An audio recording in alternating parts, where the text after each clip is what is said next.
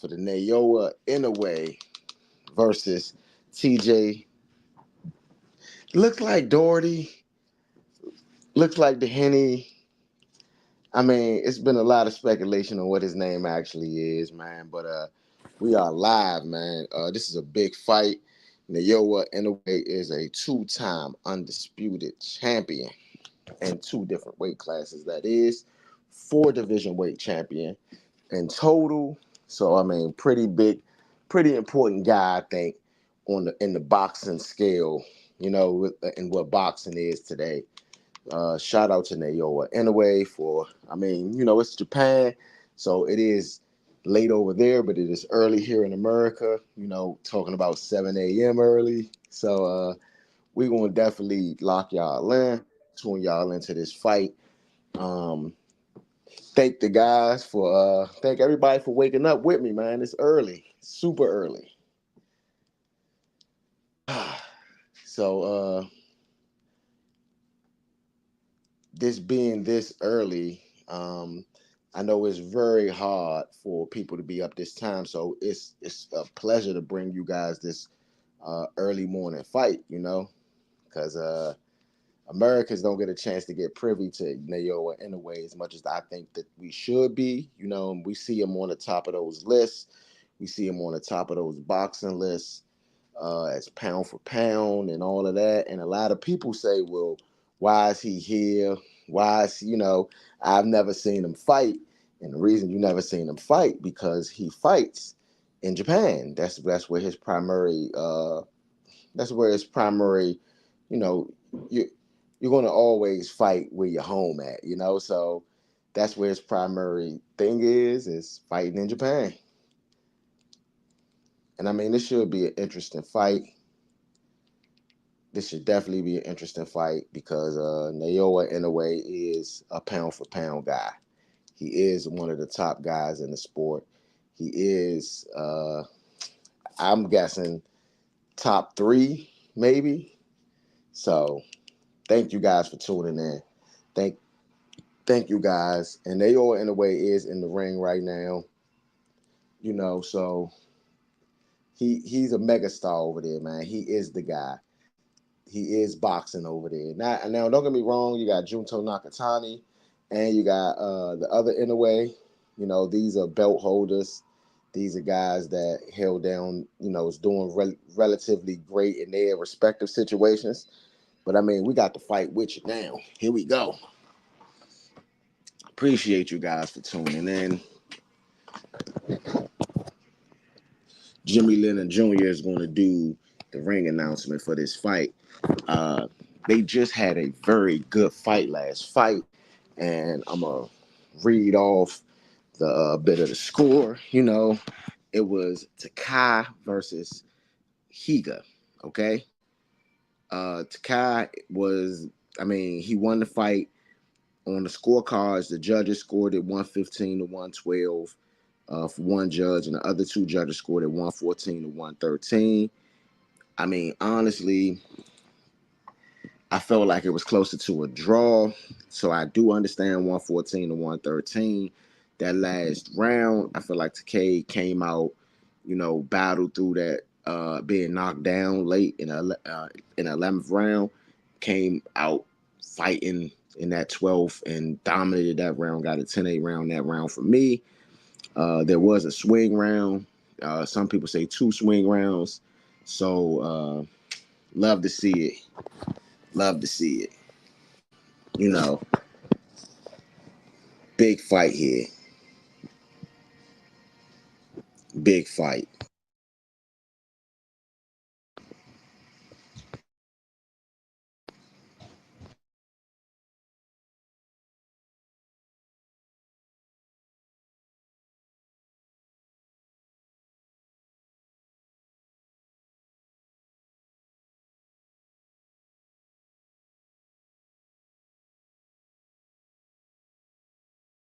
Please bear with me as I, change some background, do some little editing stuff to my background. I want to make sure that I got all of the right images up for you guys because in the event that I do have to go into the realm, I don't want you guys necessarily looking at uh, Redskins stuff, but shout out to the Washington Redskins, man, my hometown team, man, team I love very much.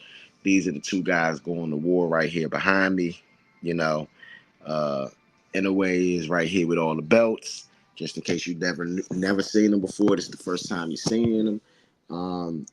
And so I really expect this to be a pretty quick fight, knockout. I'm assuming because I mean with 27 KO, I mean 24 KOs out of 27 fights. I mean, what do you expect? You gotta expect a knockout, you know. So you know,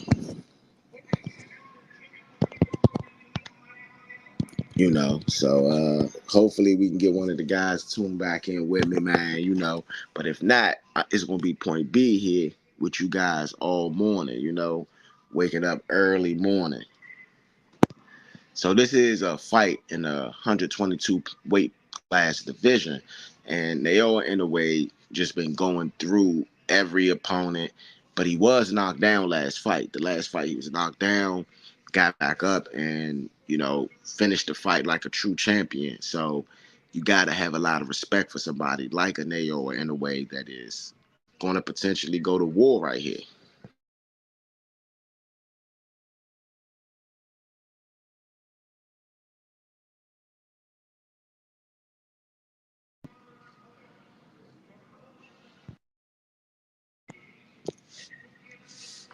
Jimmy Leonard Jr. definitely giving a good ring announcement.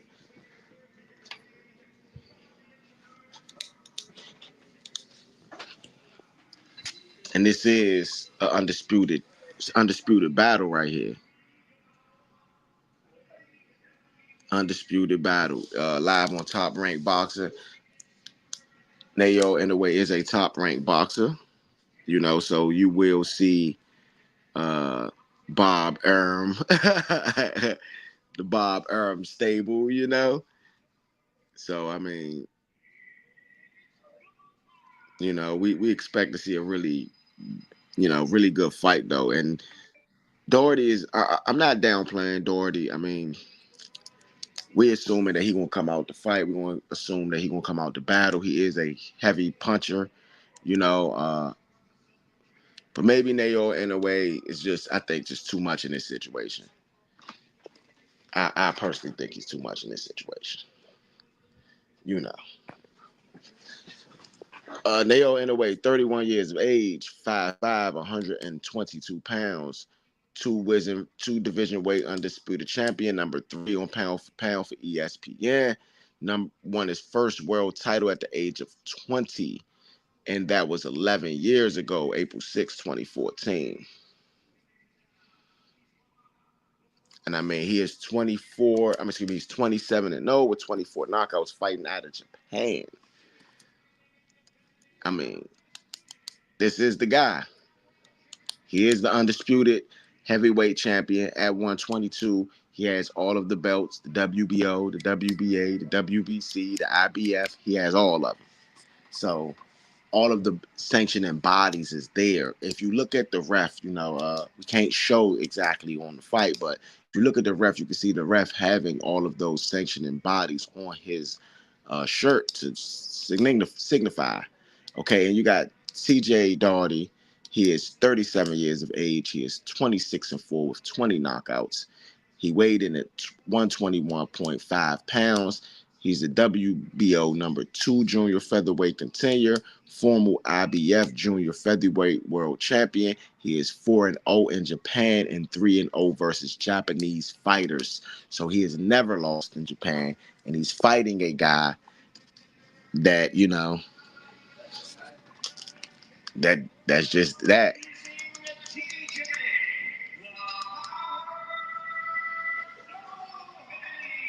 Doheny. That's how you pronounce it, Doheny. I've been hearing all kinds of names about this guy, all kinds of different things, but Doheny is how you say it.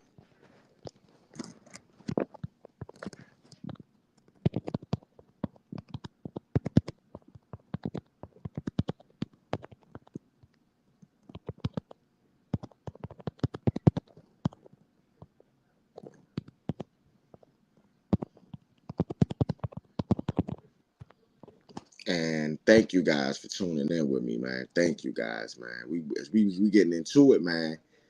It looks like Ben Kovacs, if I'm saying that right, is going to be the guy in the ring with him, and this is 10th world title fight.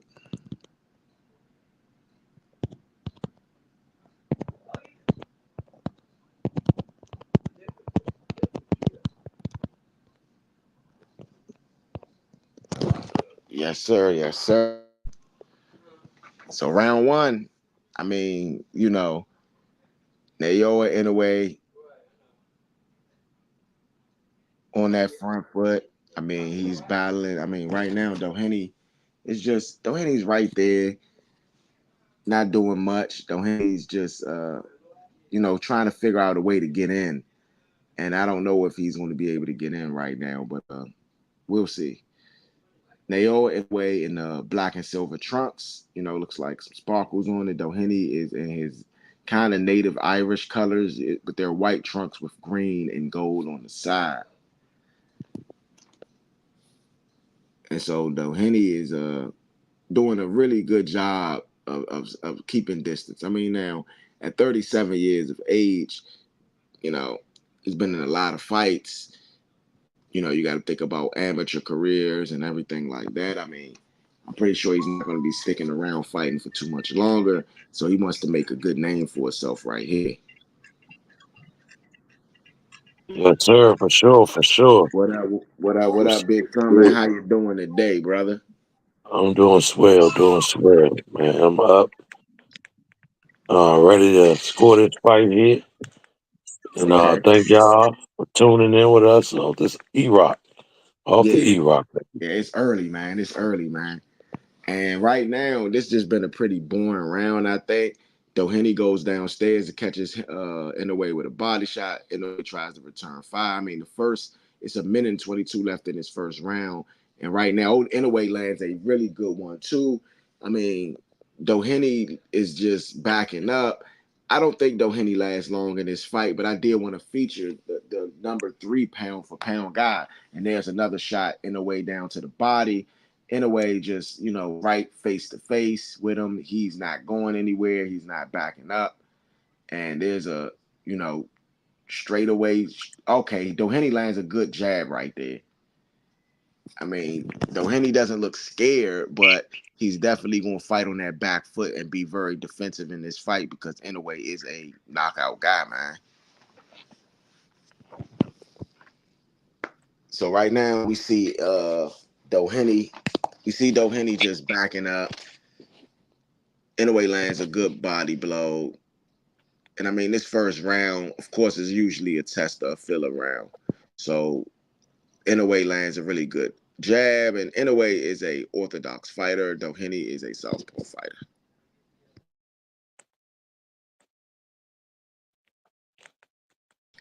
Pretty crazy right here, man. Pretty crazy.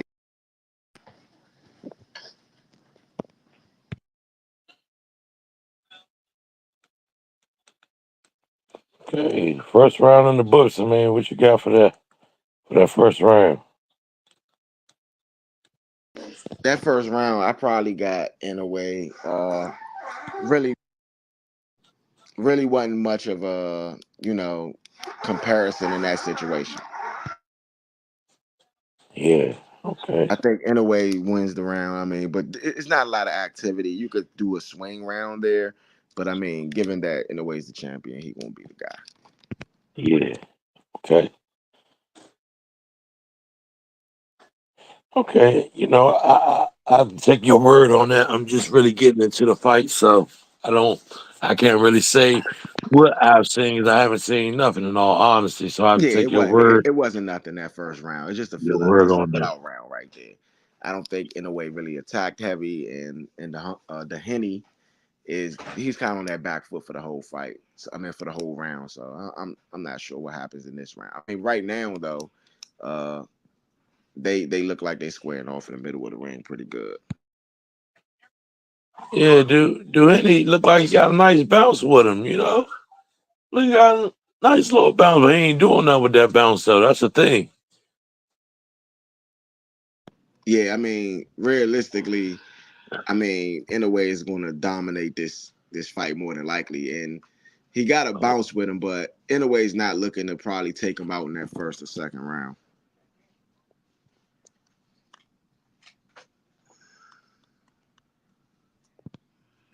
Man, uh, and I mean, Inoue's landing down at the body shot.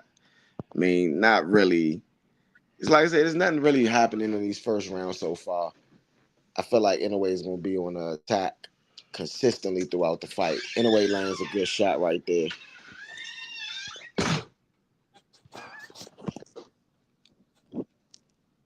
I mean, Inoue is on that front foot. Doheny's on the back foot, but I mean, I think these first couple rounds are definitely going oh to be fun. man, Oh man, with the good three Inoue P. land. Yes, Yes, lands a sir. That was a very great good three shot. P.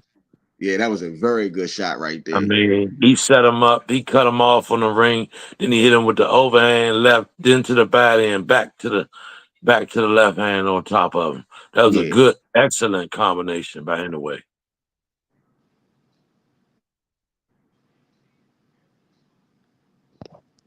yeah. I Ooh, mean that is a excellent combination. Yeah, excellent combination. I mean, like it was that was crazy. yeah, excellent combination and ring awareness. Good ring awareness. Great ring awareness, actually. Yes, sir. Great ring awareness. I mean, the way Inoue box, man, looked like he might have been watching a couple Floyd tapes. The way he rolled them punches off him and duck them. I You know what I'm saying? Hey, they say the greats watch the greats now. mean, for sure, for sure. Realistically, in a way, it's just moving forward, man. Just moving forward consistently. I mean, like Doheny is just he's fighting on that back foot, and you don't want to get stay on them ropes too long. The way that, especially the way that they've been doing, staying on them ropes, staying, Yeah, he's it's consistently not on the cool. It's ropes. not cool. That's you Yeah, setting dude. yourself up for failure, and Oh more than likely you man, get knocked there you out go. like that, That's what especially happened when by Inoue. you keep straddling them ropes. That's what happened. He just got hit with another three piece. Wow. In a way, it's fighting a darn good fight, if I must So say. so Um, so what you got for those first round for this first two rounds, Big Son, or second round? Definitely. Like I said, I didn't see the first one, so I'm gonna take your word Yeah, for that. And exact, especially seeing what I just saw right now. In a way, this is a clear cut walk away. I mean, if Duhany keep on riding the ropes, you know what I'm saying? He eventually gonna fall on the slope. And yeah, that slope just might be an overhand left hook. You know what I'm saying? But yes, anyway, at this point, because he's riding the ropes, and I think pretty soon he gonna hit the slopes. He yeah, going down. pretty I much. mean, as y'all see right there in the replay, he hit him. He almost ducked through the ropes. So, Yeah, pretty telling much. you, it's Yeah, gonna that be back real foot, ugly for Duhaney. that back foot ain't gonna work for Duheny. That back foot is not gonna work for Duheny at all. Yeah, that Yeah, back foot so about to break. He's about to lose his Achilles. He ain't gonna have nothing to yeah, stand on. yeah. So Naoya in a way is this is the third round, and I gave the first two to Naoya in a way, and Doheny is just basically dancing around. I'm gonna say That what he he is he doesn't look. boxing or is he Muhammad Ali shuffling? I mean, what you doing? Yeah. I mean, realistically, I don't know if he's figured out what he can do against Inoue. Inoue is just right in his face. Inoue is the Yeah, orthodox fighter, and Doheny is a southpaw, and he is not. His footwork is not. Look, if you look at Inoue's footwork, dancing around Doheny, bro.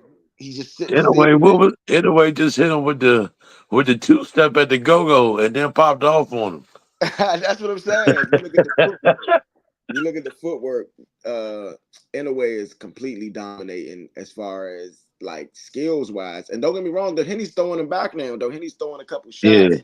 Nothing's really landing right now for Doheny, but I mean, he's definitely he's looking like he's trying to fight. That's what I'd yeah, say. he's trying. I give him that. He's definitely trying. You know what I'm saying? Never beats a failure but a try. Yeah, for But my sure. man, you probably still about to get beat though. Wow, like in a way, you can go to the go go any day with me, my brother. The way you just man two step them and then side swipe them. That's what going in the go go all day long. You know what I'm saying? So you come to any go go with me, my brother. I mean, I'm gonna be real though. This third round right here, I feel like Inoue took Hey, off so far, and I don't feel like he's winning this round. yeah, I don't think. Yeah, anyway, I haven't really done nothing this round. Doheny, I tell you, Doheny just hit him with a power overhand left. Good haymaker he put in there. Yeah, You heard that one through the crowd. Oh, Inoue just lands a shot to the body. Duheny throws a shot at him and then tries to return fire. Both of them weave those punches. Duheny lands a shot ooh, downstairs. Duheny lands Doheny just threw a one of the combo. two punches, lands one out of the two combo. And so I mean Duheny is looking like he's winning this round, especially in the fact that in a way it looks like he's taking it off. He's not even throwing punches. He just standing Yeah, in front of him, trying to see exactly what he's going to do. And in a way, hasn't moved back, hasn't been on the back foot, but just vying for that number one area. I mean, excuse me, vying for that open shot, the number one yeah. shot. Doheny has definitely put the footwork in this round. He's bounced around. He looked good. He let his hands go more. I mean, anyways, came at him at the end of the round, but that's still Yeah, not enough for me. I'm gonna have to give this no, round to Doheny. yeah, definitely giving that round to Doheny. I mean, it's not even close to me. I don't think. I mean, I guess anyways, corner told him, "Hey, take this round off. You want to be an interesting fighter? You whooping this boy. You Nah, gonna win the next round. Take this one I off." mean, I don't like taking that round off. I mean, you don't have I to. don't either because you're gonna get that man confidence. Yeah, you don't have to if you in a way. If you in a way, you do not have to take that round off because especially early in the round, you was dancing, you hitting them with the footwork. Yeah. He hit him with the two step at the go go, then popped him. Pop him. And he Yeah, gave him the fake though. He gave him the fake with the left hand and popped him with the right. Oh man, yeah, you definitely go to go go with me, my brother. yeah. So I mean, realistically, this is this is a fight right here where you gotta dominate. I don't want to see no halfway nothing. I want to see domination, especially from Inoue, from a guy that they're saying is the number one pound for pound potentially in the world. They're putting him over Terrence Bud Crawford. They're putting him over Alexander Usyk. And I mean, he's fighting at a smaller weight class against guys that don't have the name that those guys are fighting against. So, I mean, you got to show dominance. In a way, lands a really good jab, and I mean, it's just a jabbing competition right now. I feel like Inoue is starting to fight Duheny's fight a little bit though. Duheny's switches and everything. Duheny's really comfortable in there. So Yeah, I Duheny, think Doheny is using that rope. He's rope a doping a little bit. oh yeah, Doheny lands two really, really Ooh, good left hands, man. He's fighting out of that southpaw stance, and so Inoue has fought, I think, four straight southpaws, if I'm not mistaken. Inoue was knocked down in his last fight against a southpaw, so maybe Doheny. Oh, Doheny is starting to throw now. Oh, Doheny yeah, is both landing of them that left connected. hand. That was a good Doheny, connection. Both of them look at connected. Doheny. Dude, and it seems like Inoue might need to get hit a little bit to get his engine started. Usually Yeah. you got some guys that need to Ooh. get hit a little bit. Inoue lands two punches as Doheny is coming out. Doheny is just kind of using that excuse me, that's that right hand. Yeah, using the right hand as like a guiding, as a wand, not even really trying to throw it with any authority. He's really throwing that left hand with more authority. And he in a way, and both of them throw punches. Neither one of them land. I'm gonna be honest. In a way, went in for the kill, but didn't land anything significant. Duheny and in a way just dancing around. There's 1 minute left in this fourth round. Uh, so far, I feel like Duheny landed the better punches in this round. Neither in a way has not landed very many punches in this round. So I'm gonna get this. Oh, I spoke too soon. I mean, In a way, as I was in a way saying, came back. Put him yeah, in that corner. He hit him with three shots. Duhenny's Yeah, not throwing back yet. Duhenny's looking up and down. Anyway, he's still throwing shots at him, trying to figure him out. Duhenny came out the corner through one yeah, left, but anyway, put him back in the car. Oh, Doheny threw two shots to get him up off him. Another two yeah. That's what I'm shots. saying. In a way, ain't really landing nothing right now of What? significance, man. Uh, it looks a little crazy to me. In a way, might have Ooh, he lands um really good. Lands really good shot right there, left looping.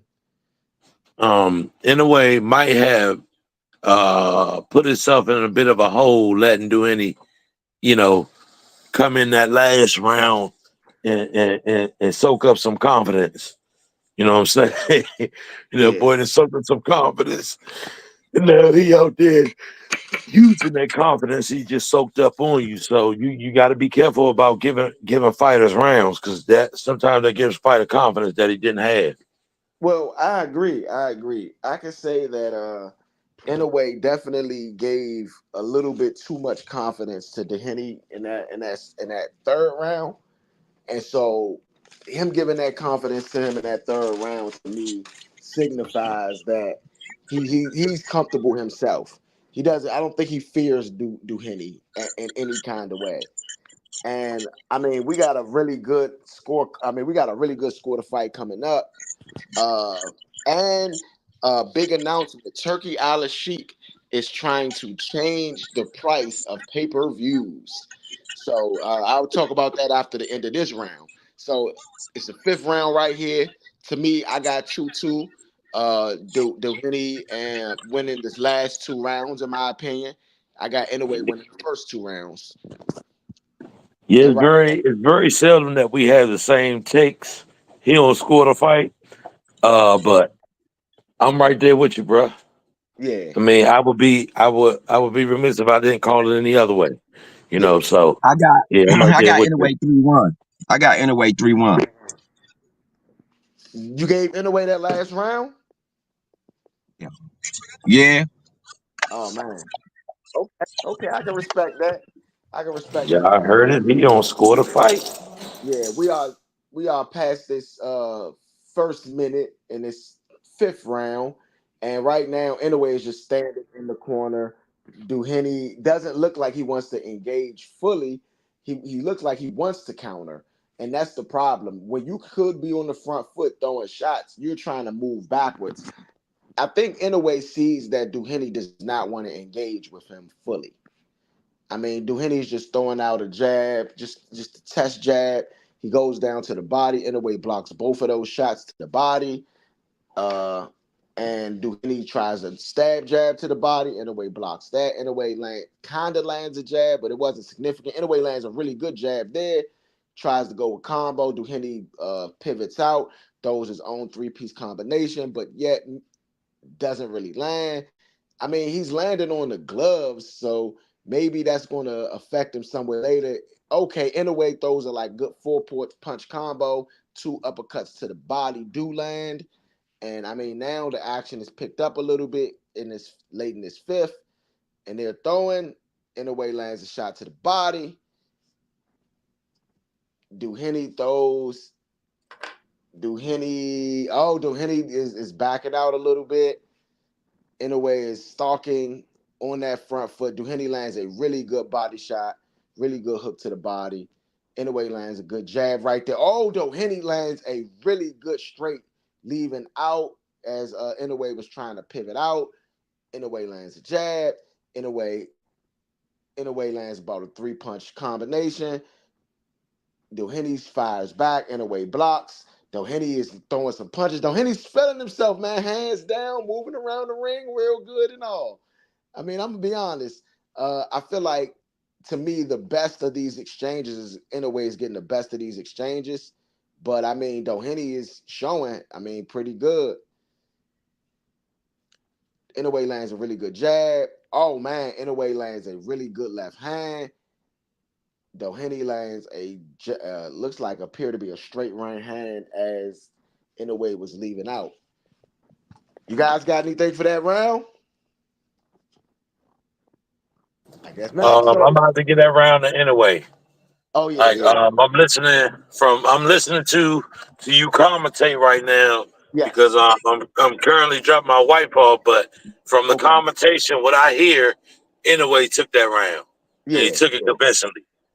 I You wouldn't know, say convincingly. I would say that it was a pretty close round. But what looking at the fight in a way is getting the better of the exchanges. I would say in a way is able to land some heavier punches in those exchanges. I feel like a lot of the shots that Doheny was throwing, he wasn't really landing. He was landing on the guard or landing as Inoue was moving out. So the impact on the punch really didn't land significantly to cause a big effect.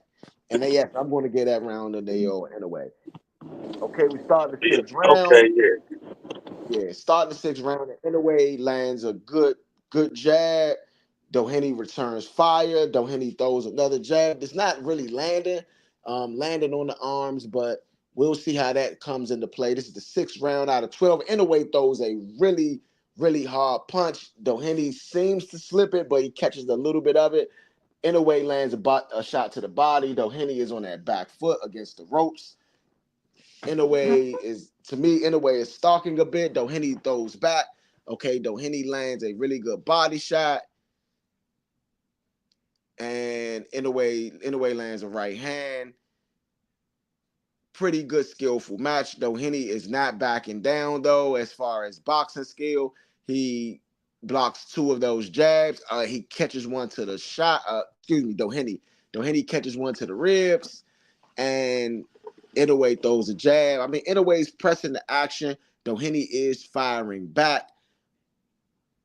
Right now, neither one of these last 4 or 5 punches from each fighter have landed.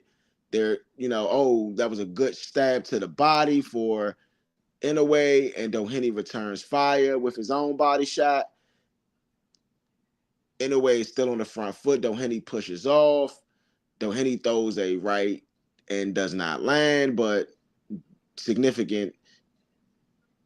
Doheny throws another shot down to the body. Doheny looks like he's starting to wane a little bit. And I mean, throws a shot to the body. Doheny does, lands to the body.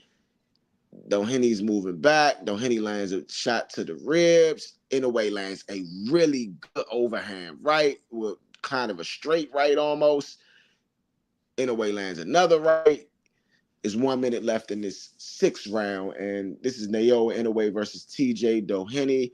And Doheny, hands down. I mean, he doesn't even look like he's scared of the punching power of Inoue, but so much because his hands have been down quite a bit. Oh, Inoue lands a really good right hand, and Henny is hurt. Doheny, it looks like he might weather this storm though. Doheny lands his own good right hand, and Inoue is throwing in the corner. Doheny is showing really good defense.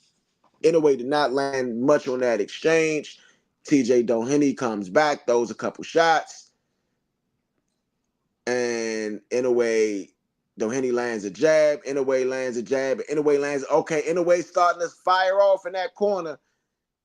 Last couple seconds of this round, and though I'm gonna say at the end of that round, I feel like it was a pretty close round, but at the end of that round, I felt like Inoue pulled away. I mean, from the sounds of it sounded like they were feeling each other out in that round to see how they can possibly get a knockout on one another. And sounds like Inoue was the one who came out on top and shaking him up a little bit, get him a little Yeah, discombobulated. Even though he weathered the storm, he still went through a storm. yeah, Nevertheless, yeah. so that round again close, Oh yeah, but Inoue did the most, so it's gonna go to Inoue in my oh yeah, in my opinion. yeah, for sure. Yeah, it definitely goes to Inoue in my opinion. But Doheny had a couple moments in that round, and he had really good defense. It was times where I mean, Inoue would throw a 6 punch combination, and he would only slightly land 2 punches. So I mean, good defense. Doheny's backed up off that first punch. Doheny seems to be hurt. Uh oh, it looks like Doheny is injured and Doheny is taking a knee and the fight is waved off in the seventh round. I don't know what happened. He looks like he's grabbing his back. That looks like a dive to me, I'm people. about to say, hold up, how all of a sudden you just take a knee after y'all was just clutching and getting it in, and you just all of a sudden take a knee? What's going on, bro?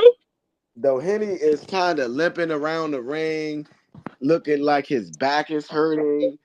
I mean, I don't like the look of this. This was not a good look. I don't know what the hell just happened, people. I'm gonna be Oh real. man, I'm gonna be real. maybe, maybe that's why they had the fight over there in Japan and it's all early and stuff. You know, the people in the United States ain't going for that. They gonna look at that. What you doing, bro? You, I know I you don't. ain't just you just took a knee.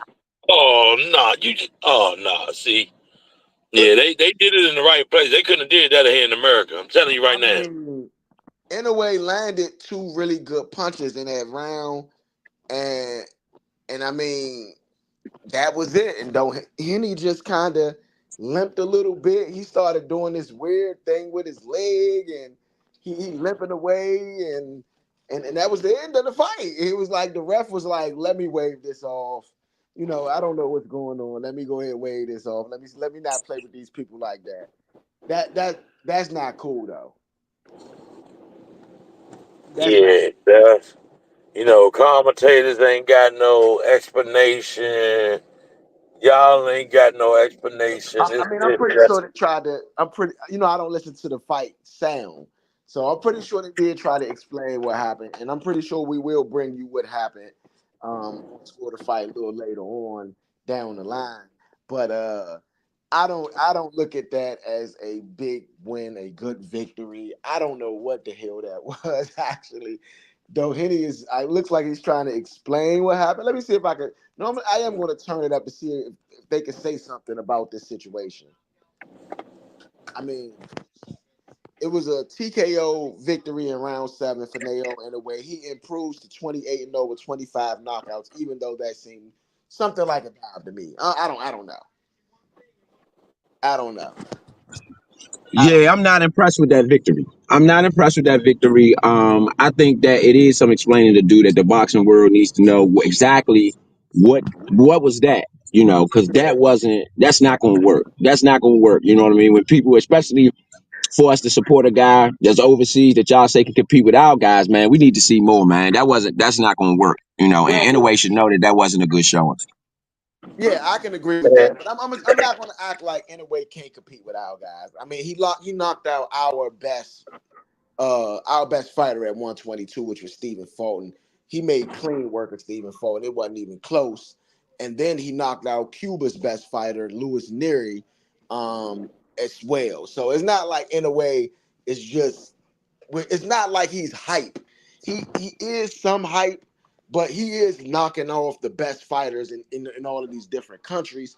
I just This was Ireland's best fighter, I guess. And if this was Ireland's best fighter and a 37-year-old TJ Doheny, however you say his name, I don't even care how I say his name right now because the way he looked like he took that dive was a little crazy. I mean, realistically, I'm gonna say this. I had I had him up. I had in a way up at the time of stoppage. 1, 2, 4 rounds to 2.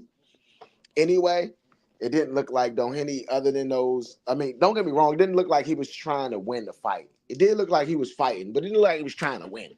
So I don't I'm it's a little skeptical for me right now, man.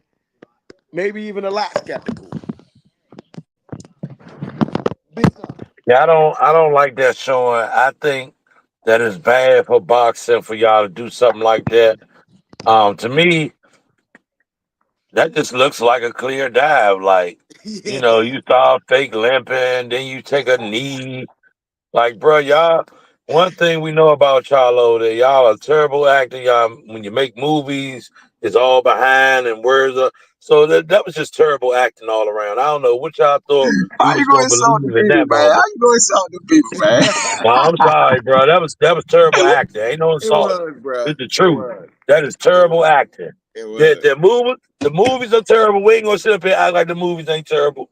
They be all behind in the wording and all that. That's terrible. It's just about as terrible as that acting that y'all put on in that ring. Bad. I'm sorry.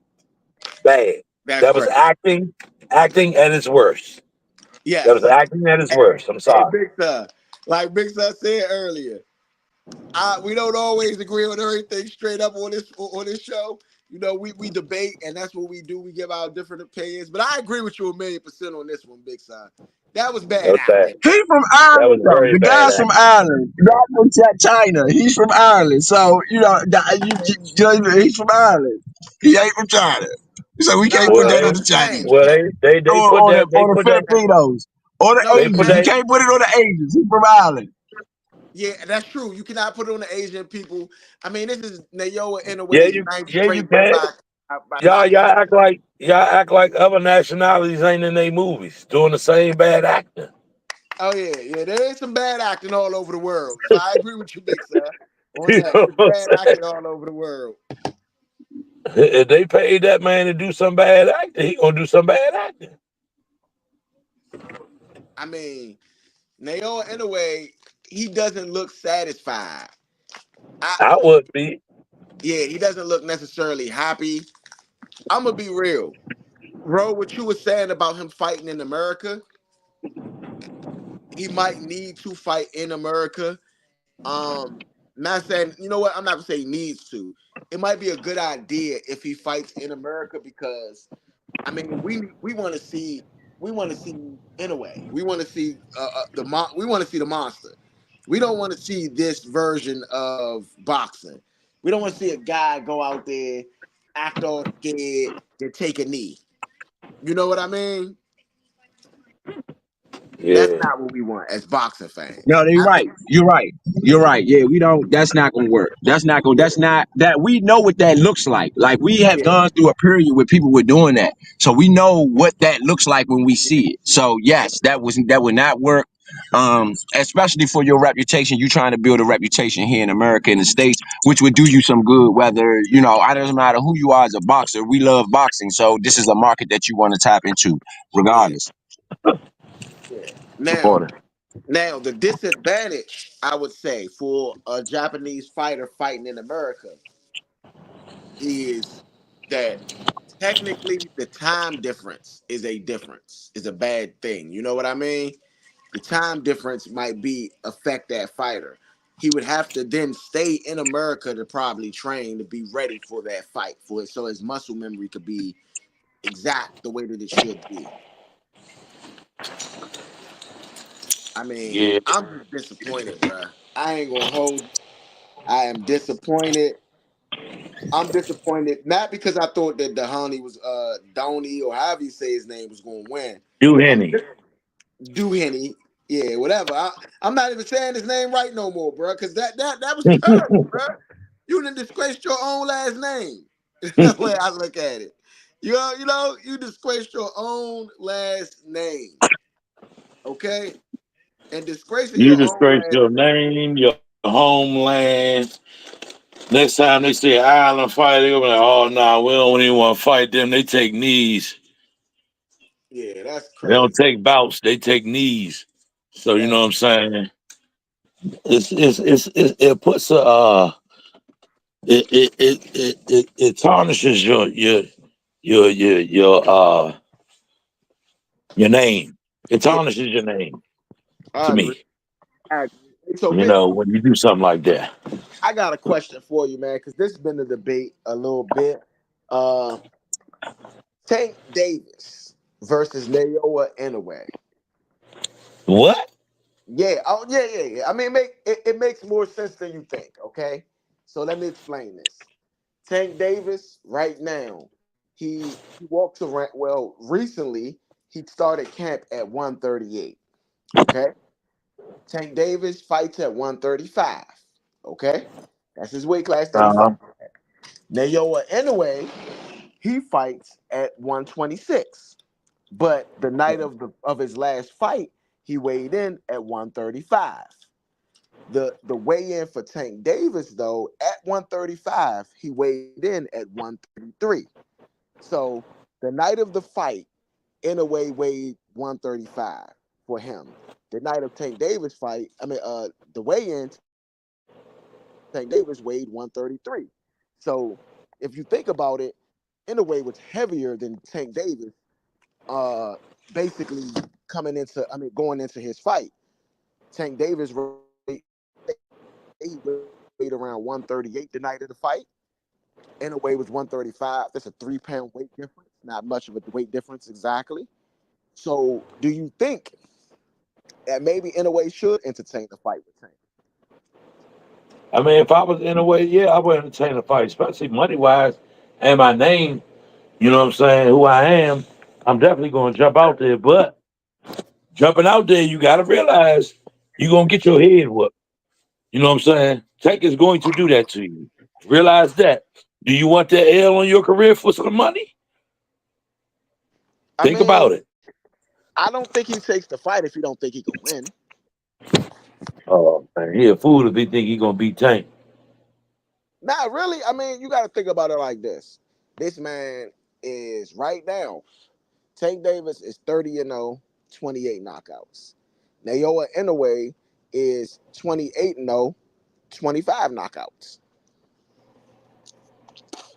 Now they have been fighting at different weight classes, and I'm not willing to say that Naoya Inoue is even going to compare to Tank in that night because I feel like Tank is the one of the heaviest punchers in boxing of any weight class. I mean, I think his power transcends all the way up to maybe even 154.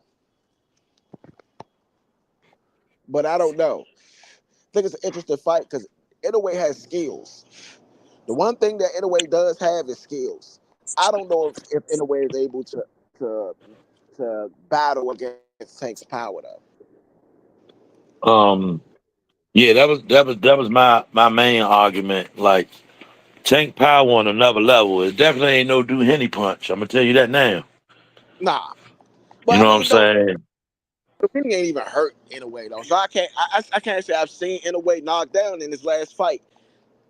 This wasn't one of those fights where I felt like in a way was going to get hurt. So I don't feel like Doheny hurt him at all, and I don't know if Tank could. Don't get me wrong, Tank probably could land that punch being a skillful fighter, but the skills that Inoue possesses, I think that's a very interesting fight. Maybe not the best fight, but for uh, as far as for fans I think would like to see Tank Davis in the ring with top level competition. Yeah, I would have to agree. You know, that makes for the best fight right there. Um, looking at Doheny, I've had a similar situation where he pointed to his back at the way he kept Yeah, on leaning on them ropes and stuff yeah, and contorting his body. He might have snapped it, not snapped it, but irritated that little vertebrae down there on your lower back. Boy, I'm telling you, when you snap that joint there, boy, ain't no moving around no more. He was a dog that kept it up that long. yeah. Okay, You know what I'm okay. saying? So That joint hurt, boy. I'm talking yeah. about some pain drop you to your knees. So Oh, watching I'm aware. him, you know what I'm saying? So I've had them back problems before and had that back pain. So watching him, I would say yeah, he wasn't taking that back pain. Because the way he kept contorting his back and everything, you can that lower back, the way he was moving and stuff, you can mess that joint up like that. Well, I agree. I agree. So look, all right. Now that that fight is quickly over with, you know what I'm saying? I do got a couple things I want to shamelessly plug. Of course, I want to plug 11 days from now. We got a pretty big fight, right? We got Canelo Alvarez versus Edgar Berlanga. Okay. Now, Canelo Alvarez is a multi-division superstar, undisputed world champion. You know what I mean? I'm not gonna read off the numbers and all that, but we just need to know that he is undisputed at his weight class. He is one of the cash cows of boxing. He writes his own. He writes his own everything. I'm not even gonna say check because that's an understatement, man. He getting some of the concessions. Excuse me. He's getting some of the shirts. He's getting some of everything. Give me merch. Give me concessions. Give me ticket sales. Give me pay per view. Give me all the money. So this is a cash cow type of guy. Berlanga, who has been asking for this fight for years now, years, not just a little short period of time. He's been calling out Canelo, saying Canelo won't do this, saying he's gonna knock Canelo out. You know, I mean, not a lot of respect as far as Canelo Alvarez's skill. I think, my personal opinion, but this is a big fight, and it's happening September 14th, and it's going to be here live on Score the Fight. So y'all got to join us in for that one. Big Son, question: what do you think is going to happen in that fight? Uh, from when Canelo Alvarez a lot better than probably ever Belanga, but what do you think might potentially happen in that fight? In all honesty, I think it's going to be more of an interesting fight than what we're giving it. Okay, With a guy, I don't think I'm not going to take his criticism and his taunting yeah, to the level of where I had it with Frank Martin. okay, Frank Martin talked all that stuff and got in there and didn't look as promising as we all wanted to. He was back foot Freddy, right. the whole fight. So, but I think this is going to be a much Now more we got to call competitive fight. right now. The We got fighter that Canelo Alvarez is facing been wanting to face him Big for Son. some time now. Big Son, we So, got to Big Son. We got to call him the right name. He got to be back foot Frankie. Back foot Frankie. yeah, man, he ran. He was definitely ghost that fight. Y'all called him Ghost. He was definitely Ghost. He did not show us what we've seen out of him, up until that point. So I just think that with this fight, I think it's going to be much different. The pedigree of the competitors, much hungrier fighters, in my opinion. Um, Not saying that Tank wasn't hungry, but I'm just saying equally hungry. Okay. You know what I'm saying? To be Willing to equally fight, huh? yoked in him. Huh? Completely willing to fight. See, both fighters Yeah. got to be willing to fight. Yeah, no shying away from it at all. You know what I'm saying? Just ready to go, pretty much. Yeah, I want to see. I definitely want to see Tank. Y'all talking about Tank and Inoue. No, Um, yeah, we did talk about that. Anyway, go in ahead. regards to Tank and Inoue, I want to see that fight because I'm not sure Tank has fought somebody with similar power yet. And I want to see him fight somebody with just as much weaponry as he got. And I feel like Inoue could have maybe not as much power as Tank, but he got some power. You know what I mean? He got some power. He's a hard hitter. So I think he's a hard hitter. So I think that he has to is no doubt about it. He really has to step up and fight a guy with some power like that. He has to step up and fight a guy with some power. So in my opinion. So I think Okay, that yeah, I definitely want to see that Tank Inoue fight, if nothing else. okay. Well, right now, anyway, is at 126. Um, I don't know if he right now. I don't know. I think he should go up to 130. I mean, just my opinion from what I've seen, that will put him in a fifth weight class, in the fifth weight division. And Pacquiao has done 8. Okay, so if you want to chase the greatness of Pacquiao, which I don't know if he needs to because he's done stuff that Pacquiao hasn't done. Two-time undisputed weight division champion, two-time undisputed weight division champion in the four belt era. He's the second guy to do it, behind Terrence Bud Crawford. So yes, that is an interesting fight. What do you got on the Edgar Berlanga Canelo Alvarez fight? Because that is the next fight that we will be doing here on Score the Fight. That's September 14th. I like Alvarez in that, but however, I do think that this it will be a fight. It ain't gonna be an Alvarez walkthrough. I think Alvarez has been rather inconsistent over the last 5 fights. So I think that Alvarez gotta really come out and show some consistency because he hasn't been consistent over the last 5 fights. He struggled a little bit in two of them, I believe. So I'm eager to see how it weighs in on Canelo Alvarez and what his consistency looks like. Yeah, I will say this. Canelo has been inconsistent in his last couple fights, but the last two fights, Canelo has looked very good in.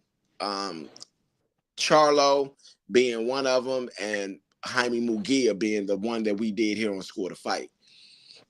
And Mugia tried. We all give Mugia a lot of heart credit, but skill wise, Canelo Alvarez was just like so much above, so much above Mugia, man, so So, much. so speaking of the Charlo fight, we never really got to speak about that for real. Yeah. Where do y'all think Charlo went wrong in that fight? I think he went wrong before he even entered the ring. I was about to Um, say, there you I would go. say he didn't come to win. He came to get a check. Hmm.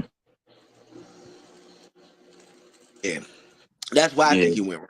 Simply, I mean, and if you want to talk about in the fight, I would say in the fight he went wrong by not throwing his hands. I was He about to didn't say, he didn't I come didn't in the see. fight. Yeah. Hmm. He didn't want to Yeah, fight. I agree. I agree, bro. I didn't see the Charlo that I'm used to seeing throwing hands, powerful body shots, good haymakers. I didn't see none of that. You know what I'm saying? So I think Charlo, like you say, walked up in there for a check.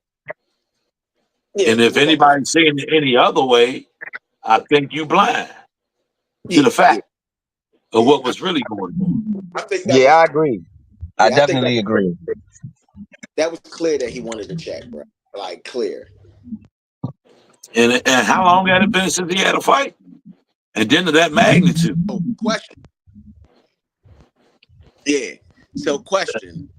Um, after you go in there to steal a check, what do you do after that? Do you think that a fighter's career is pretty much over when they say, "All right, I'm just gonna get this check," or do you Uh, Yeah, think yeah. oh, I was about to let me finish. Or do you think that they could say, all right, let me go get this check, I take this loss, but then I can go back to being who I am?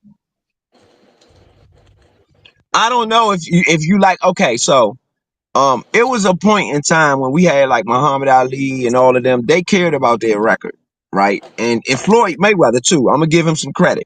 He cared about his record. He wasn't just taking no loss for no amount of money. You know what I mean? Because at the end of the day, it's still your legacy matters. And so you just taking wild losses. You really don't care about your legacy at that point. At that point, to me, you got money problems. I think that or some form or you some way antsy to put your own career on the line, everything you worked for, to put that on the line, and the respect of that and the respect of your profession on the line just for a quick check and to admit it. I think that is eye opening in some degree. Oh, okay. Okay. yeah, in a big degree. I'm not me personally. If I go out there, it's a big fight, and I lose it's because I lost. It ain't because I took a dive. You know what I'm saying? I'm not doing that. I'm gonna come out there, and I don't care if I am getting the lower of the lesser of the money out of the deal, win, lose, or draw. I'm gonna try to beat your head in straight up.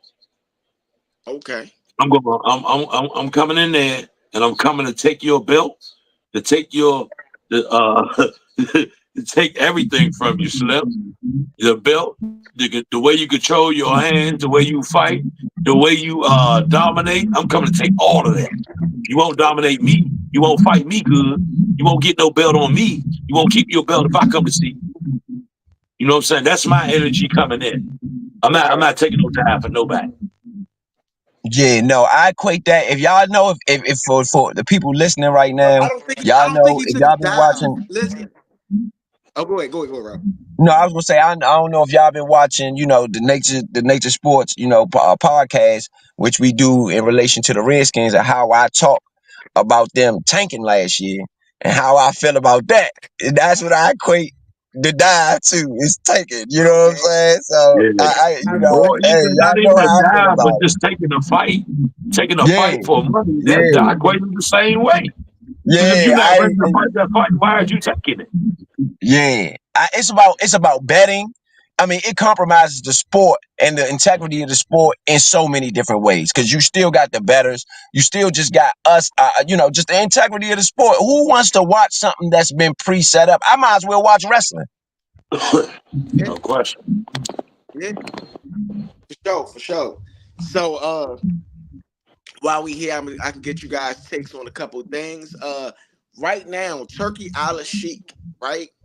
From what it looks like that Dimitri Bivol and Archer Betterby fight will be $20 on pay per view.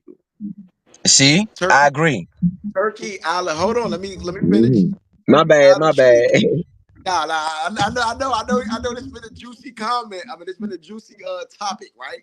So Turkey Island Sheik basically saying that the pay per view prices is so high, and that's why people steal pay per views.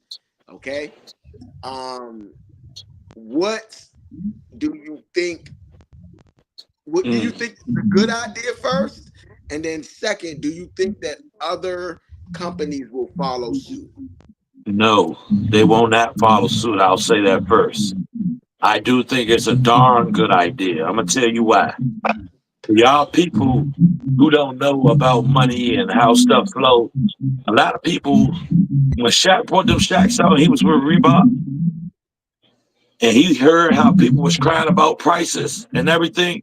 Shaq said, "Okay, Reebok, y'all take all of that money from that shoe. I don't want nothing to do with y'all. Have that." He went and made his own Shaq shoe and sold it at Walmart for $30 a pair. Do y'all know over time? Go look it up. Over time, he's made just as much money as Jordan in shoes. Go look it up because his shoes are $30, not 100 and something dollars. People went and bought those at a plethora. You see what I'm saying?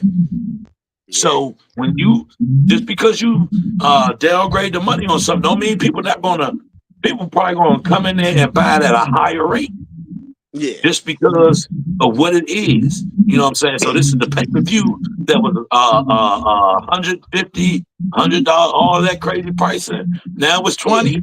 You ain't gonna have to worry about people. Hey, look, I'm trying to get it this way. I'm trying. Shoot, people are going to take that $20. It didn't take the after they take that $20, they're gonna take the 130, go buy some bottles, go buy some food, fight parties, all that. You know what I'm saying? So, people are going to buy that pay-per-view and it's gonna be an astronomical number. He's a smart businessman. Same way Nipsey Hussle sold his CD, only 100,000 copies for 100. Smart businessman. Same thing with okay, Alice. okay. How about yourself, bro? What you think about it? Okay, so the way I look at it is about product, right? What am I getting? Like, let's say the pay per view, the last Canelo fight, let's say sold at $99, right? So virtually, and it's not to be funny, it's nothing against Canelo. I just use Canelo as an example, because a lot of people buy his fights. So you got to look at the product for $99, 9 times out of 10, it's some seat that I can get at the actual fight if I was in wherever he was fighting at. It's some seat I could at least sit in a bar in the stadium or something for that $99. I can probably be in the building. So Yeah, my thing is this: if I'm sitting at home, when you think about product, if I'm sitting at home and you're charging me, you're virtually I'm using my own electric, my own water, my own food, my own everything. You are not providing anything but a viewership of viewing of the bout, and I'm at home. Why are you charging me the same thing as if I was in the building? I think that is really, really ugly and it's just unfair. So I think that wow. if you think about in comparison, let's say you would take the $20 for Turkey Al Sheikh For the $20, that's a movie date. So that's fair. $20. That's like me going to the movies. It normally costs about $20 a ticket now. That's fair. That's fair. So in the comparison to other products across the board, when it comes to me actually going out and viewing this one program, I think that's a fair price. Because $100, who's about to go to a movie for $100 per viewing? Nobody. Nobody. But so in a sense of a one program being viewed, I think that's much fairer across the board than me viewing one product for $100. I'm probably not going to do that. Now, however, this is where I'm different. I differentiate from what Turkey Al Sheikh said. I believe that's not why people still in the fight. People going to see the fight regardless, however they can see it.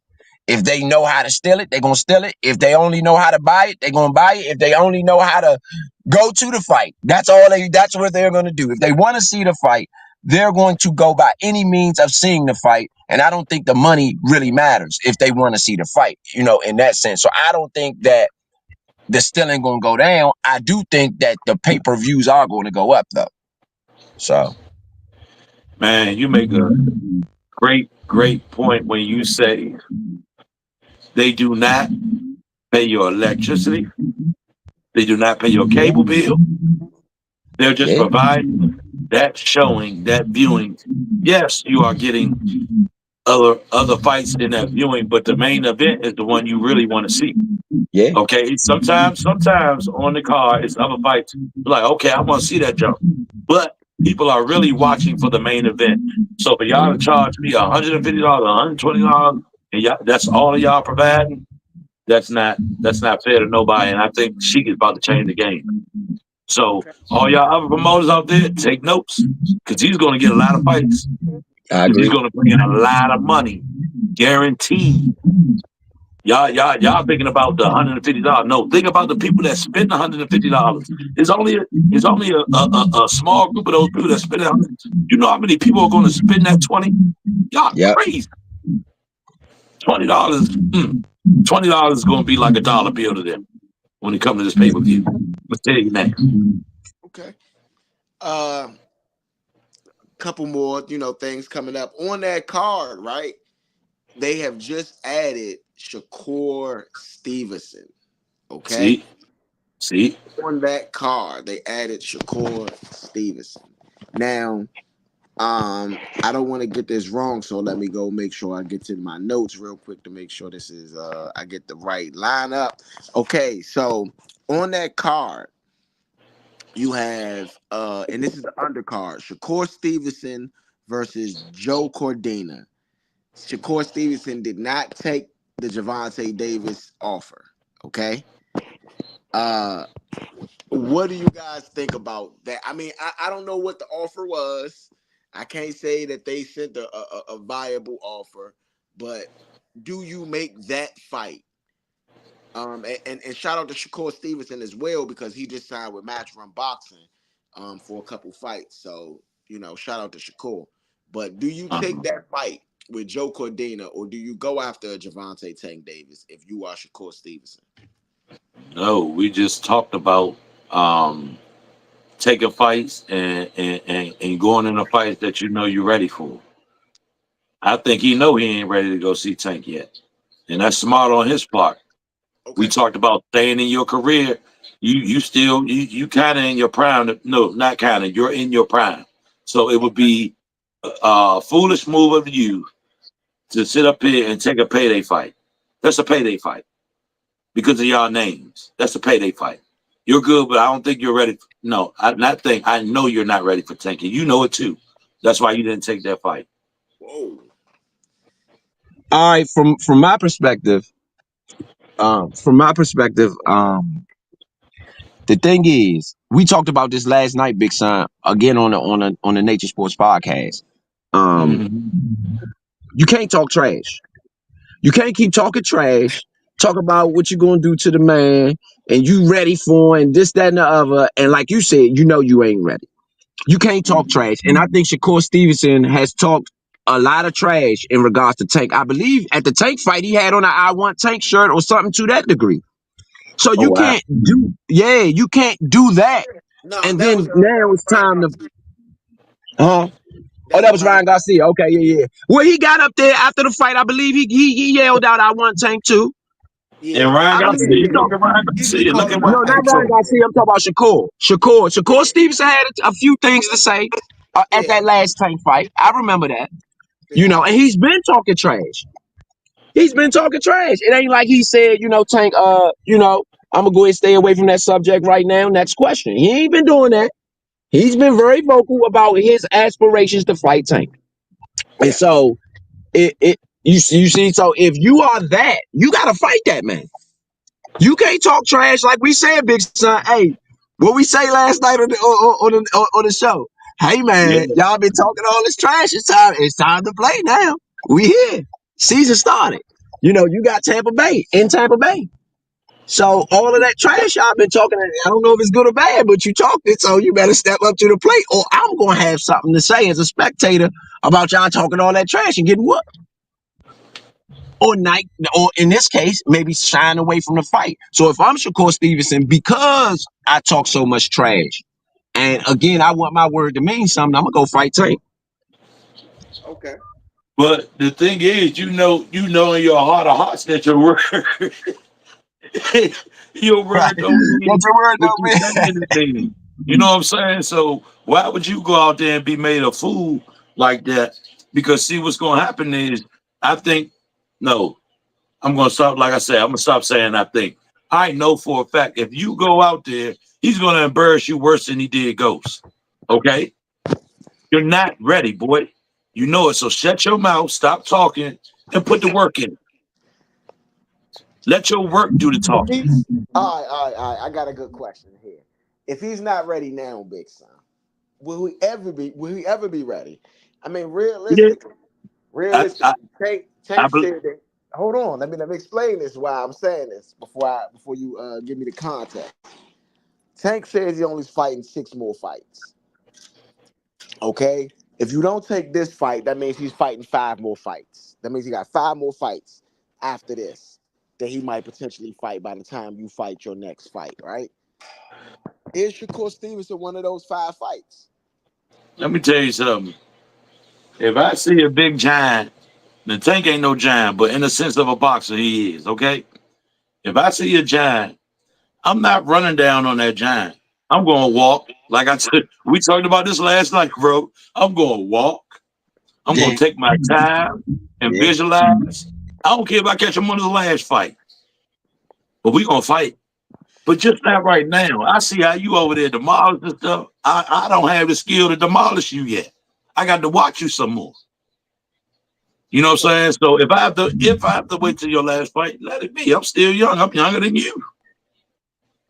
okay. So, you know what I'm saying? I'll take my time to get there. I'm not going to rush it. You know what I'm saying?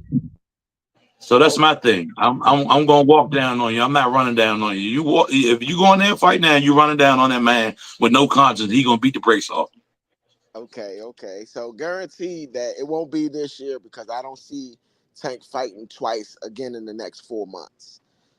Okay. Mm. So it could be next year or after, right? So at Shakur Stevenson's rate, right? Let's say Shakur goes out there and dominates this next fight. Do you think that at that point he will be mentally ready? You think he'll be ready, or you think it'll take a couple fights? I'll let Ro answer that what.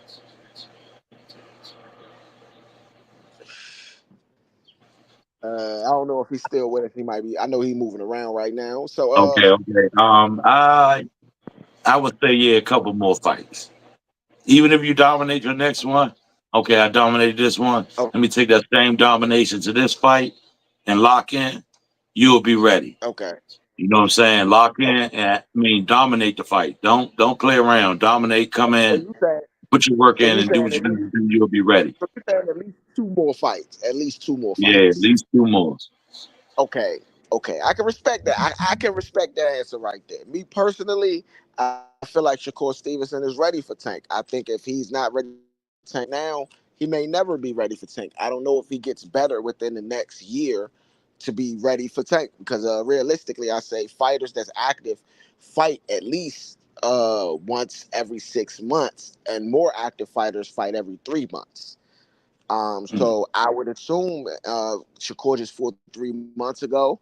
I would assume he'll take this fight, and then maybe this is his warm up fight for Tank, or maybe this is his warm up fight for Tank. But I don't know. I don't know if Matchroom Boxing wants to take that fight. I think they're going to try to stay away from Tank Davis, him signing with Matchroom. And if it's 4 fights, I think they will do all 4 fights without him fighting Tank, unless Mm. the pay I deal is just, Let me say huh? this real quick. I think that in a sense of Tank, that he needs to go ahead and fight him, because it should be a. I would do a 3-part deal. Period. I would do a 3-part deal, and maybe if he win the first one, I could say, okay, I faced him before. Can I do this again? With the opt in opt out clause. Can I do this again? So I think he gotta fight him, in my opinion. You see it? Well, realistically, right? A Tank Davis Shakur Stevenson fight will have some form of rematch clause. Okay. So, let me put this in there. So should Shakur be fighting Devin Haney first or what? No. Um, no, because of the weight Yes, I class. think so. No, I'm gonna say because of the weight Class. class. Yeah, weight class. Okay, yeah, I'm with you. Because of the weight class. Devin Haney is campaigning at 140 right now, and Shakur is still campaigning at 135. I Oh. think I think that he can go up to 140 to fight him, but there's nothing to go up there to fight him for. You get There's what I no mean? belt. There's no Yeah, I belt. mean, like, no, Devin Haney still has the belt. So Get it from him. If Devin Haney wins, he could potentially win the belt from Devin Haney. But it's even that, in my opinion, isn't the right move right now while you're campaigning at 135. I feel like there's other fights at 135 that you could take. Joe Cordina wasn't necessarily the one I would have took, because I don't think that that gives Shakur Stevenson anything but just another opponent. Yeah. No offense to Joe Cordina, but I'm talking about name wise. He's not. He don't have the biggest name in boxing, especially at 135. You got a lot of young, hungry fighters. You got like a Kid Schofield. You got Abdullah Mason. You got Paro. You got Zapata. It's other fighters other than Tank, and I didn't name Tank specifically for that reason, to say that there's fights there at 135 that you can make with fighters that got more of a name than Dina. You know what I mean? Hmm. Do I think that he should go up and fight at 140 to fight Devin Haney? I think it's a good fight, but I don't think that career wise it matches up with a good trajectory.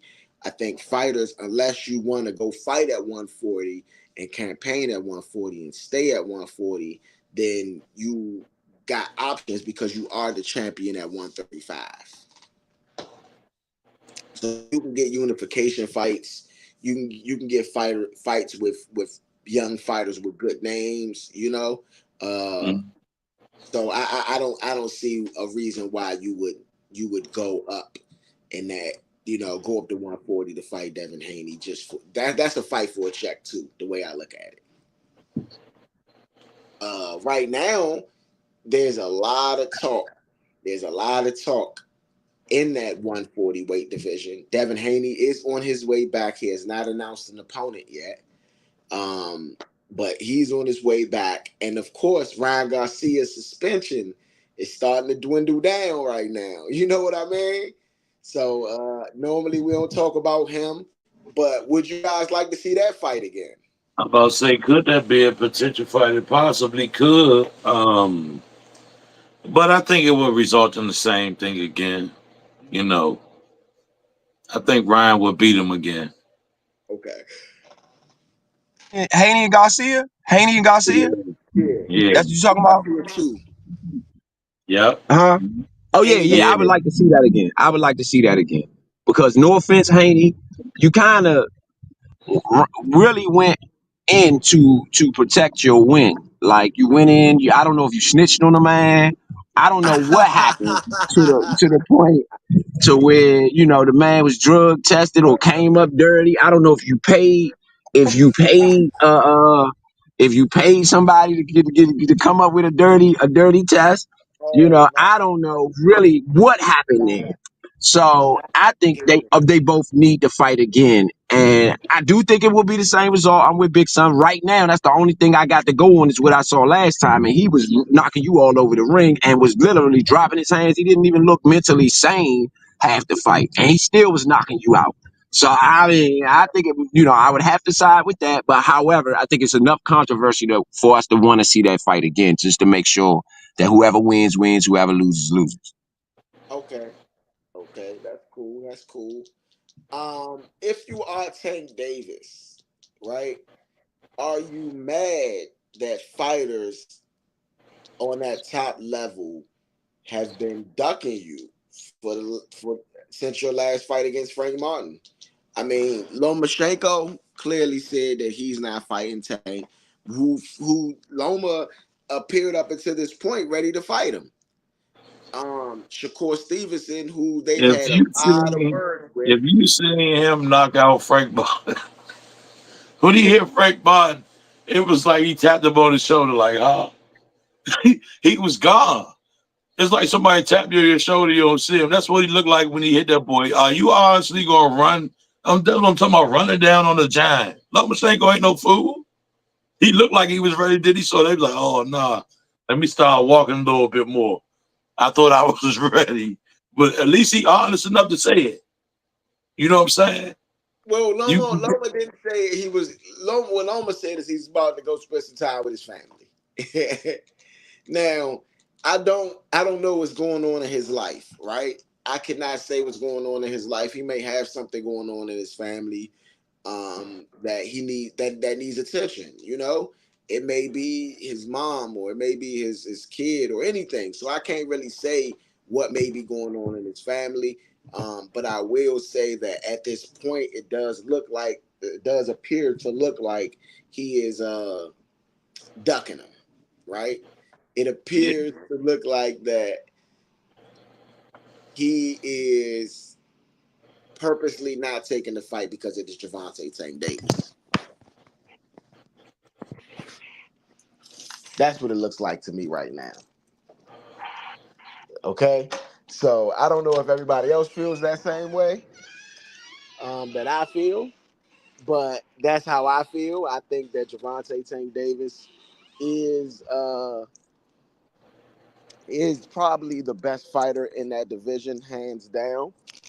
And not only him being one of the best fighters, if not the best fighter in that division, I think Javante Tank Davis, he has to dominate. He got to, you know, continue to dominate. And I don't want to be the fighter that he dominates if I'm one of those guys. But I'm not scared exactly. if I'm Loma. I'm not scared if I'm because I mean I've been doing this. It's not like this is the first time that it's not the first time I'm going up against top level competition. You know? Yeah, it's the first So time you gonna be put on a display that you ain't never been put on. I mean Yeah, It's awesome. I'm very disappointed in Loma ducking that fight. To be honest, I'm very disappointed in Loma ducking the fight. I think that at this point, this is my opinion, the WBC and the WBA and all the other boxing organizations who have any form of influence, they at some point y'all gotta come together and really start to make better fights because it's right now it's all about protecting your record. It's not about making the best fight. And so, and at that point, to be honest, you hurt boxing when you do that. Because think about the NFL. If every team got to choose who they play against, or think about the NBA. If every team get to say, "Oh yeah, I don't want to play the Lakers tonight because they have LeBron," so guess what? I'm just going to play the New Jersey. I mean the Brooklyn Nets, and I'm just going to play Cameron Jordan in there because that's an easier matchup for me. Come on now, that's not going to work in sport. That doesn't work. You want the best fights. That's why Muhammad Ali is the greatest. Because he went at whoever supposed to been the dog, he called him and say, "Oh yeah, I'm the dog. I think you pretty good, but guess what? I want us to get on this stage and rumble it out." All the dogs he called and said, "Let's go get it." whether it was Joe Frazier when he hit the scene, whether it was George Foreman when he hit the scene, whether it was Ken Norton when he hit it didn't matter, man. You hit the scene, you supposed to be making noise. Muhammad Ali wanted a piece of you, Yep, and Spink, so I just, all of them, all yeah, the greats. yeah, You can name them. he wanted Yeah, he wanted a piece of you.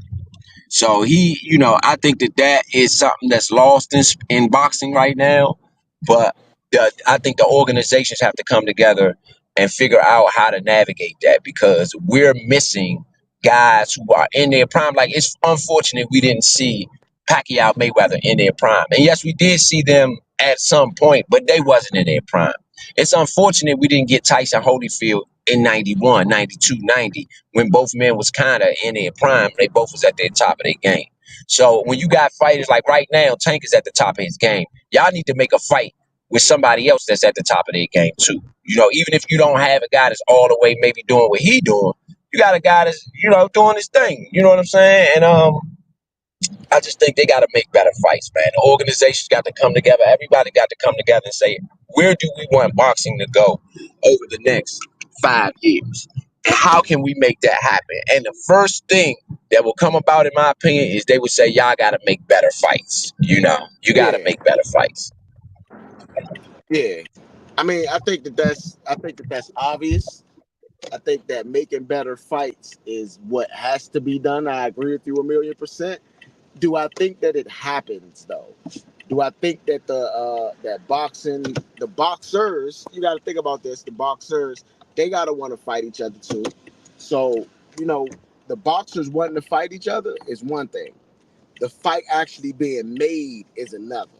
Okay, so making a Tank Davis versus let's say Shakur Stevenson fight, right? Right now that involves Matchroom Boxing and PBC, two top-notch promotion companies, right? Two of the top, two of the best, right? But who's gonna bend? The B side got to bend to make the fight, right? So since the B side is, let's say, Matchroom Boxing in this situation, does Matchroom want to even give up a cash cow, right? Do they want to give up a cash cow potentially just to make a fight and take less in that situation on their investment? I mean, we all know business pretty well. Do you think that that's good business? I do. I do. I do. I think that even though you take a risk, you got to challenge your fighter too. You know what I mean? If this is your best product, that's the best thing you got. He should be fighting against someone else's best. You know, he should be fighting against someone else's best. So I think that if that's your best product, you got to put him against the best. You know what I mean? You got to put him Okay. against the best. So I think it's good business to Jordan. What made Jordan great? It wasn't sitting back, going and joining other people and doing all this. What made Jordan great was he beat whoever was supposed. Again, like I said, Muhammad Ali. So I think for Matchroom, if you really trying to make a legend, what is the goal? Is it to make money or is it to make legends? And I think as a boxing organization who has boxers under their wing who basically control their whole career, you should want to make legends. If you Okay. Matchroom, not money. Okay. Okay. So making legends and not money, I can respect that. So if you are Shakur Stevenson, right? If you are Shakur Stevenson, and you look at that and say, all right, I can get this legacy right here, but this is a huge risk. Do you take that risk? Because if you lose like Frank Martin you lose everything. You lose everything that you've been building throughout your whole career. Do you want to take that risk? I do. I do. I do. I think, and again, even if I lose, the way that I protect myself in that situation is I say, hey, Tank, man, we need to do this. But I just need a rematch, at least one. I think it should be a 3-fight deal. Um, because I think if they split, it's going to be a third fight anyway. You know what I mean? Regardless. So I think it should be on paper a 3-fight deal unless somebody wins twice. And then, of course, you pretty much know who the winner is. But for Well, Shakur Stevenson, a lot of people would respect him a lot more. If he took that fight, people be like, okay, he game. he gained. And even if he lost, I think the respect that he would get for taking the fight and for actually going after the fight is another issue. To me, I mean, yeah, a lot of people say he crazy for going at Tank. I don't think so. I think he's trying to make a brand for himself. They people say Muhammad Ali was crazy for fighting. What's the first one that he beat? He won the belt from. They Sonny say he was Liston. gonna get thrashed. They Sonny said Liston. Islam didn't even Sonny want to come. Liston. Sonny Liston. Sonny listening. They said Muhammad Ali was gonna get thrashed, and even the Nation of Islam didn't want to support him. Only people came down there to support him was Jim Brown, Malcolm X, and a couple of his close friends. Because no, everybody thought he was gonna get thrashed. They thought he was crazy. So you got to take that risk if you want to get to where you going as a boxer. You got to say, "Oh, you the dog. Come on with it." Even if people think you crazy, they thought Muhammad Ali was crazy for taking a Foreman fight. The way he had knocked Frazier out. Down goes Frazier. Yeah. Yeah. You know what I'm saying? So you got to do that if you want to be. If you should call Stevenson now, you supposed to be licking your chops. Tank, oh yeah, y'all scared of him. I'm about to bring him back to earth. And you got to have confidence in yourself. Now, I will say this: you got to work. Now, you got to go in there and work harder than you ever worked at anything in your life. Doing that. Now, you got to Okay. really go off and try to take it where if you feel like you are 120%, you got to go to 150, 170. And you got to be your best. However, if you are trying to really make some noise, go make some noise. You can't sit in the cut and be quiet if you're trying to make noise. I agree. I mean, I think that's a key thing right there. I think legacy is important. Um, okay. So that's October 12th, and we do get a chance to see Ben Whitaker October 12th as well. Uh, Ben Whitaker is one of my young fighters to watch. He has that drunken master style, and so excited to see a Ben Yeah, Whitaker. he's Y'all definitely know, funny. He's a funny huh? fighter for sure. I say he a Yeah, funny fighter for sure. yeah, Yeah, yeah, he got that yeah. crazy style. Yeah. Y'all remember what I'm talking about? I just sent some clips inside the Yeah, group chat yeah, yeah. I definitely about remember. I think we called one of his fights, didn't we? yeah, yeah. We Okay, called yeah, one. I definitely Yeah. remember. So Ben Whitaker is definitely somebody that you want to see on that card. The Canelo card, you know, I don't necessarily think Canelo brings the best undercards. You know, Well, I this don't one think he so. about to be on is going to be pretty good. With Shakur It's okay. Stevenson. No, Shakur's not on. Shakur. That's why I switched rounds. Let me clear that up for everybody. So uh that card that we was just talking about was the October 12th score to fight. So that will be brought to you in October. That is going to be brought to you on the zone. That is the headline fight will be Archer Beterbiev and Dimitri Bivol. That's the fight I've been waiting for. Okay. Um, Pound for pound guys on that list. Number 6 and number 7 for score to fight. Archer Beterbiev is number 6, and Dimitri Bivol is number 7. Whoever wins that fight definitely is going to move up. Whoever loses that fight potentially will move down. You know, I don't see them probably staying, especially let's say if Beaver wins that fight. I don't see Better Beef staying at number 6. If let's say Better Beef wins that fight convincingly, I say Better Beaver might move down. You know, Beaver doesn't have the best resume, and neither does Better Beef, but they from what they've done, they've dominated their weight class. So that's October 12th. Okay. So the fight. So I'm switching gears here, and I'm going to switch gears to September 14th, which is the Canelo Berlanga fight, right? So the one fight, I mean, we got the one fight I am interested in is the return of Danny Garcia, who is on that Canelo undercard. Okay, Danny Garcia. I rock with Danny. Danny's a good guy, man. I think Danny's a very respectable boxer. So Danny Garcia will fight Eris Lundy Lara, which is going to be a really good fight, I think. And then you have Caleb Plant fighting McCumbee. Okay, McCumbee doesn't really have a big name in boxing yet. Caleb Plant has suffered some losses in the last couple fights. And so that's a big thing. And then Rolly Romero. Rolly Romero makes his return to the ring against Jaime. So uh other than Canelo, what fighter would you like to see on that undercard? What other I fighter would want you to like? see Rolly. You Rolly? I want to see Rolly. Oh man.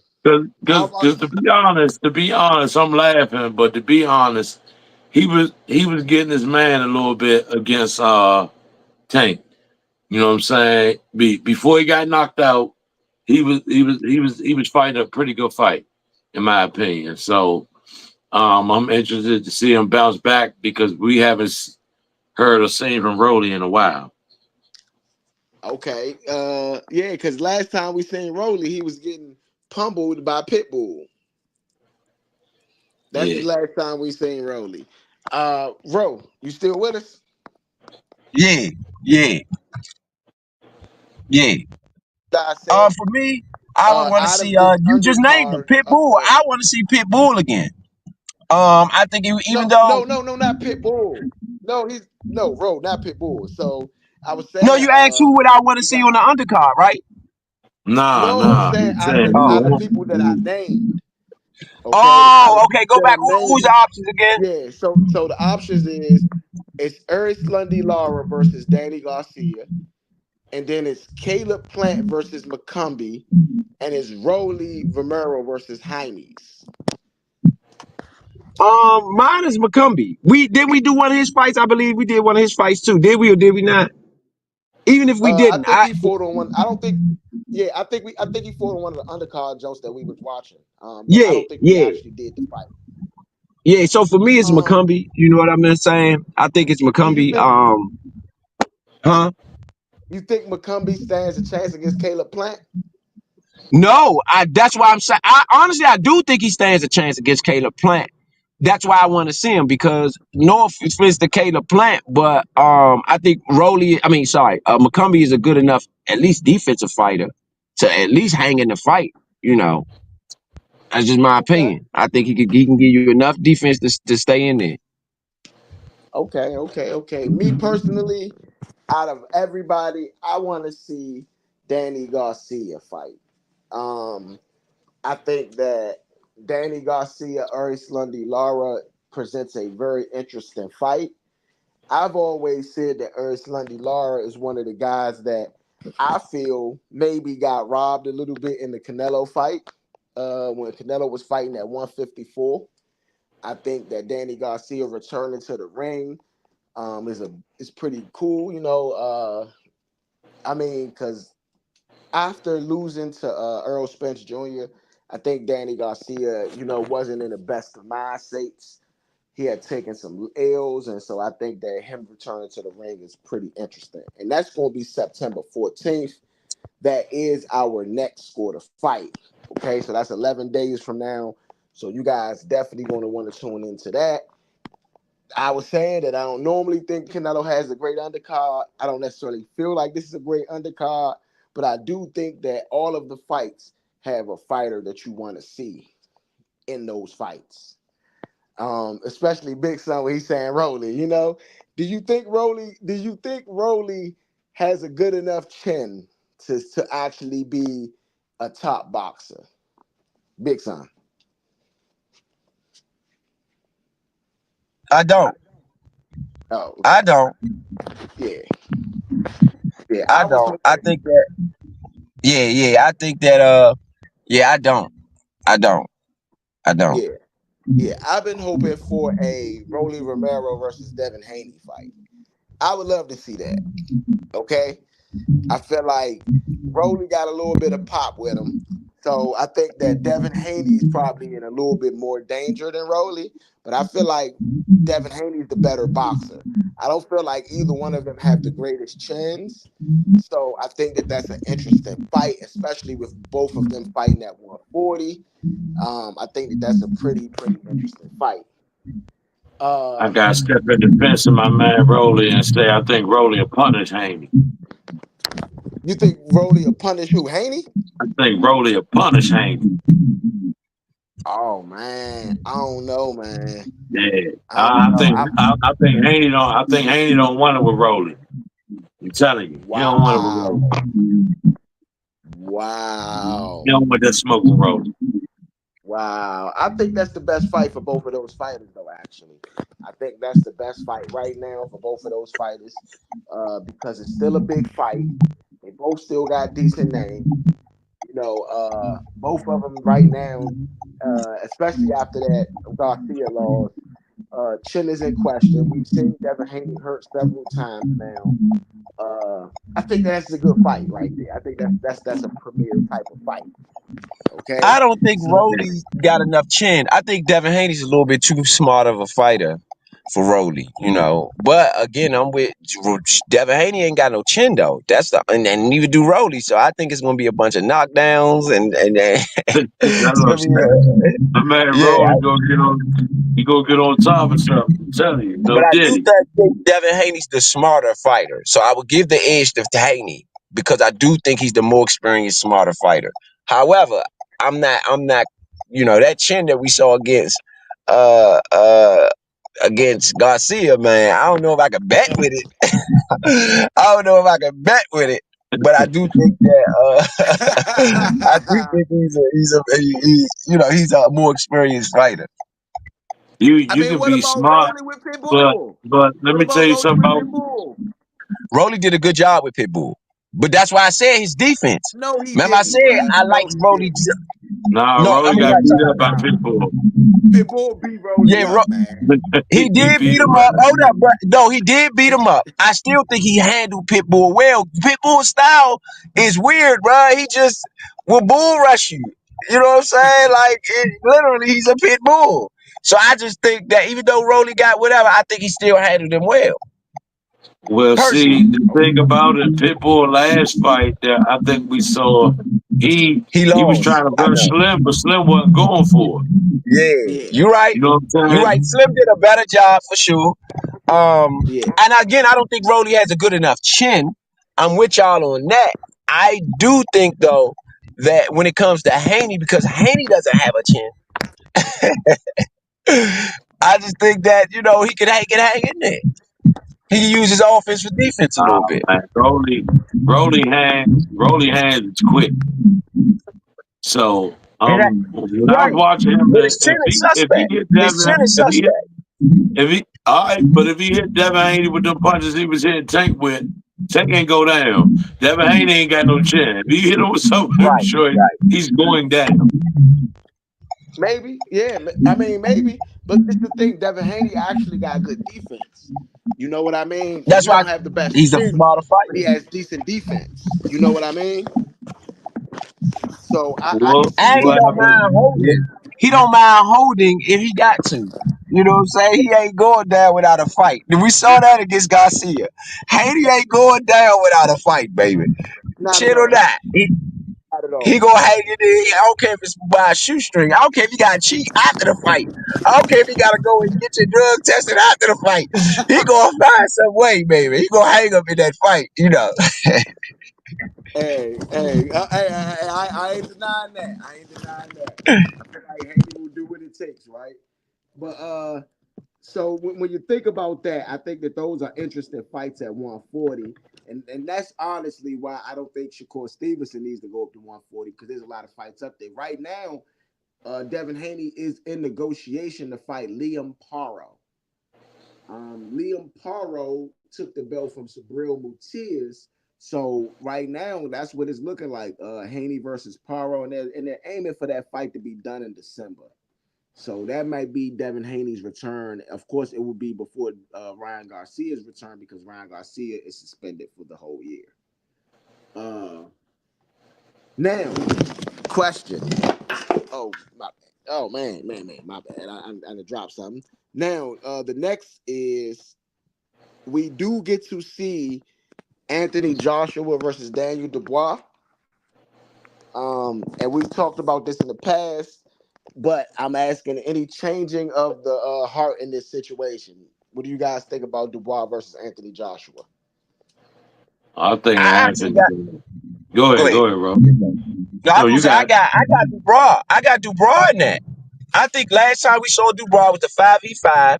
I think that he was, better than what anybody expected him to be for sure. I think that was a Yeah. really good showing. There's no offense to Joshua. I haven't seen Joshua be dominant in a while. So I like Dubois then.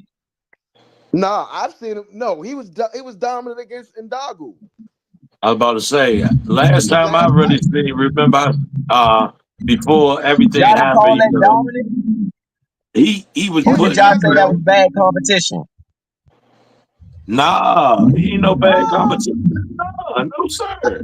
I feel like Both Ndagu. on top tier. Yeah, I feel like even though he's not a professional boxer, and I will say that he might not have been ready for Joshua skill wise. When you think about competition, I mean, he just went 10 rounds. He had just went 10 rounds with Tyson Fury, which was the heavyweight champion But at that now time. we see how far do that carry you after seeing Fury against Usyk? Well, it carries you far because at the time, Yeah. we had nobody had beat Fury, like actually beat him. He had a tie, I mean, he had a draw, and stuff like that, but Wilder beat nobody him. had really We all beat know him. Wilder beat him. We all Now, know Wilder beat him do I think Wilder on the beat him? three I don't knockdowns. know. The three knockdowns. I mean, he was knocked down several times in that fight, but I don't know And if now Wilder. hold up and hold up. Point. I felt like it was a Now that draw. we've seen Wilder, really what he is, how much weight to know? When you I look mean, at the man, who has panned out to where they've had, who does he have on under his belt that's really panned out? And I again, there's no mean, offense to Wilder. There's no I offense mean, to no, Wilder. I I just mean Wilder panned out like Wilder's a Hall of Famer, bro. Like I got to put some respect on his name right here. I mean, realistically, that's no he's a yeah, it's Hall of no offense Famer, to bro. Wilder. All right, so let me clear that up. I Yeah. didn't mean to say it like that, but Wilder, I think he caught Wilder. Them three fights against, the first fight against Fury. I mean, sorry, the first and the second fight against Fury. I think Wilder was a different fighter than the Wilder we remember. So that first one, he wasn't the same fighter. Yeah. Even on the second one, as we see Wilder, he was on the back end of his career. Okay, I can say that. I can say that. Yeah, we all know that Wilder. We could say that Wilder was on the back end of his career, and times was catching up with him. But I'm not trying to discredit anything Joshua's done. Joshua's looked very good since he got with his trainer. And I mean, Derek James, he with Derek James, and since he been with Derek James, he been looking dominant. I can't take nothing away from the growth that I've seen him have since he been with Derek James. Just my opinion.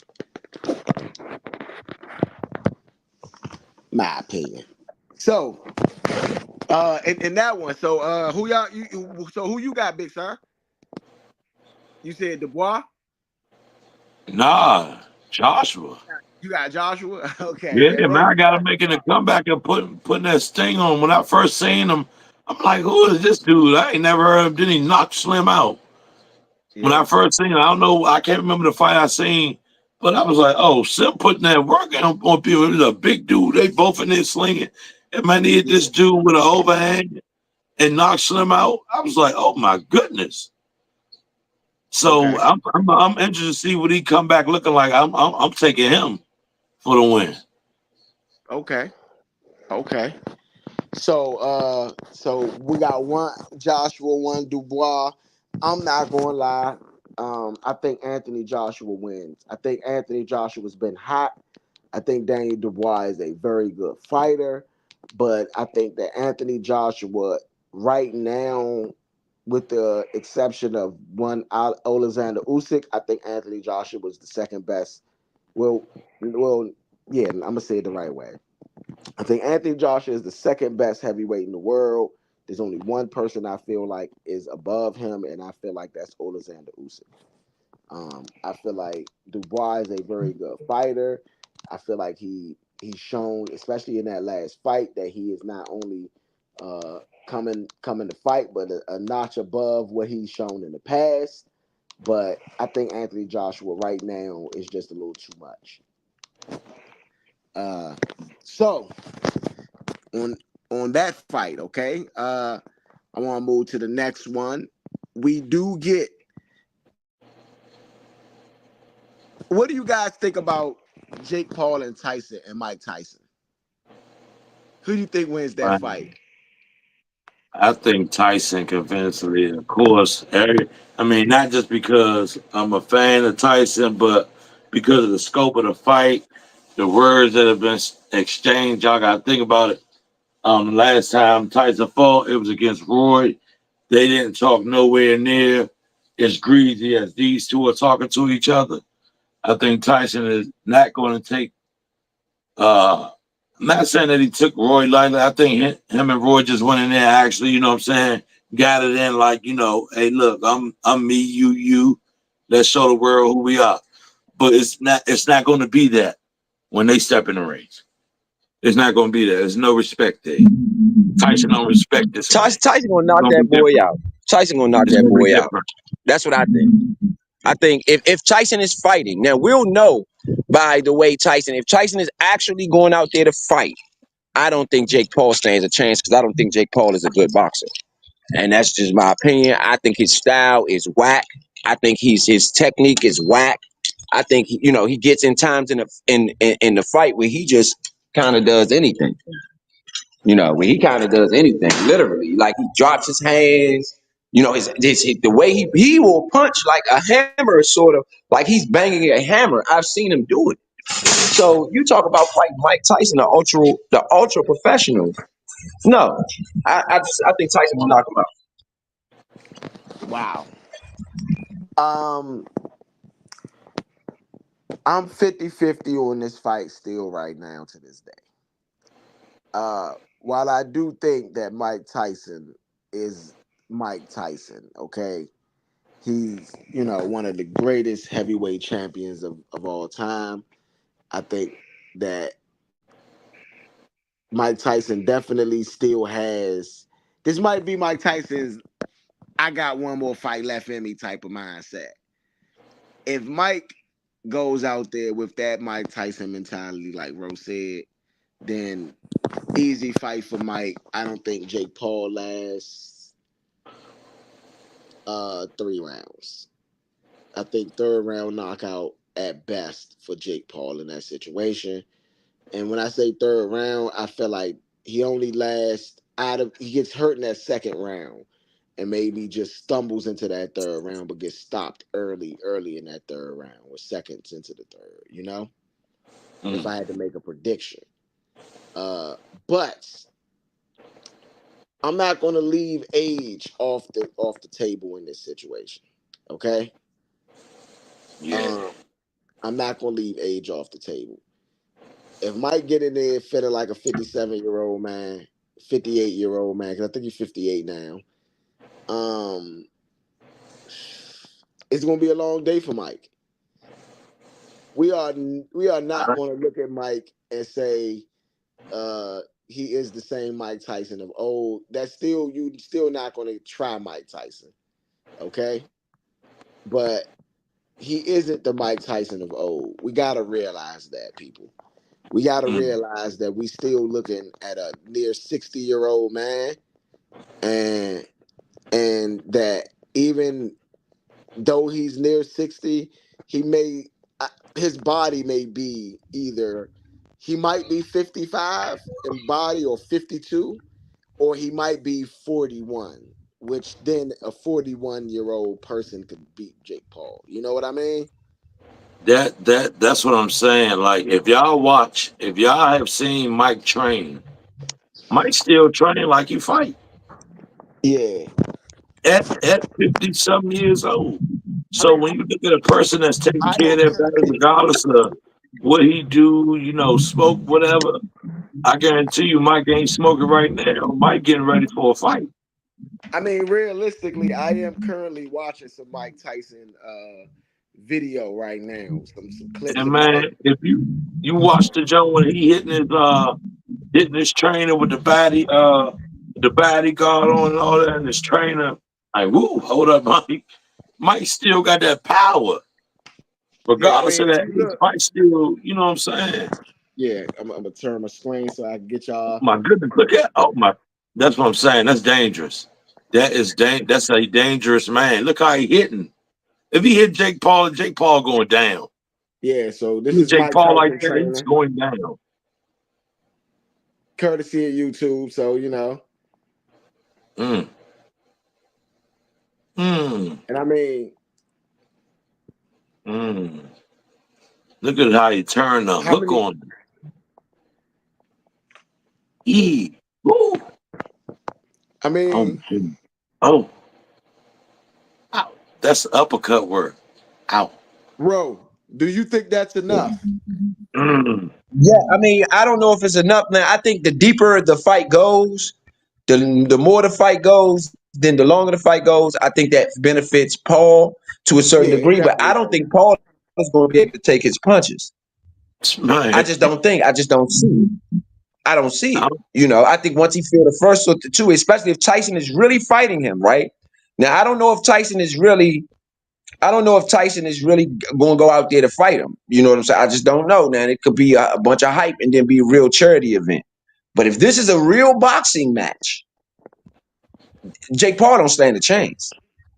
Well, Not even a I, little bit, in my opinion. I just can't I see it. agree with I don't think Rose. he's technique I wise. agree I with don't. I Rose. don't. After that Yeah, he's footage, not a good enough fighter. we just seen y'all saying the 50-year-old, what 58-year-old man y'all know move around like that? Please tell me. Cause see, if I I'm sorry, if a little child, God forbid, a little child come to me, my grandfather abused me, he hit me. Where your grandfather at? And I go see, and it ain't got to be Mike, but I go see he in there working around like that.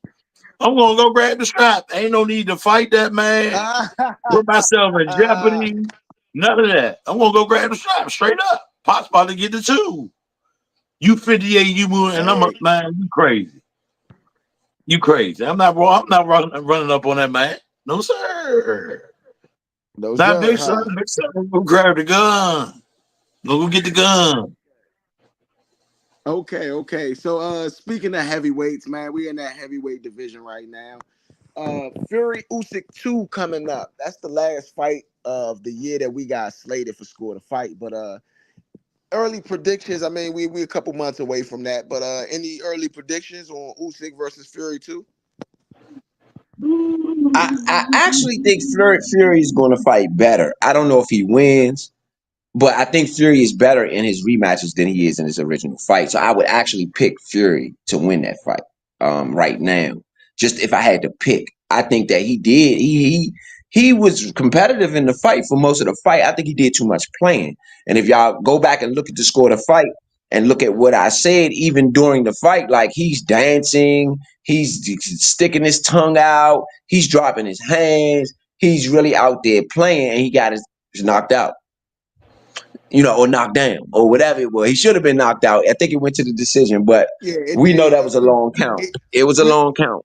nah, he should have been stopped. It should have been a TKO. Yeah, I think we yeah, all can agree on it should have been a TKO. Like he was beating him yeah, around the ring, bruh. Like he's beating that man like he stole something. yeah, yeah, literally. So I'm just not. No offense to Tyson Fury. I think he's not going to play because he realized this guy beat me. So he's not going to be playing. And I think you're going to get a very serious Tyson Fury who knows that his career could be on the line, or at least his thought process, his reputation of being one of the better fighters is really on the line here. So I think that you'll see a much serious Tyson Fury, which would just garner better results. Big son, you got something for me? Um, I would say Tyson Fury too, because like I'm with Ro on his rematching. I think he does a good job when he comes back to rematch if he's lost a fight. You know, if you look at his track record, I think he's might have lost just one of his rematches, right? To Uh, what we clearly saw was to nah, he won. He won the rematch. He won the Wilder rematch. no. What I'm saying is what we clearly saw. No, I feel like You, he won that. I feel like he won that. I feel like he was cheating, but I do feel like he won the fight. I do feel like he won the fight. I do feel like he was cheating though.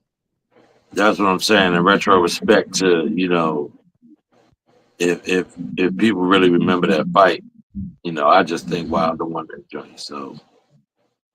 So it shouldn't really be two Yeah. one. Wow.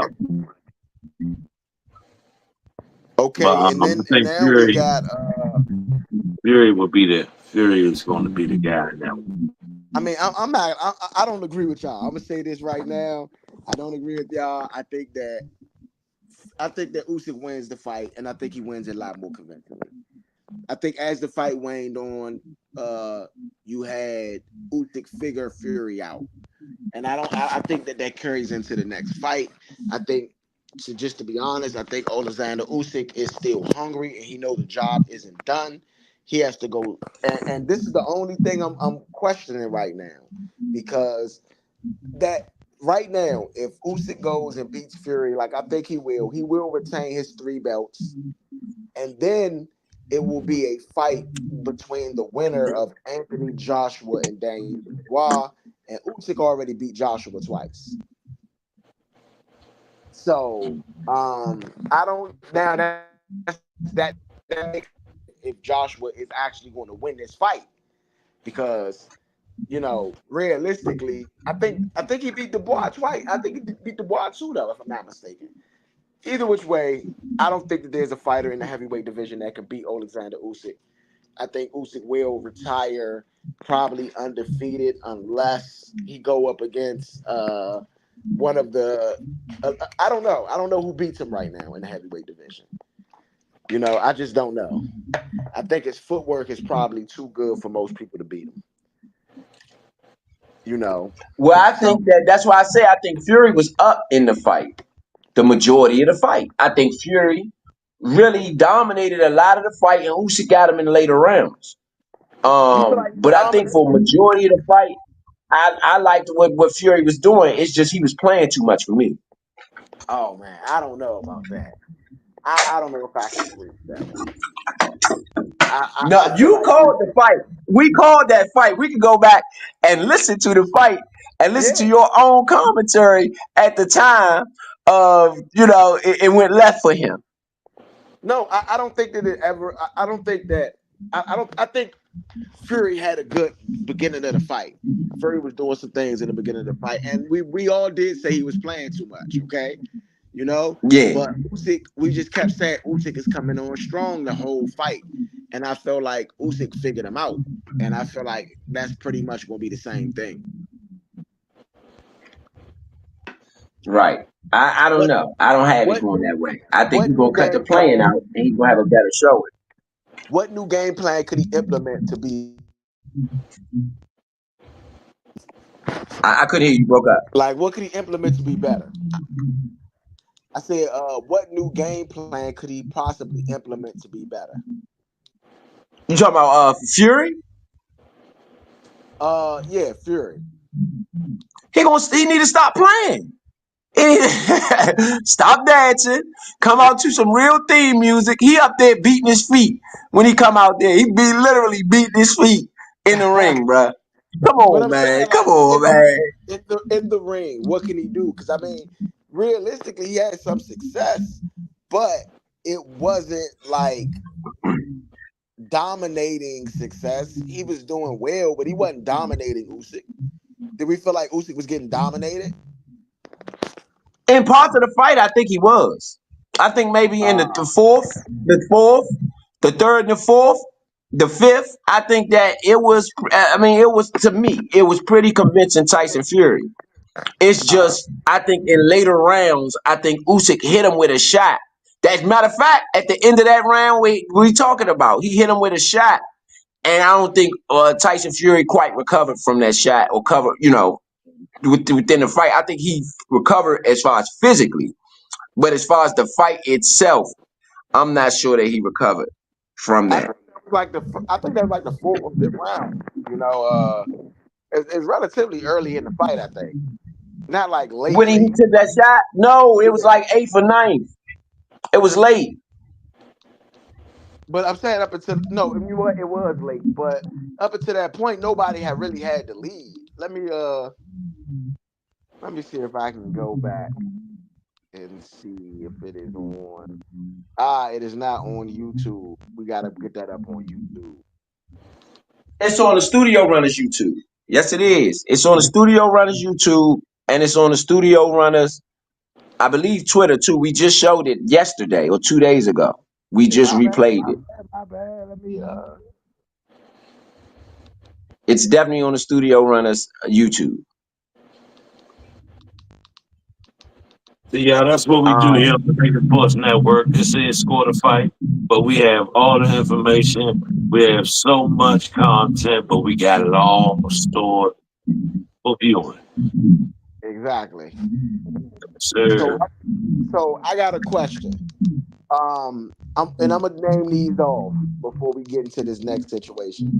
So right now we got the Haney Garcia, Canelo versus Jaime Mugia, Tyson Fury versus Alexander Usyk, Blake Cobbs versus Adrian Broner, Devin Haney versus Ryan Garcia, like I said. And so out of those fights, which one has been the best sport of fight to you guys? um, Probably the Haney joint. I can't lie. That was a fun fight to call. Because Ryan Garcia was tripping. Haney was getting just holding to try to stay. I mean, that was a really funny fight to me. You know what I mean? That was, and then afterwards, they did all the stuff they did. The man got suspended for a year. And just the car. I mean, that was a whole ordeal the whole time. Even before the fight, it was a whole ordeal with them two. So for me, it's the Haney Garcia.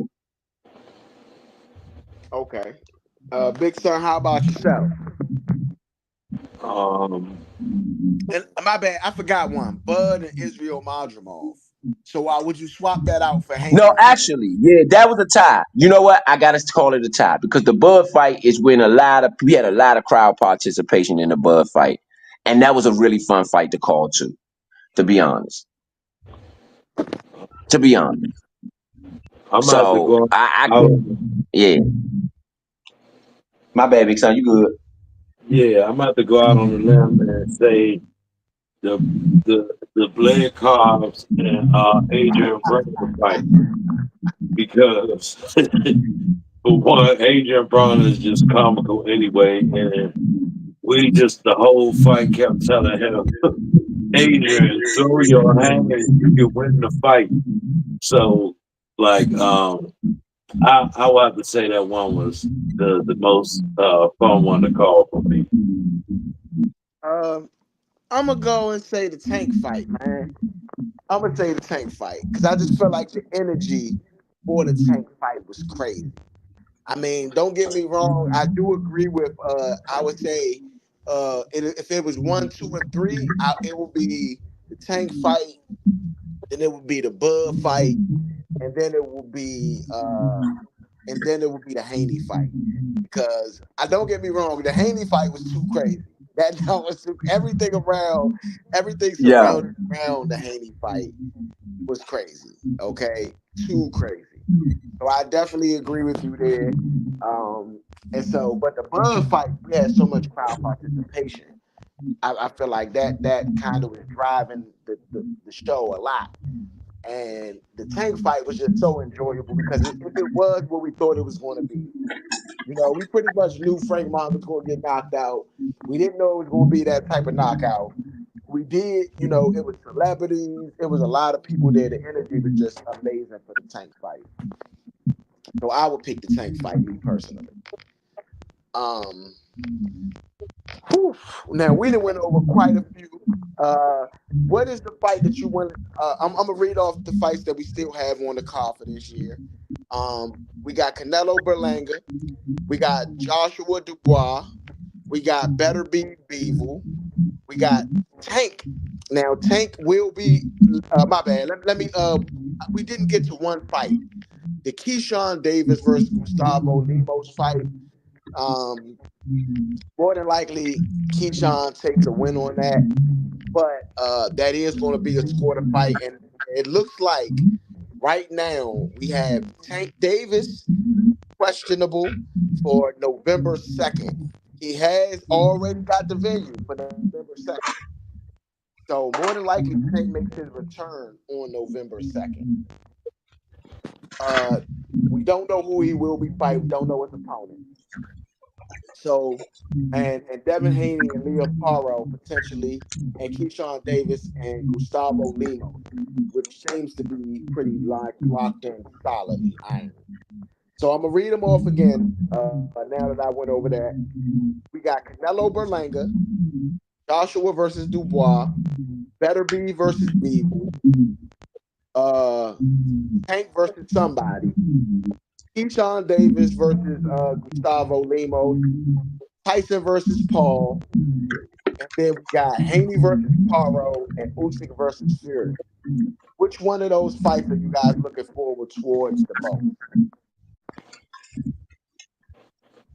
Um, I would have to say Tyson Paul to me. That one that had a lot of a lot of glow around it. Um, Something that happened with Tyson, and he had to put the fight off. So I think Tyson is going to be more than motivated and geared up for that fight. And, I think Paul's mouth finally gets him in trouble. Okay. For me, for me, um, I would say Tyson Fury Usyk too. I'm really game for that fight. I really want to see that fight. Because I think that both there was an entertaining fight first and foremost. Like let's beyond what anybody might think, that fight was entertaining. Them guys was going at it. It was fun. It was a lot of so I'm more Tyson Fury Usyk too. But I'm with you, big son. I'm game for that Tyson fight too. I'm not gonna lie. Hey, I'm excited for the Tyson fight if he's going to fight. It's just that's the only reason why I'm kind of hesitant on picking that one because I'm not sure that Tyson is really going to fight. If Tyson is really going to come out there and box, Okay. yes, I'm with you on that. I'm just not sure yet. If it's because it is a charity event, I think, if I'm not mistaken, it's a charity event. So I'm not sure if he's going to play the Roy Jones thing. And again, him and Roy Jones have a different relationship than him and Jake Paul. I agree. So who knows? But I think Jake Paul's bit off more than he can chew on this one. He's let his mouth get him in something his behind's going to have to get him out of. So I can't wait to see it if Tyson is actually going to fight Okay. him. Me personally, I am I'm amped. I cannot wait for the Archer Better Be versus Dimitri Bivol fight. I'm a boxing guy, and for me, these are 2 pound for pound guys. This is the 175 weight pound. This is their Bud versus Earl Spence, in my opinion. So I'm super stoked for that. This is a fight that I think people been calling since Beeble beat Canelo, and so I can't wait to see these two guys go at it head to head. To be honest, can't wait. Can't wait. Don't get me wrong. So, Don't get me wrong. I do agree with you guys about the Mike Tyson versus Jake Paul fight. I think it's one of the most interesting fights that you could potentially watch with you having a great all time fighter, even in old age. And then you got this young YouTube guy that might not have the experience and skill, but you're looking at young Braun versus old Braun and Brain, whatever you want to look at it. So So really, really, really, really good, entertaining level fight at this point. Okay. I agree. Yeah. So I think Tyson knocks him out. I'm not even gonna say it's gonna be entertaining. I just think Tyson gonna knock him out. well, And that so would be I'm just kind entertaining. of waiting. You don't think That Mike would it Tyson would be knocking? very entertaining. Yeah, I was about to say you don't think that'd be entertaining. Mike Tyson knocking Jake Paul That'll be out. very entertaining. Yes, You know, yes, I do think that would be very entertaining. I that would mean, probably and be not the only most. that, I think if Tyson comes in and knocks Paul out, which I don't, even though Tyson might not look at it himself personally as some sort of feat, but I think for a 58-year-old man to knock out a young guy, I don't care if he is Mike Tyson, that's something. That says something, in my opinion, Okay. and it'd be one of the greatest things seen in boxing, in my opinion. Okay. Okay. That's cool. That's cool. So right now, okay, we got all of those score to fights lined up, right? But our next score to fight, September 14th. Okay, Canelo versus Edgar Berlanga. Definitely one of those fights that you are going to want to tune into. It's been a lot of trash talk. You know, Edgar Berlanga being from New York, but and I don't want to say this wrong. I want to say it's Puerto Rican. You know, and so it's Puerto Rico versus Mexico, which is always a thing. You know, and Canelo is just a dominant guy. He's one of the guys in boxing, the guys. You know, it's not you don't got a lot of guys. You got the guys, and definitely Canelo Alvarez is one of those. Okay, so I mean, this is crazy. I'm very, very, very, very happy that we brought you the Inoue fight this early morning on Score to Fight. Um, you guys got any Oh yeah, Ro, was you on the show with me when we did the pound for pound list? No, you wasn't. While I got you online, if you got a couple more minutes, shouldn't take long. I want to read down the score to fight pound for pound list right now. Uh, and tell me if there's anything that you would change.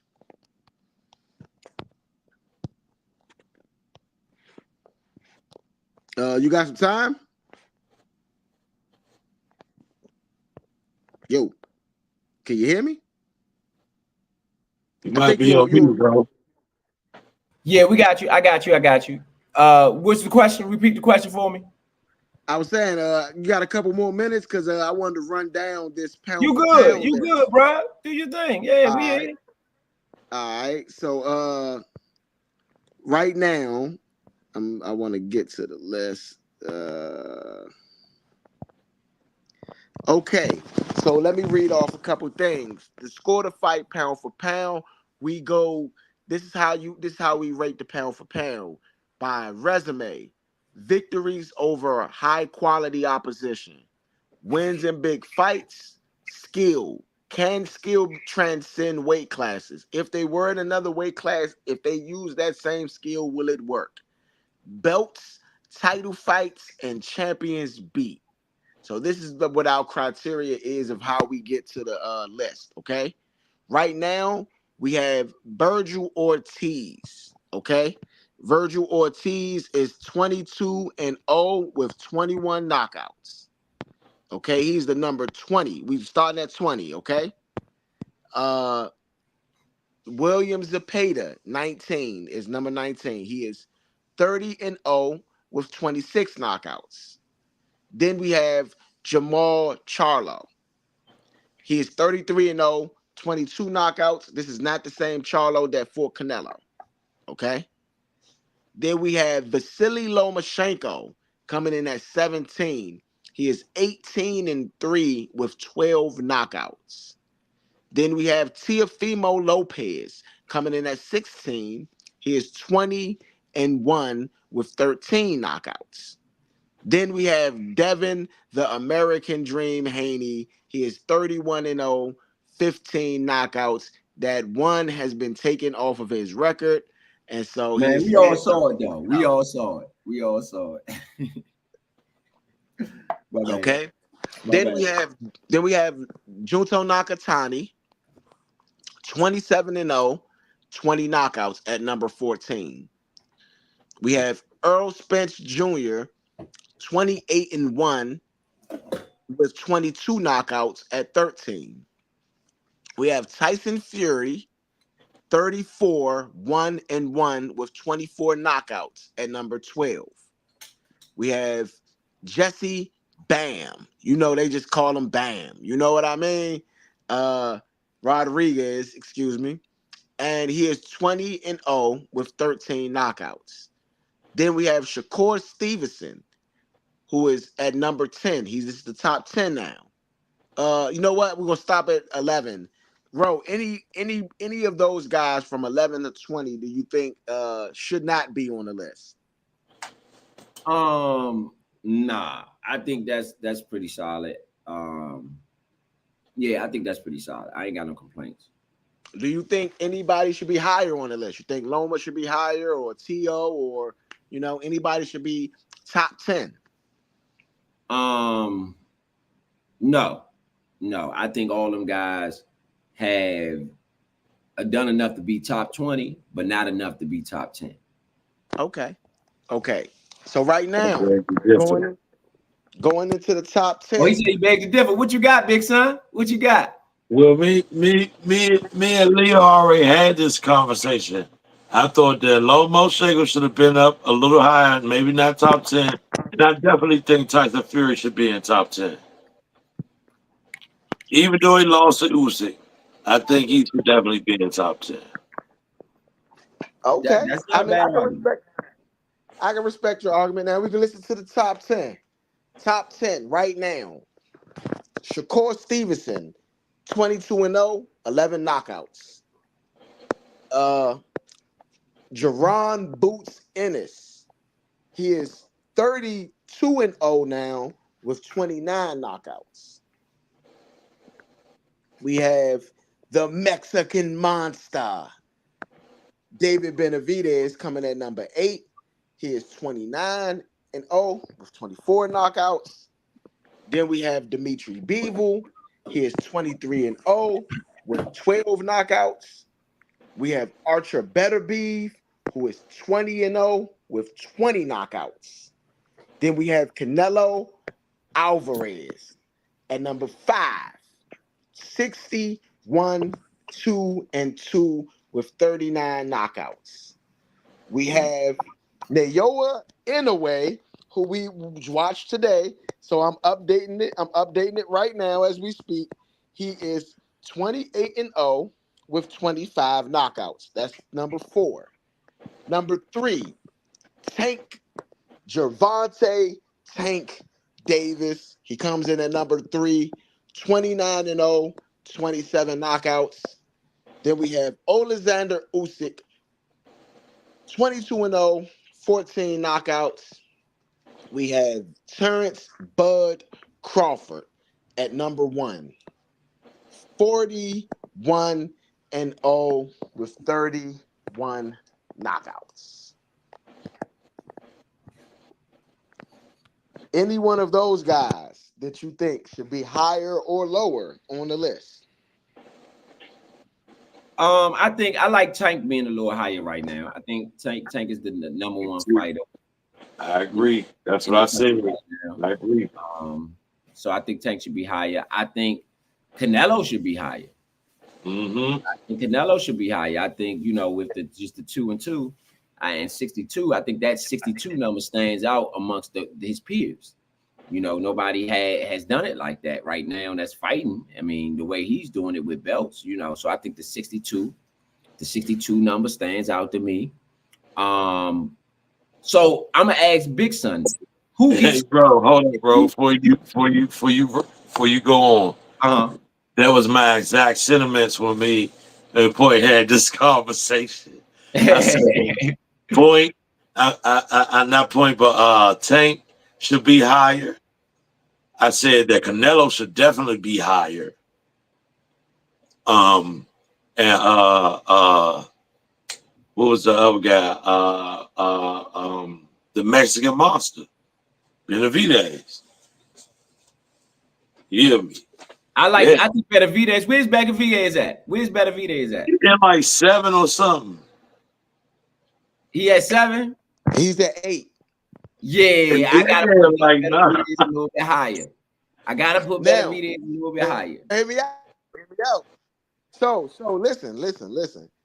All right, let me do some breakdown for you, okay? Canelo Alvarez, he is the only person in the top 10 that has a loss on his record. Not only does he have a loss, he has 2 losses and 2 ties. The amount of wins he has and the opposition that he's faced definitely brought him up really high on the list. But the thing that does not put him any higher is that he's ducking the number 1 opponent in his division at this point. I agree with that. Okay? He's I ducking it. mean, Okay? Yeah. yeah. So, Can, is go he ahead. is he ducking them, or he just don't think he's a worthy opponent? I think he ducking him. I think that he said, like he said, if the price is right, we could really step up and do our thing. But if the price ain't right, then hey, I ain't doing nothing. Exactly. It My doesn't my benefit my me. thing. My thing exactly. When he fought Floyd's sentiments was, if the price is right, we gonna get it in. And the price became right, and they got it in. Well, I I don't mean, think asking I for don't think he's scared to fight nobody. I You know what I'm do. saying? bruh, he I think he got to make sure the money is right before he fights. asking for 200 million is crazy. No, it ain't. Asking for No, it 200 ain't. million is Not crazy. not who he It is. is. Not who he is. Think about where. Hold on. Let's talk about where Canelo came from. Canelo has jumped how many weight classes and beat how many champions? He's worth that money. He's worth that money. Bruh, he's not worth 200 million in my opinion. That fight, you can't pay one fighter 200 million in that fight. No offense to David Benavidez and Canelo Alvarez, they are not Manny Pacquiao and Floyd Mayweather. They will not do Manny Pacquiao and Floyd Mayweather numbers. They just won't. But this is the thing about numbers. As years go by, numbers get higher. That's just how it is in this economy. That's just how it's been going. That's how Floyd Mayweather was able to make the money that he made, because numbers got higher. That's just the business. That's just I the cost agree. of doing business. So I if that's what these fighters want for them to fight, who am I to say, oh, that's too high? well, If that's your well, price, that's your price. Just like well, with Floyd, hold people on. was Let me crying with follow this. Floyd, Let but me that give you was some that was context. Floyd's price, right? Let me give you a context on this. When David Benavidez heard that Canelo Alvarez asked for $200 million to fight him, he called him a pussy. Excuse my language, but I'm gonna say exactly what the exact word that he used. He's like, that man's a pussy, straight up. Why would you ask? He didn't understand why he would ask for that crazy amount of money. If David Benavidez is the opponent in that situation, I don't understand why you ask for that amount of money. Why do you think that you should ask for that amount of money? It's kind of crazy in my opinion.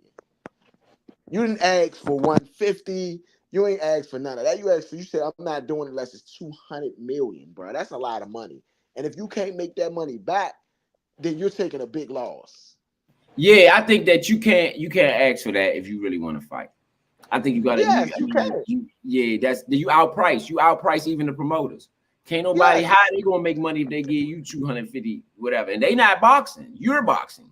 So unless you exactly, put your money up to promote the fight yourself, you're not gonna get 200 million, Canelo Alvarez, if you have someone else promoting the fight for you. If you want to exactly. promote the fight yourself, go promote the fight, make the fight, go promote it, and get your 200 million. Yes, I yes. think that might be what he's trying to do. I, maybe. So that's why That might Canelo be what he's Alvarez trying is to number do. 5. You know, that's why he's number 5 in my opinion. Um, I will say that Tank Davis. So we're gonna go up a little bit more. Tank Davis. Okay. The reason why Tank Davis is number 3, and honestly, you could make him number 4 because everybody else is 2-time undisputed champion in that top 4 with the exception of Gervonta Tank Davis. Now, Gervonta Tank Davis is one of the most exciting boxers in boxing, and it's he has a great resume, but he has not been able to go collect the belts. That's one thing that everybody else at that top of that list, they went and collected the belts in their weight division. They were the best. There was no argument of who could be better than them in their weight division at the point where they were undisputed champion. And they've done it twice. Inoue has done it twice. Bud Crawford has done it twice. Alexander Usyk has done it twice. Not just one time undisputed, 2-time undisputed, and Tank has never even been 1-time undisputed. So that's the argument for Tank Davis right there. I mean, for Tank to become number one, he at least has to go be undisputed at that 135. Because until he does, he can't say that he's accomplished the things that they've accomplished as far as in the sport of boxing. I mean, I get you there. Don't get it twisted. I get you there. But however, I think he's on the come up. And I think when you want to come up, I think that goes for something. I think that goes for something. He's on the come up. He's, them other guys that might be are on the decline. And he on the come up. So I think if you want to come up, they on the decline. You get that number one spot. Somebody need to show me that him as a number one contender, meaning no offense, because Shakur Stevenson, you got a belt in that weight class, and everybody else with belts in that weight class. If he's on the come up and I'm trying to be the man in my weight class, I got to fight Tank.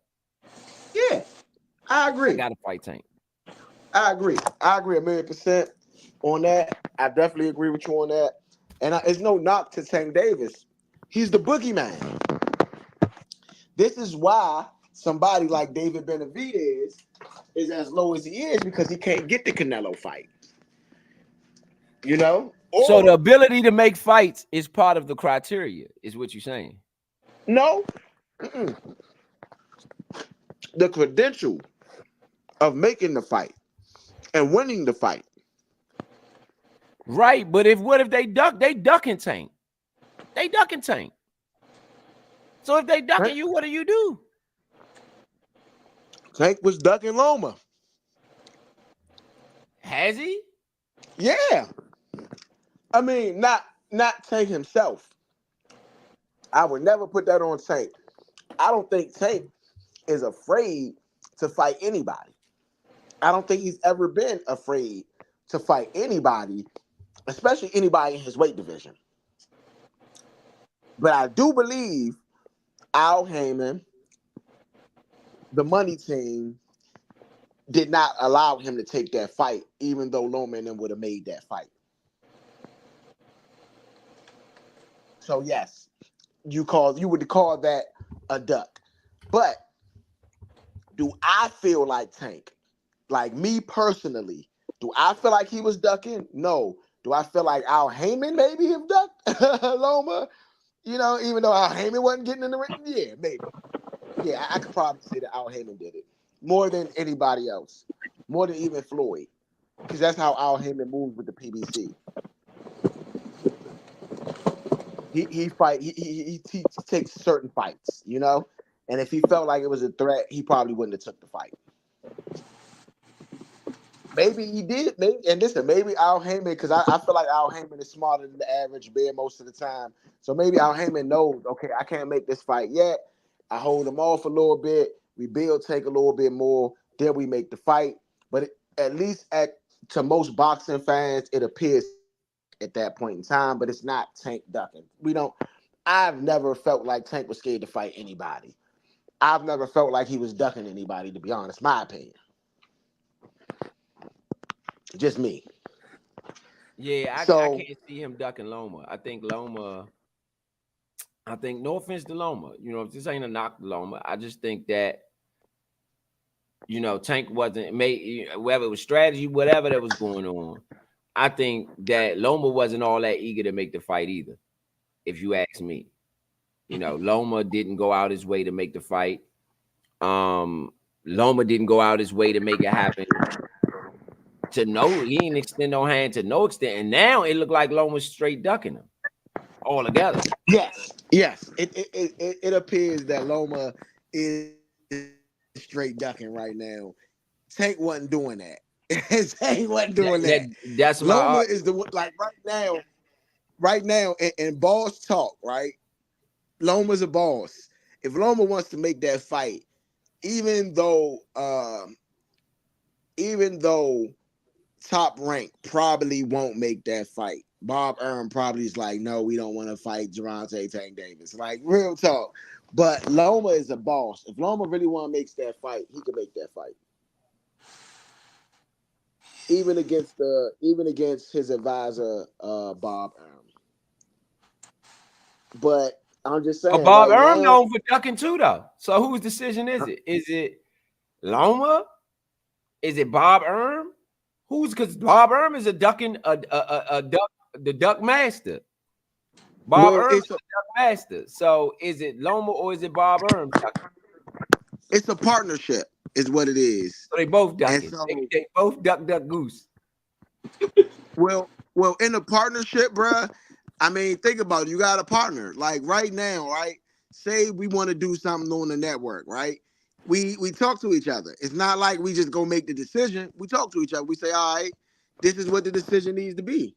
But Loma You get what I'm never saying? really had a reputation for duck until he got with Bob Earn. Uh, he been with Now, Bob Earn the whole time. He been okay, with well Bob Earn the whole time. he's never had a reputation for duck until it came to Tank. That's the truth. I'm being real. He never did. He never did. He never did. I'm not knocking anything that you said because I feel like Tank. I feel like he ducking Tank. I do. I So, feel like so, that. so, That's so, what you saying is Tank was the one who done it, and not Bob. no. What I'm saying is that I'm Loma talking is about Rowe. ducking now. Yeah, What I'm saying is, I'm saying it was Bob. And now oh, you saying it's Bob. Bob, because I feel like Bob just done that with Floyd Mayweather and a couple other guys. Like he don't mind duck goose, baby. He don't mind duck goose. And so I just feel like this might be a little bit of Bob Ehrman. It's more his style than Loma. I feel like it's more his move than Loma. So you feel like it's more Bob Earn than Loma. It's I can the respect that. decision is coming from management. It's coming from the top. That's what I Yeah, I think. can respect that. I can respect that it is. I can say that it might be a little bit more Bob Earn than Loma, but I don't know. I don't know. I don't know, man. So that's.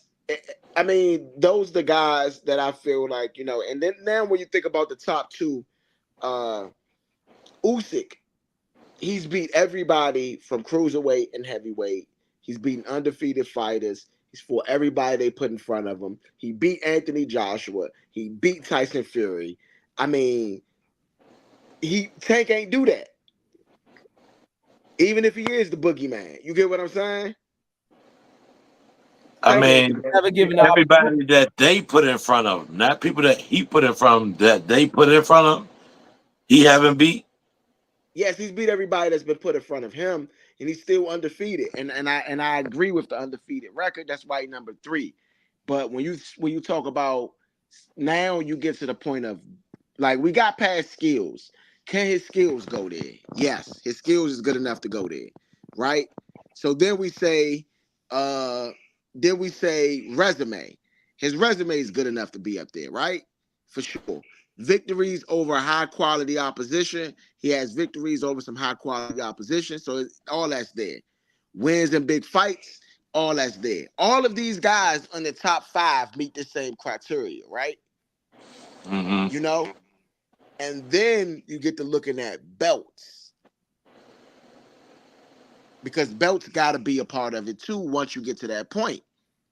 And they got more. They've done more, a lot more. So you saying he need to hop the fence to turn the grass over in the neighbor's yard to basically accomplish what he needs to accomplish. The fact that he's been in his own backyard and turned over his grass and made it new is not enough. He need to go to the neighbor's yard and do it as well. A bigger yard, per se. Well, they've done it all. They've done it like with Bud, right? You look at Bud Crawford, right? Bud Crawford started at I believe 130. You know, uh, so you got 130, 135. He went to 140. I mean, my bad. He started at 135. Go from 135 to 140. Becomes undisputed champion at 140. Beats everybody that he's supposed to beat at 140. Okay. Uh, The guys that and Terrence Bud Crawford was the boogeyman. Okay. Definitely the boogeyman. All right. Goes to 147. He's the boogeyman at 147 too. He couldn't get the big fights. He couldn't get the Danny Garcias that didn't want to fight him. He couldn't get the Keith Thurmans. They didn't want to fight him. You know what I mean? So a lot of the fights that he would have probably had on his resume, he didn't even get those. What he did is he collected his belt. He defended his title against the best competition as far as in like rank wise. You know, so his resume is great, but he don't got a bunch of champions on there until you get to the point where you're looking at Amir Khan. That's a champion. Stopped him. You look at a Sean Porter. That's a champion. Stopped him. All of the champions that went and had big, quote unquote, big fights lost, and now they couldn't get the next big fight. He was the guy that they was trying to get a belt from. And he was coming through cleaning them up. Okay? So at that point, he faced top level competition. He got all the belts, and then he go beat one of the guys that's on the pound for pound list, and like that was ranked higher than him on the pound for pound list in a lot of people's eyes. So boom, demolishes him. Okay.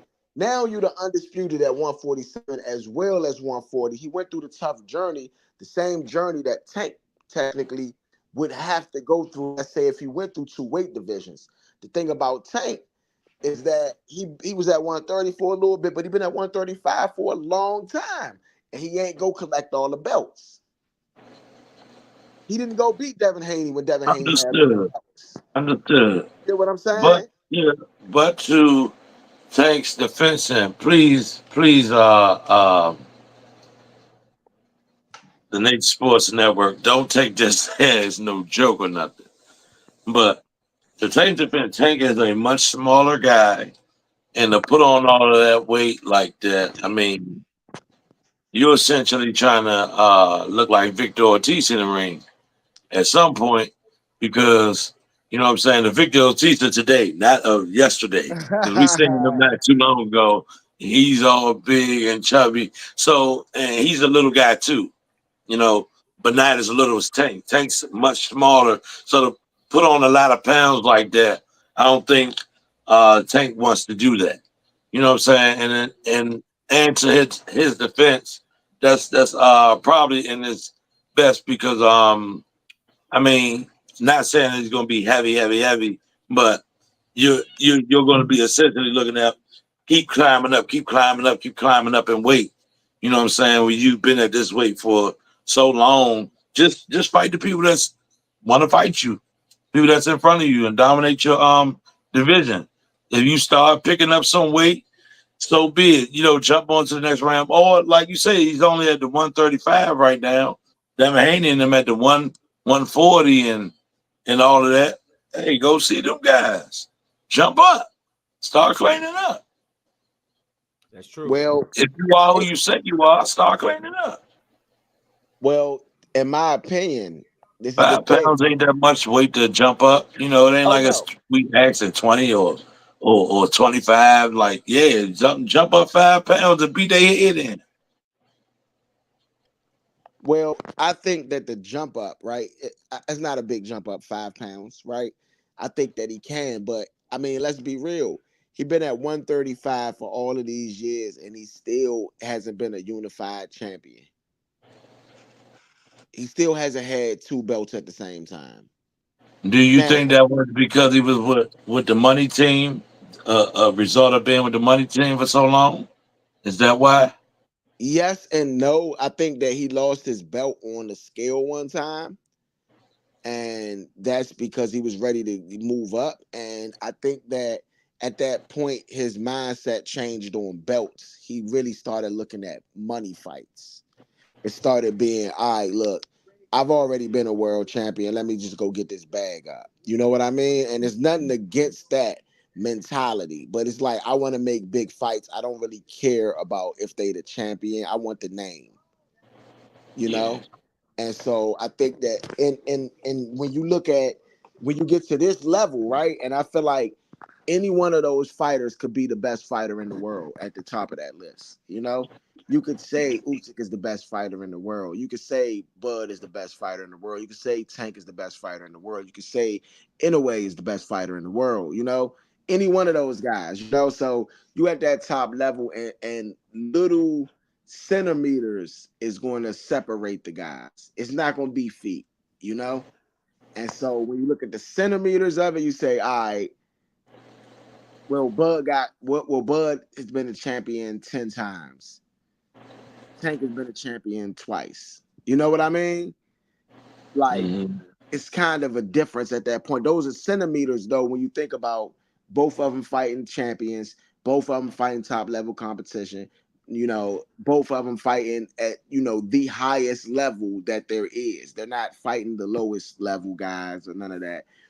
If they put a real true bum in the ring with Tank, they don't last 2 rounds. You got to go and get a guy that got some decent pedigree, a guy that or has shown that they can fight at that top level against other champions. You can't put him in the ring against a guy that got like 5 fights. That's why Abdullah Mason is a great fighter, but if he fought Tank right now, we would probably be looking at a Tank domination. Yeah. Yeah. I think Abdullah Mason is probably the best young prospect at that weight. You do got Kid Schofield, Floyd Schofield. A lot of y'all ain't hip to him yet, and I'm definitely gonna hip y'all to Kid Schofield. But like it's you know it's a lot of young fighters, a lot of young talent, but at this point, Tank has been there for so long, and so it's like now you got to do what you're supposed to do, Tank. You gotta not what you're supposed to do because he's been doing what he's supposed to do. He's making the big fights or whatever. But if you want to, solidify up your legacy, go get the belt out of 135. I think he's the best fighter at 135. I think he beat everybody there. But go get him. You know what I mean? Go beat the guys And you I got to think beat to get the rings. at this point, you Yeah, gotta do what you gotta do. You know what I'm saying? yeah. It's not, no more range that you had. You just have to go do this tank. That's all it is. I mean, if I'm Tank, I'm gonna be real. If I'm Tank, right, and I'm Calvin Ford, and shout out to Calvin Ford and Kenny Ellis, man. They are two of the best top notch guys in boxing, man. I really got a whole lot of respect and love for those guys, especially what they do in DC. If I'm them, right, and I'm the team, and I say, look, 6 fights left, right? I got one belt, right? This is what I'm doing. One, my next fight is for another belt, okay? So I'm only going to look at Zepeda. I'm only going to look at Shakur Stevenson, and I'm only going to look at Liam Paro. I mean, no, Liam Paro's at 140. I'm not sure who got that last 135 belt right now, so I can double check that though. About to double check it down, but I'm going for right off the jump. I'm trying to get that Zepeda fight. Okay, you don't want the Zepeda. They don't want to give me the Zepeda fight. I'm trying to fight Shakur. Okay, they don't want to give me the Shakur fight. My bad. Loma got the other belt. Vasily Lomachenko is the other champion. Guess what? I That's tried why to Lomo. That's why Lomo ducking them. get the Loma fight. Guess what? Couldn't get the Loma fight. All right. So for me, I'm hard on Zepeda. Like no homo, no weird shit. No disrespect to anybody's whatever. I'm not saying derogatory way. No Diddy if you want to use that. You know what I mean? Pause if you want to go there. Whatever you want to say. Me personally, Williams Zepeda will be my biggest target. I will be calling Oscar De La Hoya every day trying to make that fight because I don't want to fight anybody that's not a champion. Okay. You got Ryo, who who beat, you got Ryo who beat Pitbull, So that's a money fight. I don't want that. I want to fight for my legacy. Okay. The only way I take a money fight is if I can go up to 140 and fight one of those champions at 140 and still retain my belts at 140. Because what I will be trying to do is go be 2-time undisputed in those 6 fights. So I'm coming up there and I'm trying to use 2 fights to be for unification fights at 135, and I'm trying to take 4 fights, three to maybe 3 fights at 135 to unified, and maybe 3 fights at 140 to fight either unified or whatever. I'm trying to go get undisputed in both divisions because if I'm Tank Davis, I feel like I can beat everybody between 135 and 140. Yeah, I about to say at that point, if I'm gonna clean up 135, it's a must I clean up 140. So I would not have just 6 fights left in my career. It'll be cleaned up man time. It's whatever I feel like I'm cleaning up, whatever mess is left on whatever how I got to go clean it up. That's it. In But 135 and 140 pounds. And I don't care who you are, I'm that man. If I'm well, going Tank like said that. if I'm gonna take 3 fights, I'm not just gonna say, oh, take 3 fights in 140 and just bow out and not nah. Ooh. I'm gonna tell you what I'm gonna be like. I'm gonna be like a wolf on a hunt for a meal without the pack. I'm by myself, I'm by the lonely dolo. So I got to go all in. That's how I would be. I could not bow out gracefully with 3 bouts in the 140. I couldn't do that. I mean, why not? Why Why would not? Think you? about it. But You I'm gonna spend say your though whole this, like, career. what if You you see, move you see up them and it's making a just not the jump. right move? It's not. What if Huh? you move up or move down and it's just not the right move for you? You like, look, I just don't feel right at this weight. You know, maybe the punches are bigger, maybe the punches are lighter, maybe me being at that weight is not right for my body. Where I thought maybe this, I could do it. I figured out I can't do it. Is it okay to move back into your? I think Adrian Broner need to move down. I think he's a fool. He's a Yeah, fool. I mean, yeah, I think that that works. But in this situation, right now, the champions at 135, like I said, Tank. So we starting with Tank. So you got Zepeda, who is under Oscar De La Hoya. You got Lomachenko, who is under Top Rank, and uh you got Shakur Stevenson, who's now with Matchroom. Okay, and then at 140, right, the belts. You got Devin Haney, who is WBC belt, I believe. He's like a free agent, whatever the case may be. Then you got Ryo, who just beat Pitbull. You beat Pitbull with one hand, so you know you could beat Ryo. You know what I mean? More than likely. And no knock to Ryo, but that's how I would feel. If I beat Pitbull with one hand and you had a close fight with Pitbull, I'm probably going to beat you too. Okay? And then you have Liam Paro, who right now is like a dark horse, but I think Tank takes Liam Paro to town. You know what I mean? So you don't, and then you got Teofimo Lopez, who has one of the belts at 140 as well. The only threat I feel like in that situation is Tio, but I think Tank beats Tio too. What about Inoue? In a way is at 120 at 122.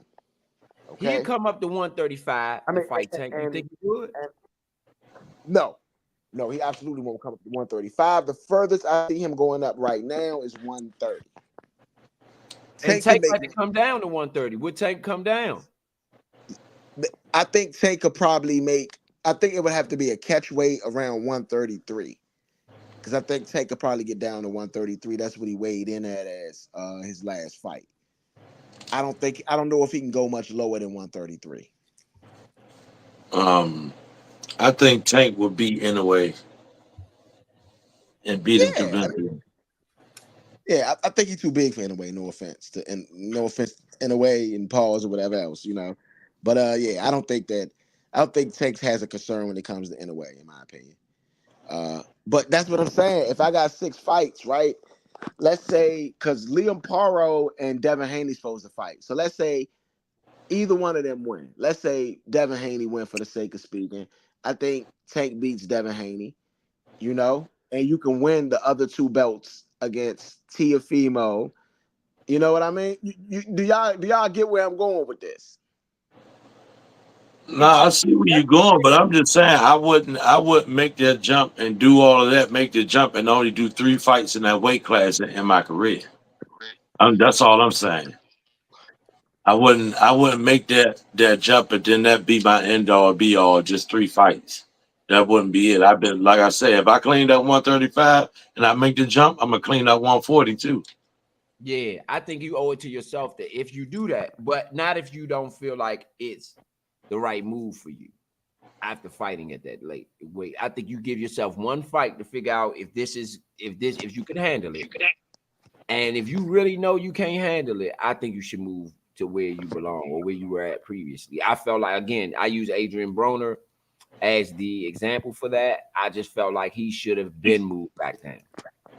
I mean, even Broner's fight against Cobb, I don't think that Broner fought a bad fight. I just think Broner needs to let his hands go more often.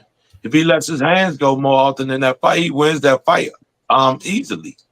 But To I me. think he's not letting his hands go because that weight, that punches is weighing in. No, bro, that's been his whole career though. Even before the weight jump, Broner has always had a problem letting his hands go. He's Well, not always had a always. problem. No, not when he was at the That other came, weight. He didn't. He that was came knocking late. things. He was knocking people out. Yeah, that came after his He trainer had that died. problem. That came after his trainer passed. He started to have a problem where he wasn't throwing his hands as much. I think he would have thrown his hands a lot more in this fight, but when he got knocked down, I think that he had that injury, and that just didn't allow him to be himself. You know, it don't allow him to even throw even a little bit. Even if he would have thrown a little bit more, I think that injury still affects. It was a shoulder and elbow injury from he fell on his arm. So um, I don't know. I know he ain't knocked nobody out since he moved. We covered that. Yeah, Since he But moved he up, he won. hasn't knocked He won nobody though. out. He won though. He's won yeah, he since he won, but moved not though. knockout. Yeah. Even though Not that means you knockout. can handle it. If you can win in that division, that means you can handle it. You don't Well, have to That's knock nobody out. do y'all that's true. remember what Benavidez said after his last fight when he moved up? Benavidez said, "Hey, this is a lot different, man. I'm not sure I'm ready for this." He said the punches are heavier. He said my punches don't affect the way they did previously. This is what Benavidez said after the fight. He Yeah, said, I "I'm not mean, sure if this the right thing." but he hung in there, didn't he? Won. Benavidez won. Yeah, And he he hung in there. He won. He won. I know what fight you're talking about. I think we covered yeah, that fight. yeah, I we know what covered fight you're it. talking about.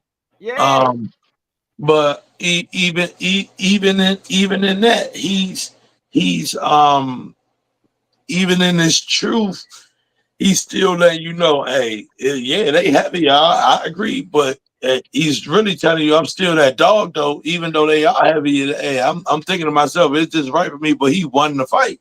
He definitely won. That also puts a honus in your mind, like, hey, even though these punches are a little more heavier, this is what I can do to, withstand that and guard that and get back on my D. I won the fight. He definitely And I won. took the punches. They much heavier, but I took them. He definitely won. He did not knock the guy out though. A little, he did knock the guy out, and he hit him with some shots, man. I think if he was at one, back down to where he was at, I think it was at 147, wherever he was at. If he was He was at that, at he was at 168 at first, and then 158. At 158, somebody 168. that Yeah, open he hit Slim with. That's me. That's I just mean, my. maybe. I I mean, don't. Go ahead. sometimes your opponent just got a chin, man. You know what I That ain't mean? what Benavidez said though. He said he could that at this weight, them it's a little bit different. Yeah, it is. I do agree with And you. I would say it is different, but it just it's depends on the person you in front of, to be real. it's different because those the type of punches he's talking about, these fighters at that weight that he jumped to are taking these punches day in and day out when they get in sparring and they hop in the ring or whatever. So it's different for him, but it ain't different for them. So you coming with that, they like, what you think you doing? We eating them joints, son. Yeah, So yeah. So it's different for him to take that punch, but it ain't different for them because they taking them punches already.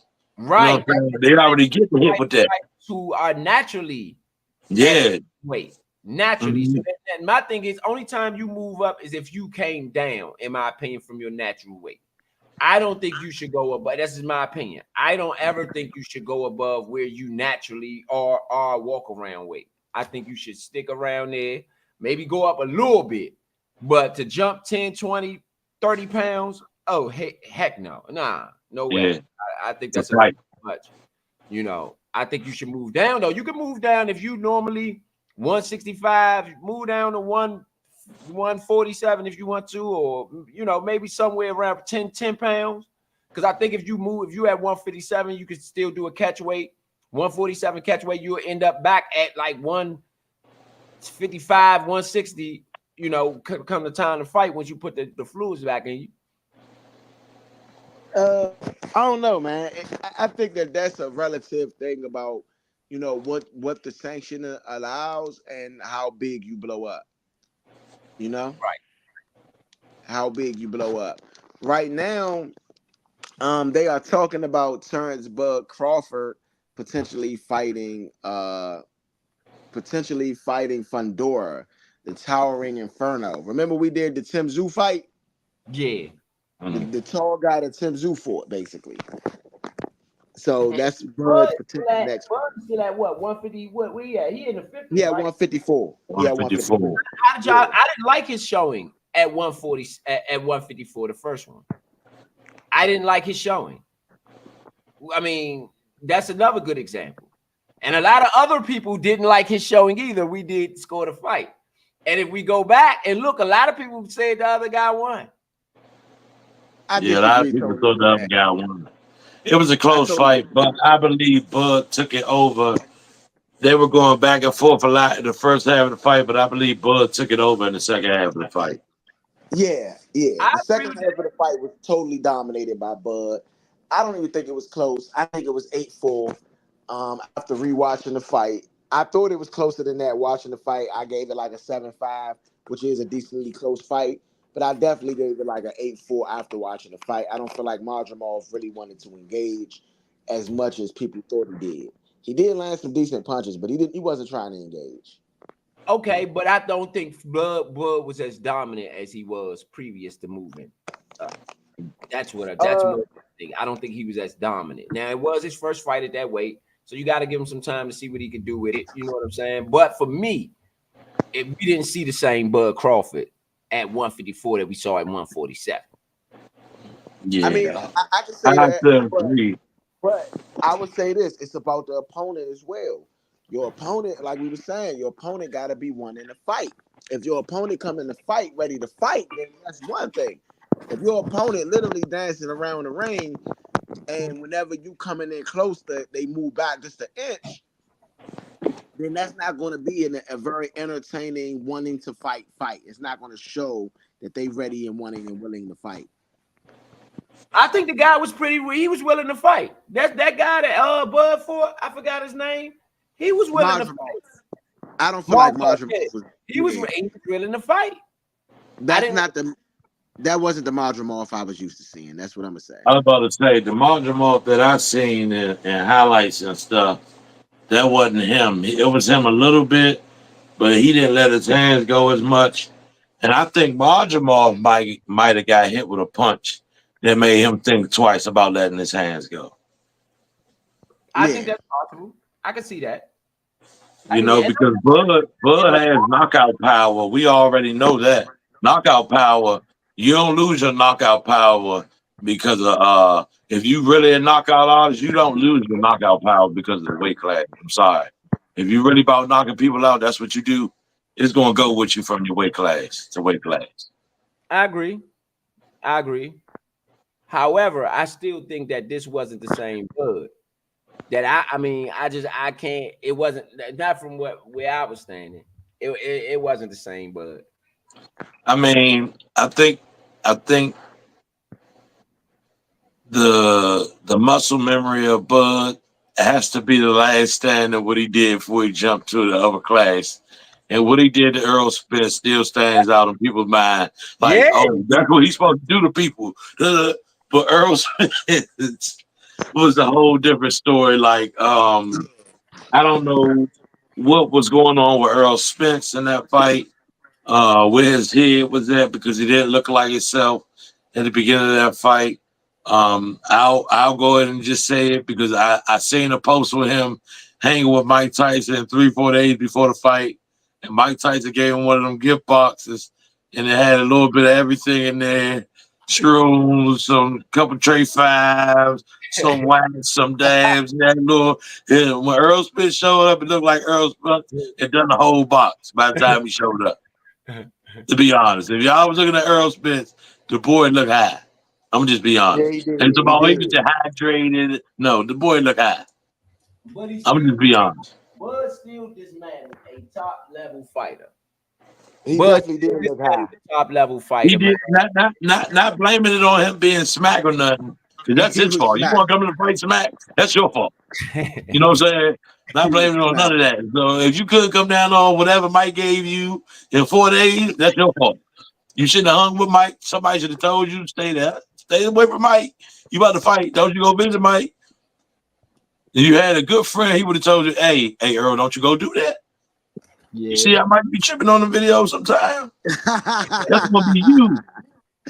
Don't you go hang with Mike. Wait till after the fight. Celebrate after the fight. You know what I'm I saying? But mean, either way, Bud Crawford beat the brakes off that boy. He had dropped him early. When he had dropped him early, I was like, oh, Yeah. this ain't gonna end too well. And it He didn't. And he had that boy dismantled leaking. a It, top level fighter, oh man. my Let's be clear goodness. about that. He dismantled a top level fighter, man. So that's why I say he wasn't as dominant as the Bud that we and like you just said, Big Son, the last one we saw, the last Bud we saw, that wasn't the same Bud that we Yeah. saw in the last fight after that. It just wasn't. So that's my thing. I watched him dominate a But champ.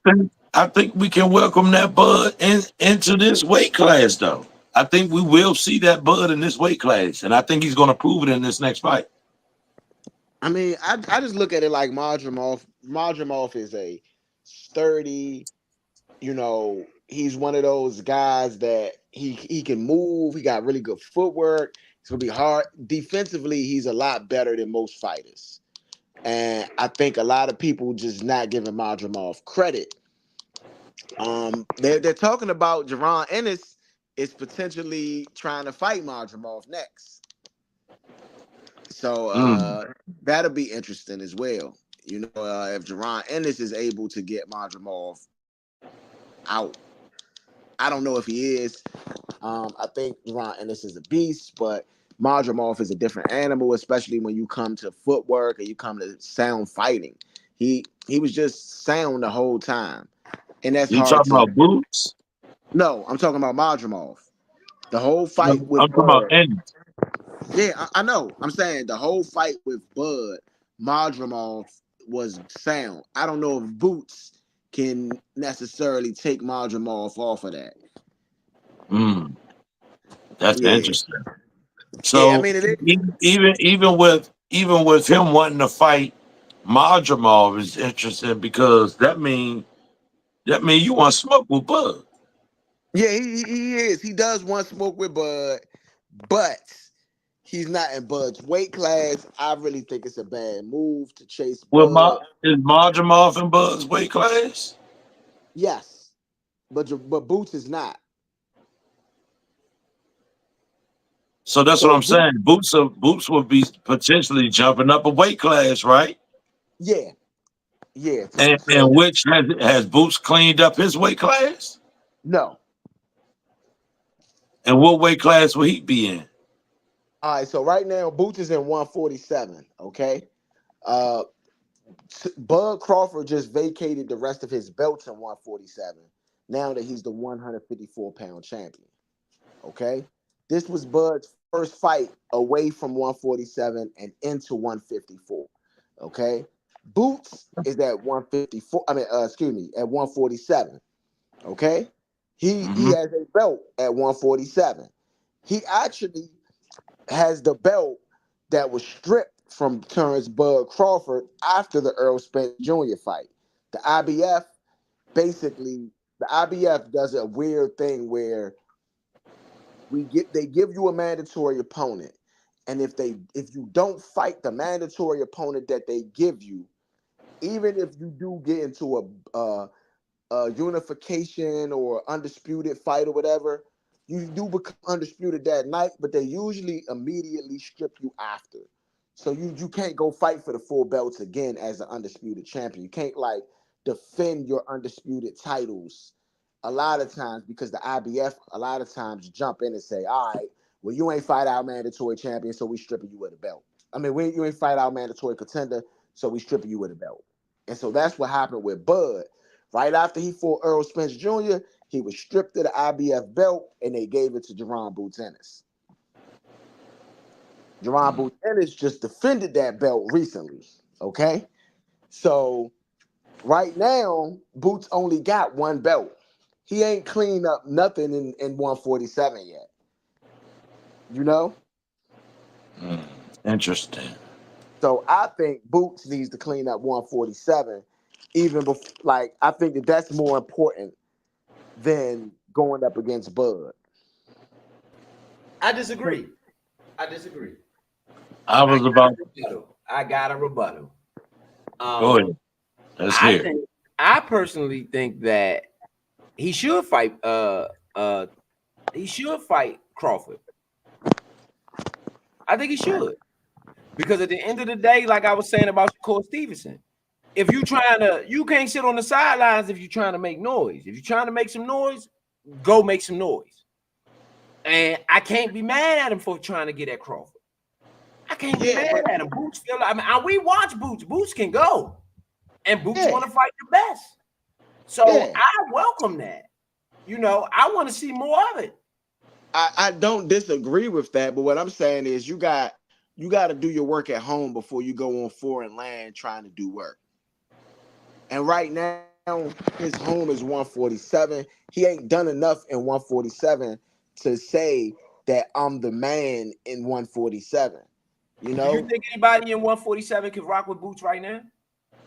No, but there's some interesting fights there. They're like, interesting, but they right like there you go, Big Sound. They interesting, but they ain't Boots. They're interesting, right? But they're not. They're gonna waste time in his career in his eyes because time waits for no man. And he's like, my time is right now. My name is Hat. His name is Hat, and that's who I want. Yeah, I get you where you come there, right? But you got to think about it like this: you still want to have certain accolades under your name, right? You still want to have certain accolades under your name. You still want to have undisputed champion, unified champion, 147-pound champion, 154-pound champion, so multi-weight division champion. Those are things that you want to put under your resume. He gotta at least unify the belts. He only got one belt. At least unify the belts before you get to chasing a whole nother weight division. But the thing is, why unify them and waste my time beating people that I already know I'm going to beat? I want to go get the guy that I want. Bump these belts and all this other stuff. You know what I'm saying? I want to go get the guy that I want. I respect that more than you sitting around here wasting time to chase some belts and unify them and then go see old Bud Crawford. I want to see you right now. Yeah, I'm with Big Son. I think that for Boots, for Boots, I'm not fighting these dudes so one of these dudes can well up and knock me out. Nah, give me the real fights, man. So that way, if I lose to Crawford, that's cool. I lost to Crawford. Okay, I lost to Crawford. You know what I'm saying? That's not especially if he's competitive, that's not a legacy herder all the way, like it would be if he lost to a bum. Well, I don't think he's thinking about losing at all. I think he thinks he can beat Bud. I think he can too, and I think he can. I think that he got a chance, Yeah. I think he got a chance, I would like to see him fight though like at 147. Show that division that you the guy, because that way you could build your name as well. You're not showing that division you the guy by He's trying to jumping do it up. by fighting Boots. I'm gonna show you. You just said it. Boots was the boogeyman at 147. You said it. You say Right. that all the time. I'm Yep. going to get the boogeyman. Yeah. And if the boogeyman Both ran of at 154, guess what? I'm gonna go up to 154. Go ahead and knock this boogeyman out, and I can go back to 147 if I want to. Yeah, but once you go up to 154, you going more than likely, especially if you beat a champion at 154, you're more than likely not going back down to 147. You're gonna I make all would. the fights. If I came specifically for Boots, I mean, for But specific, sorry, if I came specifically for Crawford, I'm gonna fight Crawford and go back to where I belong. I'm nah, coming for this one fight. no. What Jerron Ennis said is that he would like to be 4-time undisputed world champion. So he want to go 147, 154, 160, 168. So if he gets up to 154, I don't see him going back to 147. So take the steps the way that they supposed to be taken. That's just the way I look at it. If that's what you want to do, you want to be 4-time, you want to do something nobody else has ever done. Even Bud is not probably going to be able to do this at this point. You know what I mean? Like Bud is at undisputed, two weight division undisputed, right? So if you go from two weight disputed undivision to three, because at 154 you got a chance to go undisputed. You know, right now I believe he holds two belts at 154. He fight Fundora, who holds a belt, so I think that'll be three belts, and you got one more belt at 154. I believe maybe Charlo has that last belt or somebody like that. Okay, He, so him and Charlo been talking about getting at it for a minute now. That's a fight I really want to see right there. I think I Bud really beats want to see Charlo. that fight. I think Bud beats Charlo. I think he do beat him, but I think it's going to be a competitive fight. Nah, I think it looks like the Earl Spence fight. I don't know if it's going to look that bad. Um, that's just the I way I don't look know. at it. The way I feel, I feel like Earl Them, Spence. I, them brothers really brothers. They really they brothers keeper. He ain't letting them go see Mike 4 nights before the fight. I don't know, man. I'm just saying. I'm just saying. I He ain't don't letting know. his brother go do that. Support system. I'm with Big Son on that one. The support system is there. I think that'll Man, be a much more interesting fight I don't. I don't. than the Earl Spence and That's the Mark that's the Paul. that's the Charlo that took the dive with Canelo. But see, was he talking trash to Canelo like he was to Crawford? Yes. I don't think he's been Yes. he was he been taunting Crawford, be at Yes. Crawford fight, all that. Yes. Talking trash, yelling while he up He there was at the fighting, Earl Spence standing fight. up. He wasn't doing that to Canelo. What he was No, doing to Bud. exactly. That's what I'm saying. He wasn't taunting Canelo like he was taunting Bud. He been taunting Bud. That's what I'm saying. So if that's the case, then I think Bud goes 3-time undisputed, and he wants to fight Canelo and become 4-time undisputed. He wants to fight Canelo for the 168 belts. Uh, so Bud, I that don't think is. Bud stands a chance against Canelo. I think he's a fool. I don't think he stands a chance. I think Shoot, Canelo knocks him out. I beg to differ. Yeah, I don't think he stands a chance against Canelo. I I don't think know Canelo about that. knocks him out in the second round. I would beg to differ. I think Bud Hart is a different type of heart. You know what I'm saying? I think he got a different type of drive, and I think if Canelo think that he's going to come in there and throw power shots and all that, and that's going to stop Bud, I think he's stripping.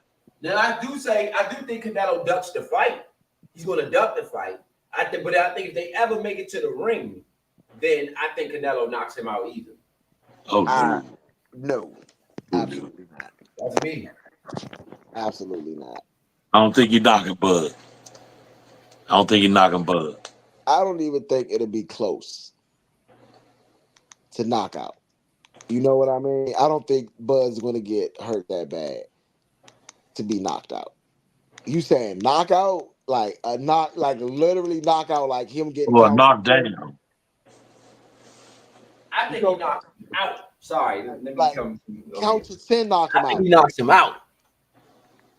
I think Like he count. knocks him out. Let me go and turn this camera. You talk about I Bud. think he knocks him out. You think Bud goes down for a 10 count? Yeah, I think he goes down for a 10 count. I'm gonna keep it I real. doubt it. That's only, and then let me say this: it might be unfair to judge him off his first fight at 147. But if he's struggling at At 154. 147, imagine if he get to win. 154. I mean 154. If he's struggling at 154, imagine when he get to 168.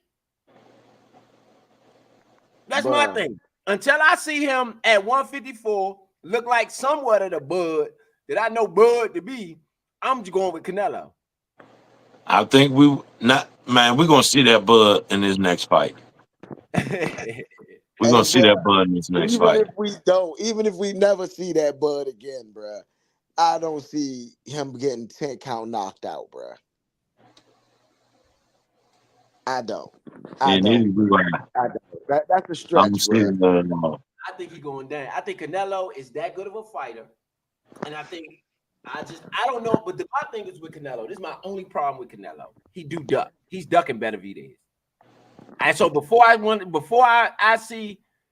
see Terrence Crawford and Canelo. I want to see Canelo and Benavidez.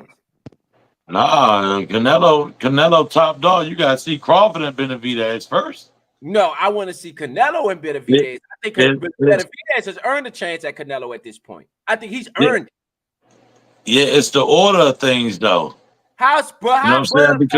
how does Bud Because get Canelo is on top right now. Canelo's on top right now.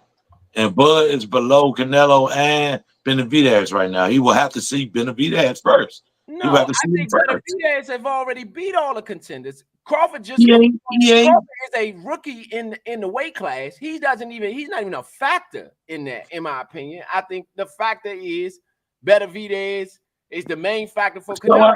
Worked his way as the number one contender. How could you put Bud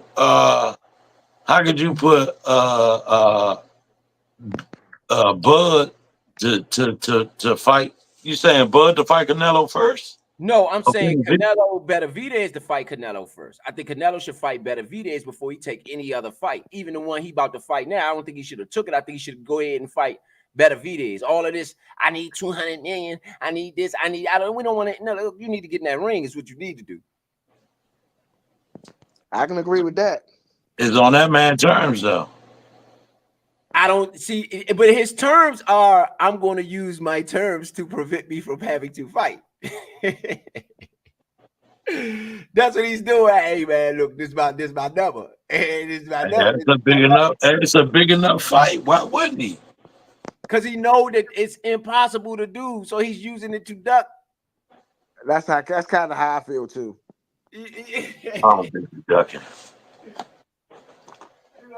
What is he doing there? What is he doing? If he's not ducking, what is he doing? Payday, looking for a big payday. Nah, bruh. Nah, bruh. He's already rich. He already made. Let's say Canelo has made over. Let's say he made close to at least 400 million. Right at 400 million. Right. Let's say he made somewhere near there. Why not take the fight?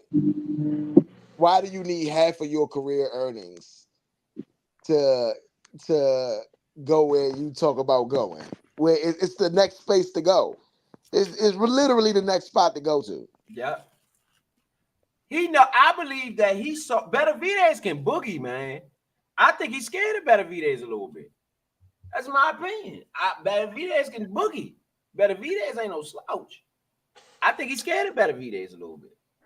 As crazy as that sounds, but I think he's ducking. Yeah, he ducking him. You ducking. You know, all I can do is say you're scared. That's the only thing I know the reason for anybody. You're scared of something. Now, maybe it ain't him per se. Whatever it is, you scared of something. That's why you ain't taking the fight, because you're taking the fight against these slouches. Yep. Absolutely right.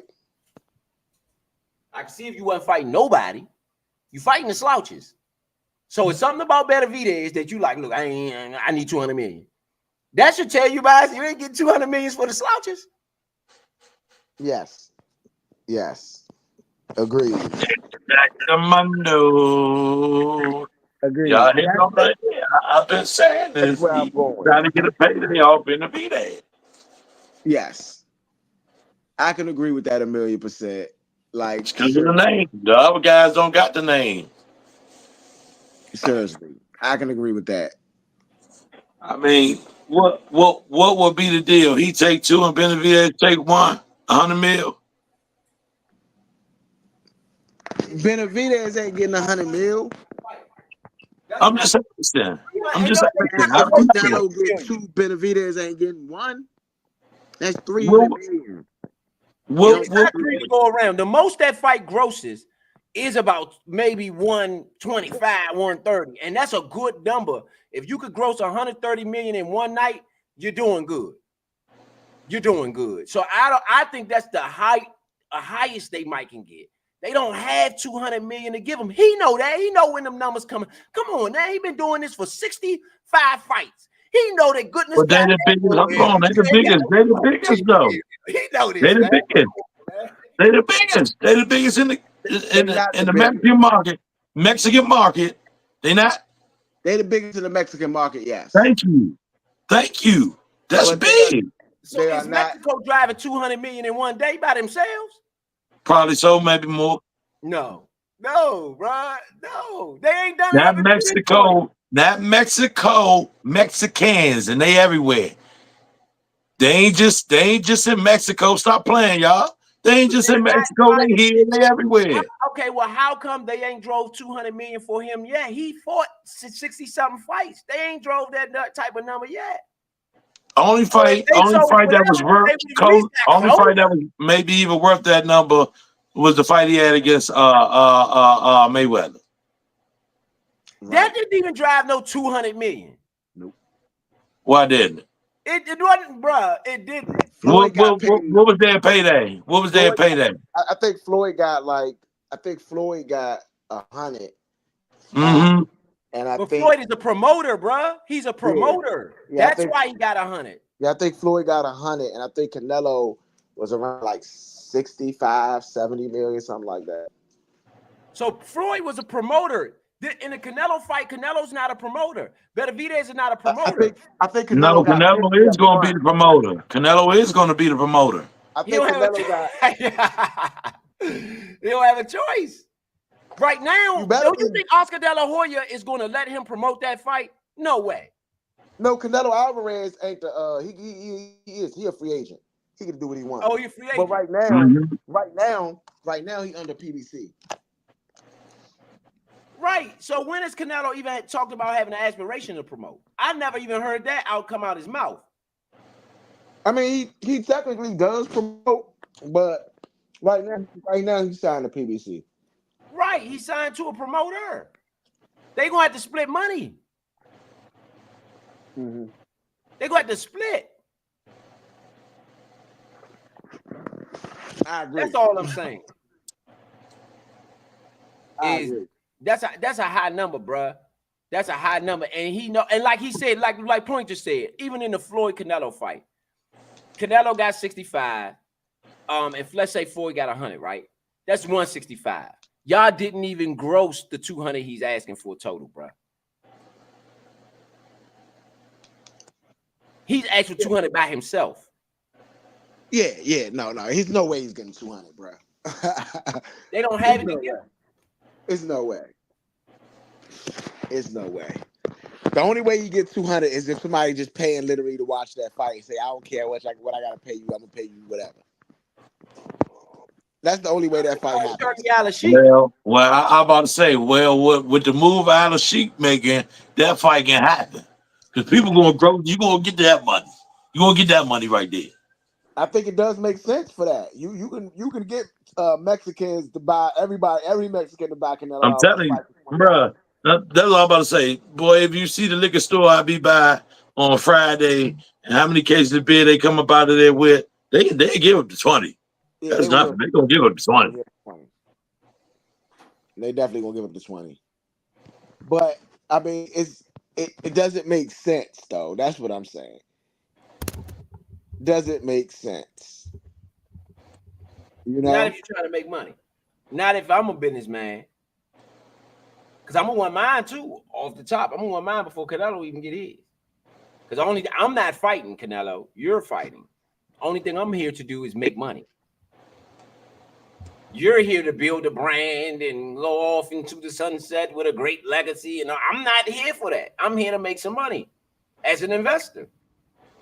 So if I know your price tag is 200, y'all gonna have to show me where you've ever grossed 400 million on a fight. Because guess what? If you paid him by itself 200, it got to be another 200 somewhere else for this to even work.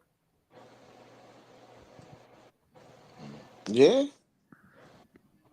So unless you can show me where you made 400 million on a fight, I can't invest in that. I mean, that's true. It's almost a half for Billy, bro. Almost a half for Billy. Alice Bro, Alan Sheik does not have the money, bro. Oh no, he has the money. No. Yeah, they do. You tripping, bro? The boys got that bag. The boys ain't got no bag. The boy got sacks. He Bro, got the when I money. say Them boys got sacks. He got that He don't- OPEC money. what I mean by listen, bro.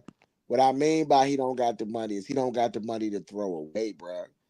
Just because you got the cash don't mean you got you're the not cash. throwing that money away. It got to be. You're not throwing that money away, That's what but I'm saying. I was seeing them got they definitely got They got bread, the and the people that he tied with they definitely got sacks. They you know what I'm saying, they The Get money Saudis like definitely A-Rad. got the money. Get money like A-Rad. The Saudis definitely got more than enough money to pay somebody, whoever they want to pay. What I'm saying is they don't got enough money to pay to throw it away. Not 200 million. Got enough to I throw it don't care away. how I much believe money they you got enough to throw it away. They just ain't throwing it away. Not I'm I know. about to say they got enough to throw. They just ain't You gonna think they do got that. That ain't 200 their million to nature. throw away? That it's not their religion to even throw money away like that. You know what I'm saying? So But they that's what I'm wouldn't. saying, bro. Listen. They got money, dude. They don't got 200 million just to throw away. Yes, they That's do. what hurt. Yes, they They do. got oil money, bro. Oil money is That's different. OPEC. That's Oil OPEC. money is different, bro. Bruh, Oil money is different than some regular oil money. Oil money is one of the top 3 monies you can have in the world, bro. I Like, get what you're saying, but 200 million to throw away, not to get your return. I don't got them having that. Yeah, you got it. You got it. They got it. Is it in a bank account? Yes. Can they got access to it? Yes. Can they spend it? Yes, if they need to. But guess what? bro, They they ain't got abuse. it to throw it away. They ain't got it to throw it away. Not 200 million. In Saudi Arabia are Lamborghinis, the police cars.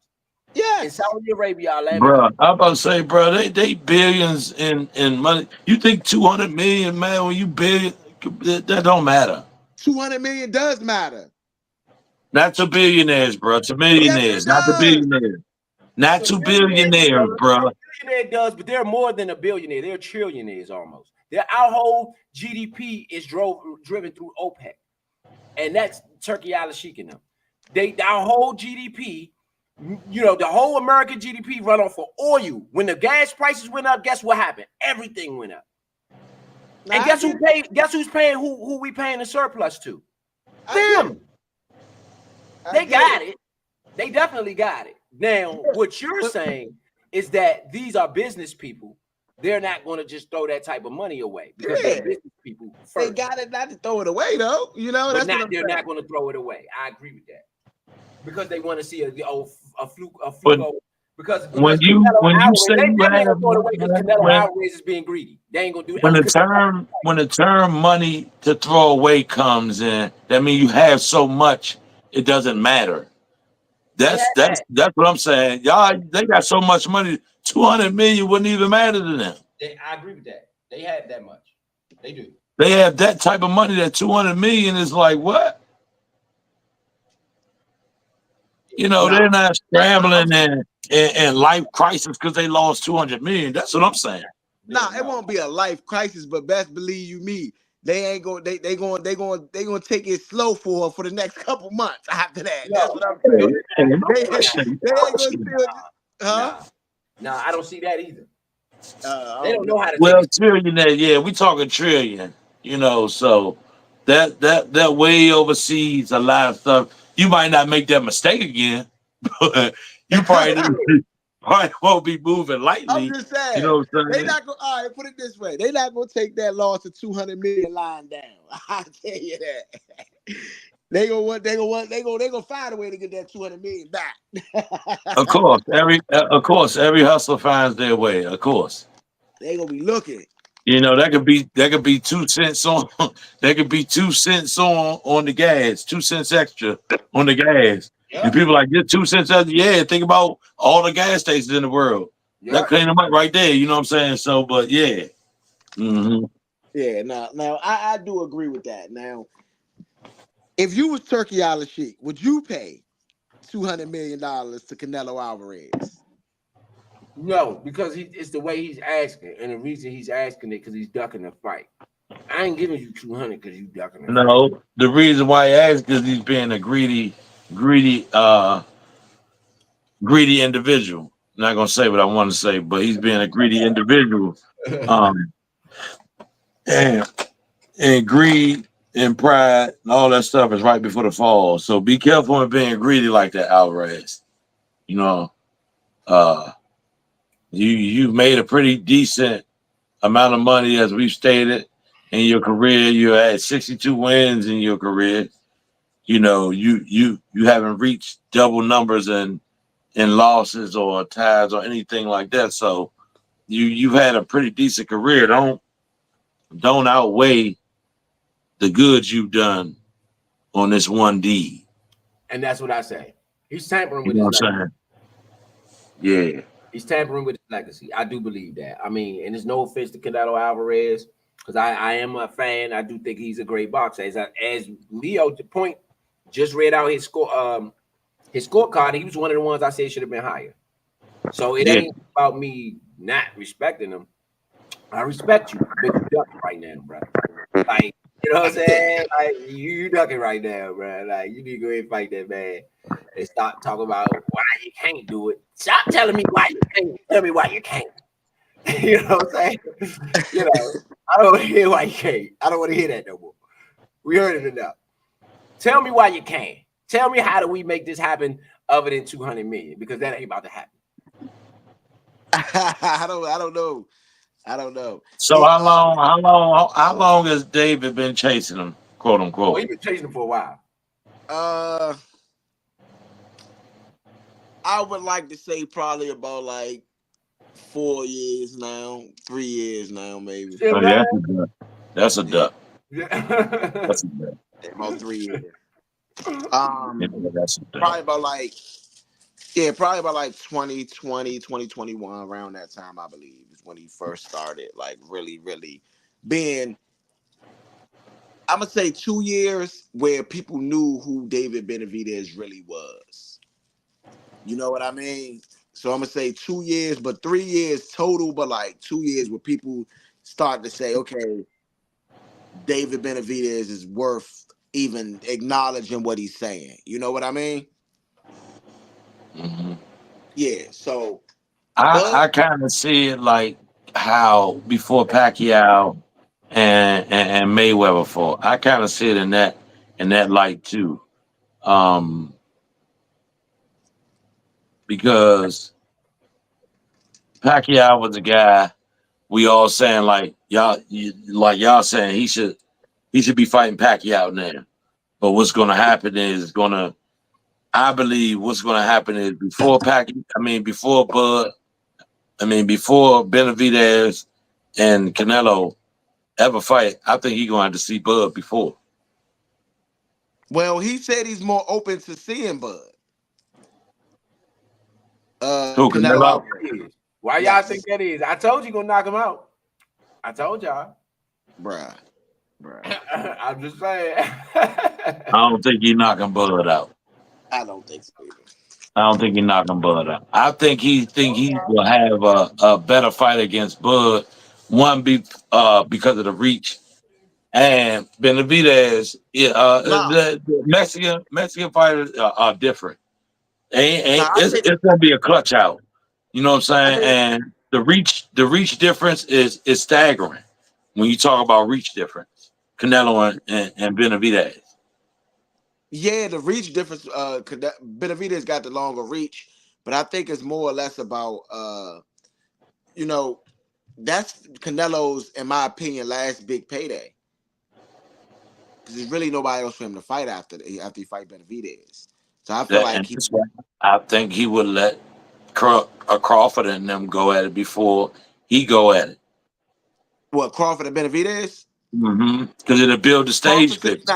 Crawford not interested in fighting Benavidez. Yeah, I bet he ain't. I think Benavidez would beat Crawford too. No, the reason why he's not interested in fighting Benavidez is because Benavidez don't got the belts. That's true. Canelo do. That's true. There's no point of fighting Benavidez. I don't care But about. but my thing is, if you're rising up the ranks and you coming into that weight class, you're not going to be over David. You're going to have to fight him to I get to agree. Canelo. I You're agree. going to have to fight him. I agree with Big Son. You can't jump Benavidez. That's my thing. You can't jump the weight class and then jump the fighter that's ahead of you too. You're going to have to fight him unless on some man terms, excuse my French, unless Canelo get on some sucker shit and just fight Crawford and just skip over Benavidez, which I think ain't on no man terms. If I was Crawford, I wouldn't even accept that fight because Listen, on man time, he did it I'm with coming to see Charlo. you because you're in front of him. Yeah. He did it with Charlo. What? Skipped over David Benavidez for somebody that was fighting at 154 pounds. And like I said, excuse my French again, that's some sucker shit. That's a sucker move. That's some sucker shit. Mm-hmm. It's a sucker move. But that's what I'm saying. As far as Bud, it can happen. That's what I'm saying. He don't have to fight Benavidez. I think he do. Just did But it. that's what I'm saying. Well, Bud, that you would be on some sucker stuff too if you think you going to jump a weight class and go fight a man. Even if that man give you a fight, you'll be on sucker time too because this man is in front of you, been waiting 4 years to get at this man. And why won't you put him on blast? Say you ain't ready for him. This is why you can't fight him. This is why you can't get on this stage with this man because you can't even get past me. You see what I'm saying? That's real. Bruh. That'll double step Benavidez up all the way because you will have no more talk then about coming to see Canelo when you can't even beat me and I just stepped on your turf and you've been here for 4 years playing. If I don't know David Benavidez, I don't give a goddamn rat's ass what happened to his career. Nah, bro. I'm coming up the ranks. If I'm cleaning up in ranks, I want to pay my dues. the guy with the belt, that's who I want to see. But who's before that guy with the belt that I have to see to get to him? Because I'm not just about to jump a whole weight class and then jump into a ring with the top contender up top. You ain't beat nobody in that weight class. Yeah, you got to be battle tested. I'm with Big Son there. You got to be battle tested. You got to be battle tested, bro. That's why Canelo was saying what he's saying. Canelo no Bud chasing him right now. Yeah, he I know wouldn't take the fight if I was Bud either. I'm gonna be honest. And like you say, that's gonna be his last payday. If I'm Canelo, I'm the smartest man in chess right now. I'm playing the board correct. Because if this is gonna be my last big payday, I want it to be astronomical. Yeah, and so that's not 200 million, not 200 million astronomical, but I want it to be a payday that I look back and say, yeah, I built my career, I made that chess move, and that's why I ultimately won. Well, I agree with you saying in a sense, but in my opinion, like Bud, if I'm Bud, I don't care what's going on with David Benavidez and Canelo. We both going after the same fight, regardless of who he is and what he is in that weight division. That don't got nothing to do with me. It don't got nothing to do with the price of tea in China. That's your business. That's your life. That's your career. You know. It got a lot to do with me. No, I'm with Big Son. It got a lot to do with me because if I say that I'm the next man coming up and you the top dog and I'm gonna smack your head, if this dude I've been in fighting in the last 4 years, all I hear is him keep talking, and I'm all right. You keep talking. Guess what? You may not want to see me, but you're going to see me. I'm going to put that fight together, and we're going to fight, and I'm going to shut your mouth up because you've been talking for I don't know how long. You've been talking, running your mouth like you're a big dog, and I can't – me, it's just me. I can't say I'm a top-tier competitor and I just come in and fight the number one dog. I ain't fighting none of the other dogs in the ring. I just seen the head one, boom, go get at him. I know some of them other dogs that was in there. He might be the head competitor. I know some of them other dogs in there wasn't gonna give me no go. Well, it's true that they might give you go, but this is the thing: you're fighting for legacy, right? If I'm Bud Crawford, I'm in my late 30s. Okay, I don't have but so many fights left. True. So what David Benavidez being 28, 29 years old, he got a lot more fight left in him.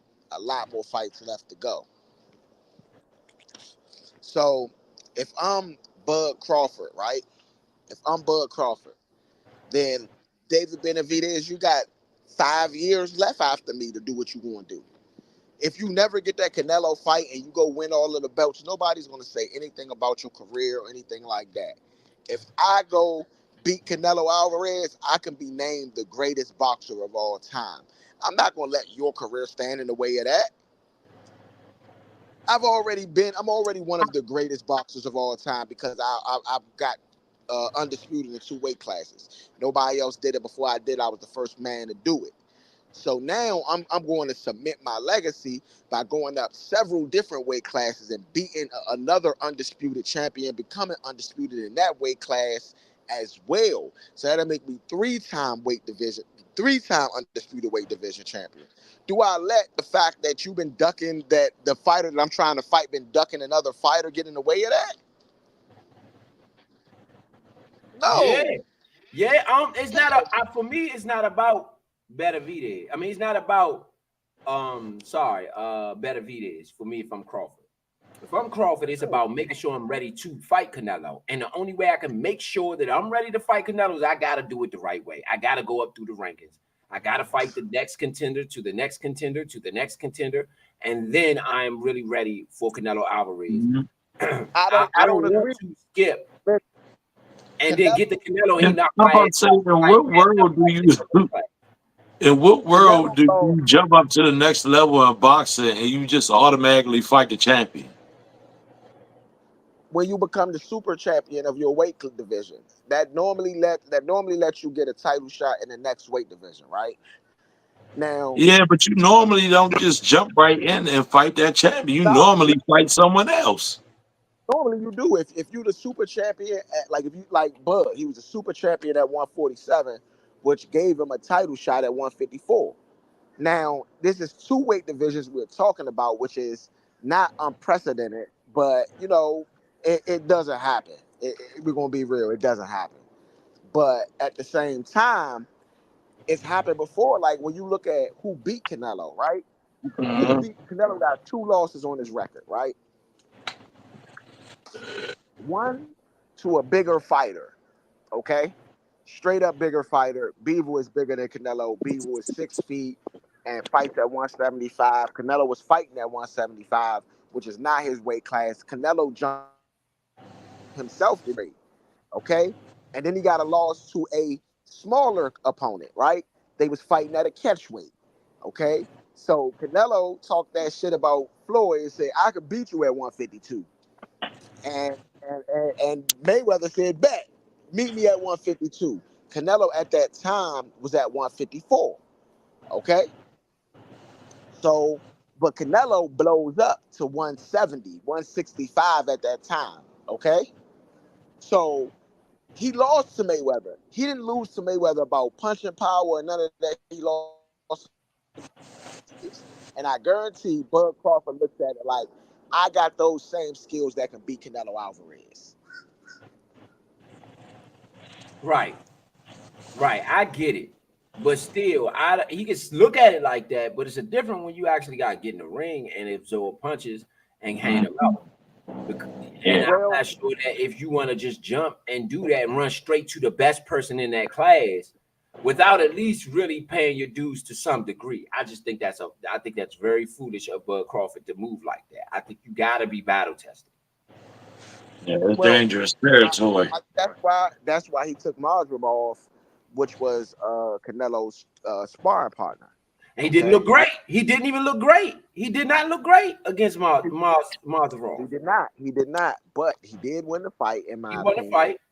And in my opinion, if you could win that fight, that shows that you can at least be in the same ring with the guy that he spars with. That means you can be in the same ring with that guy. Ah, On uh, some level, not the whole level. The reason why I say on some level is because, like we always say, sparring is different It's when it's different lights than camera fighting. action. When Yeah, it's lights right? camera action, it's much different from the sparring is much different from a fight. yeah. You And know, Canelo would so take that serious. Let's be clear about that. Boots, he gonna take serious. He gonna come tip top shape, ready to roll. You know, this ain't gonna be a spa. Yeah, yeah. I mean, my opinion is I look at it like this: if I think Bud stands a decent chance against Canelo, I can't say that he wins that fight right now, but I can say that he definitely stands a good chance against Canelo, especially if you want to use your footwork, you want to box Canelo. You're not going to just try to go slug with him because Canelo likes to load up on his punches. So if your defense is sharp, if you got some real sharp defense, you can do a lot with Canelo. If you go back and look at Canelo versus Iris London Lara, I mean, that was a very close fight, you know? I think Canelo landed the heavier punches, but I think Lara controlled the pace of the fight. And you can do that with Canelo. Canelo and Bud is the same height, so it's not a big. It's just weight differential. It's not a height differential as far as size. yeah. I mean, I think that they're Yeah. I mean, I Oh, hold on. Pull it back in. yeah. Go I ahead, get think that last Bud. point. Yeah, I think Bud is more. Um, he fits a better space to fight as somebody like a Canelo Alvarez. Not saying that he will be able to win, but like he could fight him. He could fight him. He could definitely fight him. You know, we done had a lot of good talks today, fellas. It's getting near that 4 hour mark, so of course we about to go ahead and wrap this thing up. Uh, so before we go, okay, before we go, I want to ask you guys: do you guys, before we go and get into the final thoughts, I want to ask you guys one thing, especially about the guy that fought today. Do you think Naoya Inoue should move up in weight after watching this fight today? Yes, yes. I don't think he Okay. fought good enough to. Now, let me say this: I don't think he fought good enough to move up. But I think if he's trying to make noise, if I'm him, I'm moving up because I'm just trying to make a little bit of noise. And I want Tank. Tank is the So name. Tank is so yeah. you you think do you think that he should move up to 120? He's at 122 right now. Takes at 135. They are a couple weight divisions apart. But do you think he should move up to 126? I think he should move up to wherever Tank at.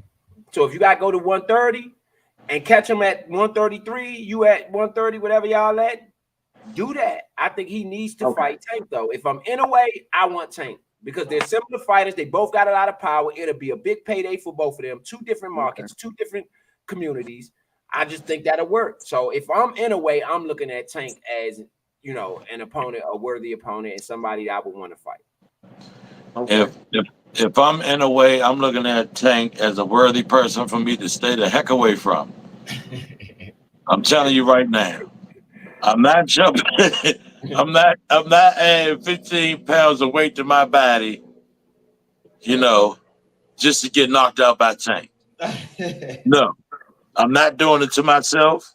I would not advocate for you to do that anyway. If you jump anyway, jump up, a few pounds or something, a class up under Tank, so you can start to study a little bit more how to take this power punching that's going on, and you're going to reach a level to some other power punching. I might have you speaking the other Tank tongues and languages, things you never thought you'd say out your mouth. You get hit by Tank.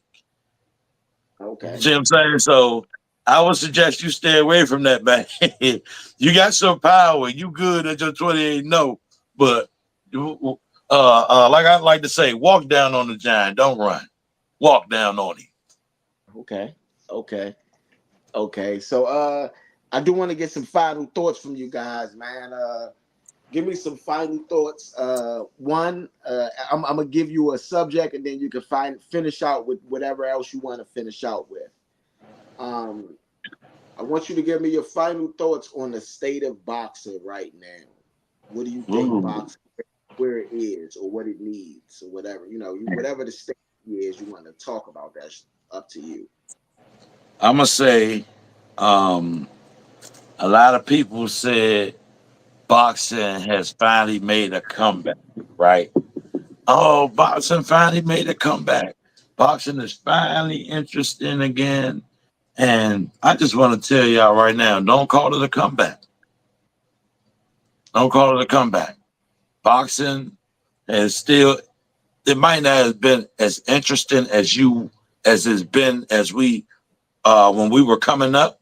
But as you see, as the years have gone through and progressed of us coming up, there's only been certain fighters and that we can scream names to say, oh yeah, this guy, that guy, like the Bud Crawford we've been talking about, the Tank Davis.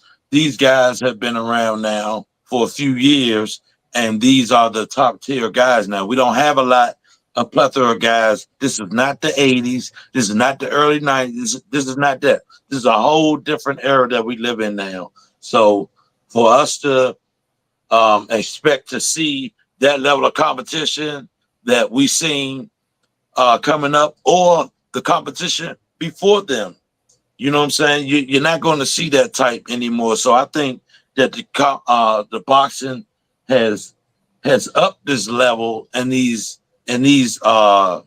That's why I'm not going to call it a comeback, because we've seen stars that have risen not just from the ashes of Mayweather, but from the ashes of Canelo. Canelo's still around though. You got Benavidez, you got Crawford, you got Tank, you got all these other up and coming stars, Boots Ennis, um, Shanko, who's holding his belt and don't want to fight nobody. You know, you got these guys. You know, it's not a problem like I say of back in the day, but you got some names to call on. So I'm not going to call it a comeback. I'm going to say boxing is at a good state right now. I like the state that it's at right now, and I think it's just going to get better. Yeah, I'm with Okay. Big Son on that. I feel like this is the best state boxing has been in a while. I feel like since the Roy Jones days, Mm, and the Zab Judah and Shane Mosley days, I feel like since then the Bernard Hopkins, De La Hoya days, and then mm, Pacquiao kind of took it over from there. And then Mayweather came kind of right after Pacquiao with his thing, and they was together for sure coming up, but really Pacquiao was dominant. At one point, Pacquiao was the biggest draw in boxing, whether people know that or not. yeah, it And was. I remember me going to fights to see Pacquiao. You know what I'm saying? Just to be honest, and especially when the hood starts supporting you, and as a Filipino, yeah, you a big draw, baby. And the hood definitely was supporting Pacquiao. At a certain point in time, man, Pacquiao had this thing on lock. I'm gonna keep it real. And so I like that. I mean, I think that since then you had Floyd take it over, and now after the Floyd era, we really didn't know where boxing was gonna go. You know what I mean? We had the Deontay Wilder. He had his time, whether people like it or not, respect it or not. Deontay Mm, Wilder was at one point in time the biggest draw in boxing. You yes, know it what I'm was. saying? He had his time kind of right after the Floyd era a little bit. And, the Tyson Fury fights, I think, took a lot out of him. And so now this is where we are now with Tank coming, Floyd really introducing us to Tank on a national stage. Let's be clear about that. On a national stage, Floyd kind of packaged him up and gave us Tank. And so now that you have the Tanks and the Shakur Stevensons and the Boots Ennis and the Terrence Crawfords and the Earl Spence Juniors and all of this, I mean, it's a real plethora of talent if they start to fight each other. That's the key. You got to make some fights now. Now that y'all have built the brands of these fighters and you have an audience who is paying attention, now you have to give us a product that we can really drive on. I'm sorry, everybody wanted to see LeBron and Kobe play. Everybody wants to wish they could see Jordan and LeBron. Well, you guys are all on the same stage. You have a chance for us to see Magic versus Bird. it's a chance to see Brady versus Manning. You know, and so we all deserve that as the guys who are behind boxing, especially early in it. We deserve to see that. So y'all got the talent. Y'all have built the brands. Y'all really have built up these guys to really be household names that right on the cusp. But the thing that's gonna get the boxing over the hump, they got to make the fights. Yeah, and if somebody lose, take a couple losses on the record, so be it. Muhammad Ali went into fights knowing it's a possibility that record could be tarnished, but I have to take this risk to get boxing where we want it to go. And so y'all got to take that risk to get boxing where you want it to go. Boxing has a potential to be back to really what it was in the 70s. Why was it like that in the 70s? Because the boxers was fighting each other. That's why it was big like that. Sugar Ray Leonard, Marvin Hagler, two biggest names in boxing at the time. We about to get it in and go in this ring and get it in. Tommy Hearns and Marvin Hagler, two of the biggest names in boxing. They didn't say, oh, nah, man, I ain't trying to mess my record up, so I ain't fighting this dude. No. Yep. It's a war. It's a war. And y'all need to really start to carry it like that as a war. And then after it's all said and done, you can shake hands and be friends. But for right now, y'all need to fight. And so that's my state as far as the state of boxing right now. Okay, so y'all can give me y'all final thoughts. You know, I think I appreciate you guys, and I'm gonna add my thought on the state of boxing with my final thoughts. My final thoughts is I hope Doheny gets some rest and some good medicine and some good muscle relaxers because I've had my lower back when I was on the site. I was picking up I think it was like a 3/4 inch plywood, lifted that joint out the hole and didn't bend my knees or nothing, just leaned over the rail and tried to pick it up and my back snapped in the midst of it and I still just brought it up. But then when I'm talking about I was crawling out the bed in the morning, I was walking down the hallway on my tiptoes and hands on the wall trying to stop the pain. Like that's some painful stuff, bro. So man, I feel for the man. You know what I'm saying? He had to stop the fight because of that back pain, bro. That's some hurtful stuff. So I know if you felt what I felt, my heart go out to you, brother. That's my final thought. I think it was a not a great showing for Inoue. This was our first score to fight off the early overseas fight, man. So I think that this was a wide success. I'm looking at the numbers now. We still got people online rocking with us now. Shout out to everybody that's rocking with us, man. Sir, thank you. Rocking with us all day, man. So I think that this was a wide success. I think it shows that maybe there is some juice with doing some early day fights, which for the other boxers, y'all should take notice. Maybe you should go at maybe early in the morning, 9, 10 o'clock, 1 o'clock, 2 o'clock, outside, do some more outside fights and just do some different things, mix it up a little bit. So I think for us at Score to Fight, though, this was a great showing.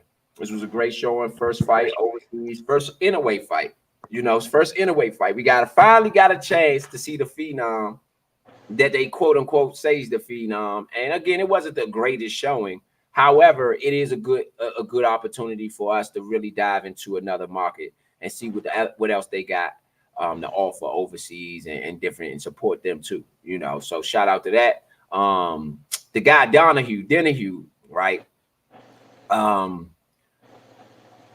don't know what happened. They said he was injured. Could have been a vertebrae, whatever. If it was a vertebrae, it's justified, right? It's justified with him like not being able to go on because you can't fight like that. Period. You can't protect yourself. So I think that's justified. Yeah, you can't move, so you can't really protect yourself. So I think that's justified in them stopping the fight if that's the case. If that is the injury, I would like to see a further injury report to dive into that more. But definitely from where it stands now, that is the case. That was the injury, and so I think it was a justified win for Inoue. However, I think Inoue has to give us more because again, I'm pretty sure this was probably one of his biggest draws. As far as fight wise, especially looking at our numbers a little bit, I can't see how he didn't do some form of American numbers here too. So again, my final thought is the Inoue. The Inoue fought.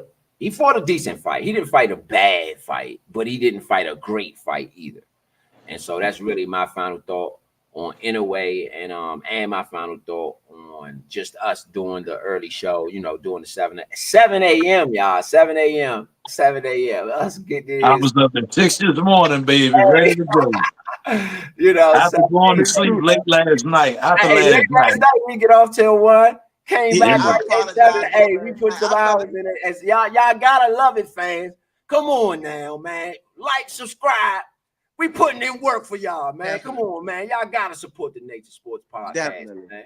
You got to, man. Come on, man. It's Definitely. 1 o'clock to 7 in the morning. We gonna be on tomorrow too. NFL first game of the season, man. Come on, man. Y'all got to show us some No, love. that's Thursday. And on Friday night, on Friday for Thursday. everyday parlay. Yeah, everyday parlay. Come on, Yeah. man. We Bro, putting in work no, for y'all. So come on back hey, and give us what we deserve. and it's a game on Friday. And it's a game on Friday. So So we it's a probably game this doing that too. it's a So game come on, Thursday and y'all. it's a game Friday. Man, y'all So got to show us some love, man. Make sure y'all hit that subscribe button, whether it's on Facebook, Instagram, YouTube, wherever you at, man. Go find a Nature Sports Podcast. Even if you just put it in your search box, it's gonna come up. Man, show us some love, because we showing y'all love by bringing y'all all the good fights, all the good football games, man. Whatever we can do, we giving it to y'all. So, man, make sure y'all give it to us back. Yes, all yes, y'all. right, so I'm gonna get into my final thought. So first I'm first part of my final thought is gonna be about Naoya Inoue. Uh he's a fighter that I am so happy that I got my brothers on early this morning to be able to see. It's a lot of fights that he's had that I would have loved for a lot of my other boxing fans to be able to see. Okay. So I feel like he's one of the most talented boxers in boxing right now. And he's a guy that fights frequent. He fights all the time. He's not, we'll be on again pretty soon, probably doing another Inoue fight because he fights frequent early in the morning. Okay. To me, he is one of the pound for pound top champions right now. He's a two-time undisputed champion, and he's a two-time undisputed champion for a reason. He's a great boxer. Okay, today's showing, I felt like Doheny, whatever your name is, man, I felt like it was a bit of a dive at the time. Maybe his spine did clench up like Big Son say, but I mean, I just wasn't happy about that. I want top level fighters fighting top level opponents, like Robin saying this whole time. I agree with what Robin's saying about we need to see the best fighting the best. This is what we're trying to bring to you and Score the Fight. This is why we do the pound for pound guys. This is why we do the top of the top fighters, because we're trying to put these good fights together and show you guys that this is what boxing is, you know, and which leads me into my state of boxing. The state of boxing right now, I think, is great. I think it's going to flourish and continue to flourish. But I think we need your guys' support. The real sports watchers, the bettors, everybody that's into these other sports, they should be into these combat sports as well. You know, and we should be doing a lot better numbers, not just on our podcast, but on the shows, on the events, on the pay-per-views, and all of that, because it is available for us to do so. Okay. So I really truly think that the state of boxing right now is in a great space. But I'm going to go back to what Rose said again, when the best got to fight the best. Lomachenko, Shakur Stevenson, Canelo Alvarez specifically, right? Yeah, yeah. You guys have had opportunities to fight the best. I'm Mhm. going to add Brian Norman Jr. into that because from what my research has shown is that he was offered a deal to fight Jerron Boots Ennis for a Mm. unification battle, and he didn't necessarily take it. Okay, so you guys that are right there by the A list of fighters, you guys got to take those shots. Gotcha. You guys that are A list fighters, you Canelo Alvarez's, you Shakur Stevenson's. You got to show your greatness, and that's why you on the A list. Mhm. You know, I think that right now the state of boxing is good, but it could be better. The one thing I respect about the guy that I usually don't speak about on this show anymore, Ryan Garcia, um, is that he seems to be ready to fight anybody. He'll fight your Tanks. He'll fight your Devin Haney's. He'll fight whoever. That's the warrior mentality that we all grew up in boxing, or at least we thought that that's what it was. Okay, so we gotta respect the sport as far as analysts, because I'm not getting in that ring and fighting these guys. So I can't tell you to go do what you go do this. Okay, what I can tell you that is that me analyzing the sport, I can see where you can get your legacy built in that space. I can tell you that this is the right fight for you because I've watched you grow into where you are now, not being in that ring, but okay, you're at this point, now you're at this point, now you're ready to go into world championship level, and now you're ready to go into elite class and prize fighter level. And now you're ready, now you have it all. You know, the person that I respect in boxing a lot is a Canelo Alvarez, because Canelo did fight those fights early in his career, and now he's kind of playing the game where I can do what I want. But Canelo, to seal your career, you're not supposed to have asterisks on your marks, okay? To seal your career, you're supposed to be the guy that went out saying, I fought everybody, I beat everybody, even the guys that I lost to, I fought good fights, I put everything out there, and now I'm ready to walk away. Nobody can say anything. Okay, you got guys like Bernard Hopkins that got in that ring with anybody. You know, you got guys like Floyd Mayweather, whose resume says, I won't fight anybody unless they're already a champion and been proven in some kind of way, regardless if you're old or you're young. There's guys that did it their way, and everybody got to do it their way. The people that I like seeing right now, I do like seeing Jerron Boots and it's Be Hungry. I don't want you to jump steps because what you got is a clear path in front of you. When I see guys like Terrence Crawford, I look at it like he's basically done. Couple more fights, he riding off into the sunset. He got a lot of kids to take care of.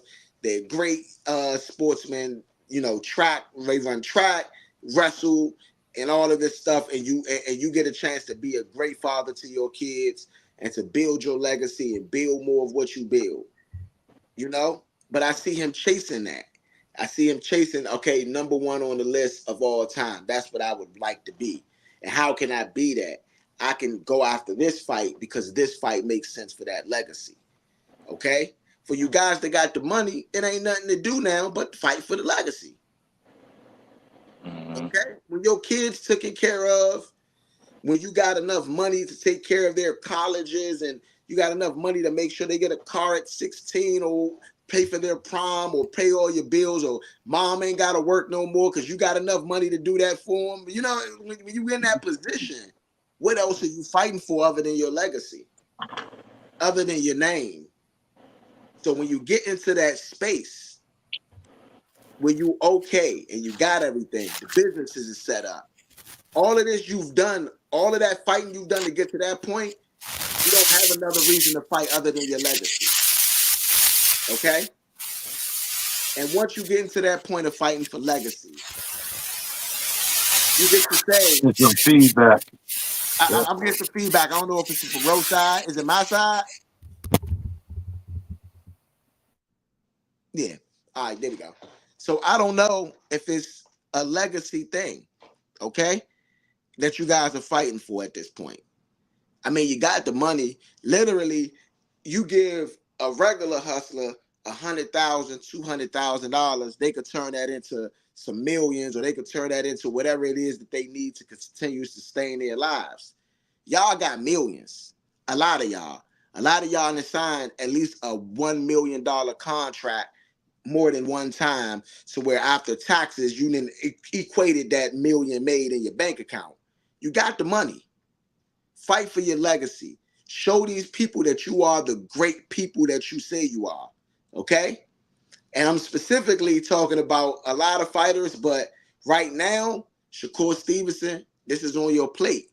Get that Tank fight, make the Tank fight, show people that you can beat him. I don't think Tank is at this point scared to fight anybody. He's ready to fight any contender that really got enough name, that got enough belt behind him. Okay? You got to have something to fight him for, right? If you want that legacy, beat a Tank. Brian Norman Jr., you want to be the guy at 147, you want people to forget about Jerron Boots Ennis? Fight him and beat him. Other than that, we're looking at clear trajectories for people. I want to do mention a couple young fighters.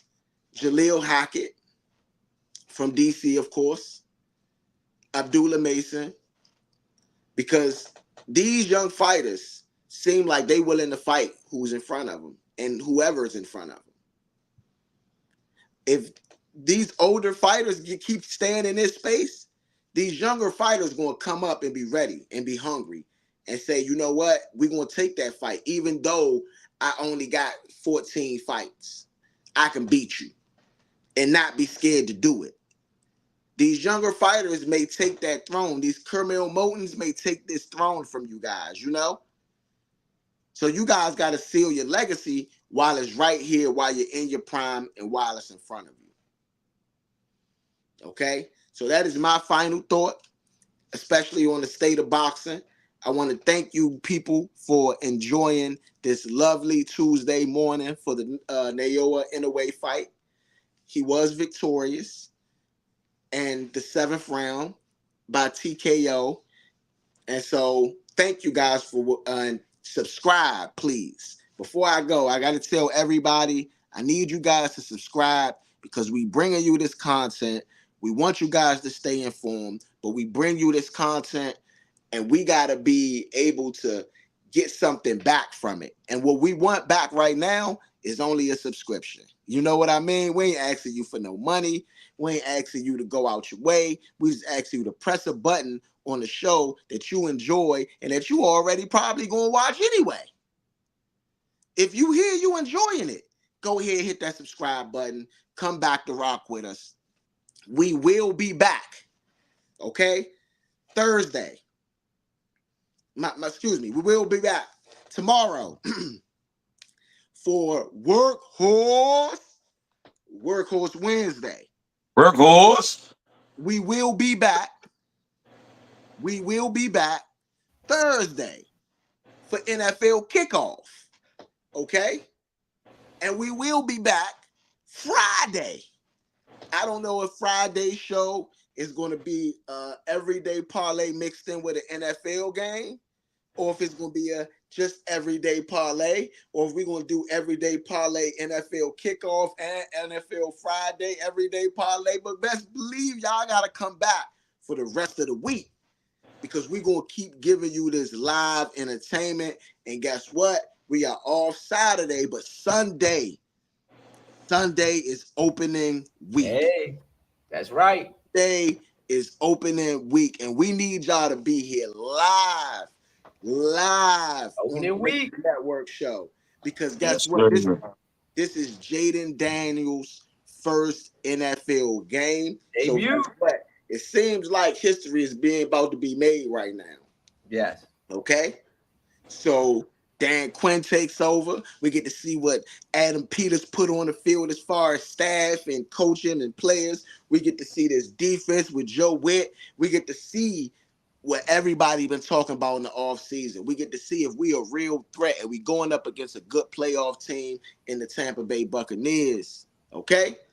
So y'all got to come back with us all week, man. Live here on the Nature Network. It's been Point B. And I'm going to sign off, and I'm going to let my fella sign off after me today.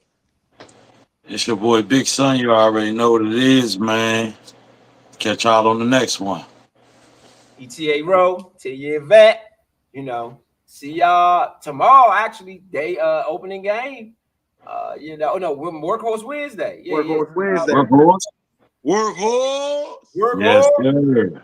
Thank y'all for rocking with us this morning, man. ETA Row signing off.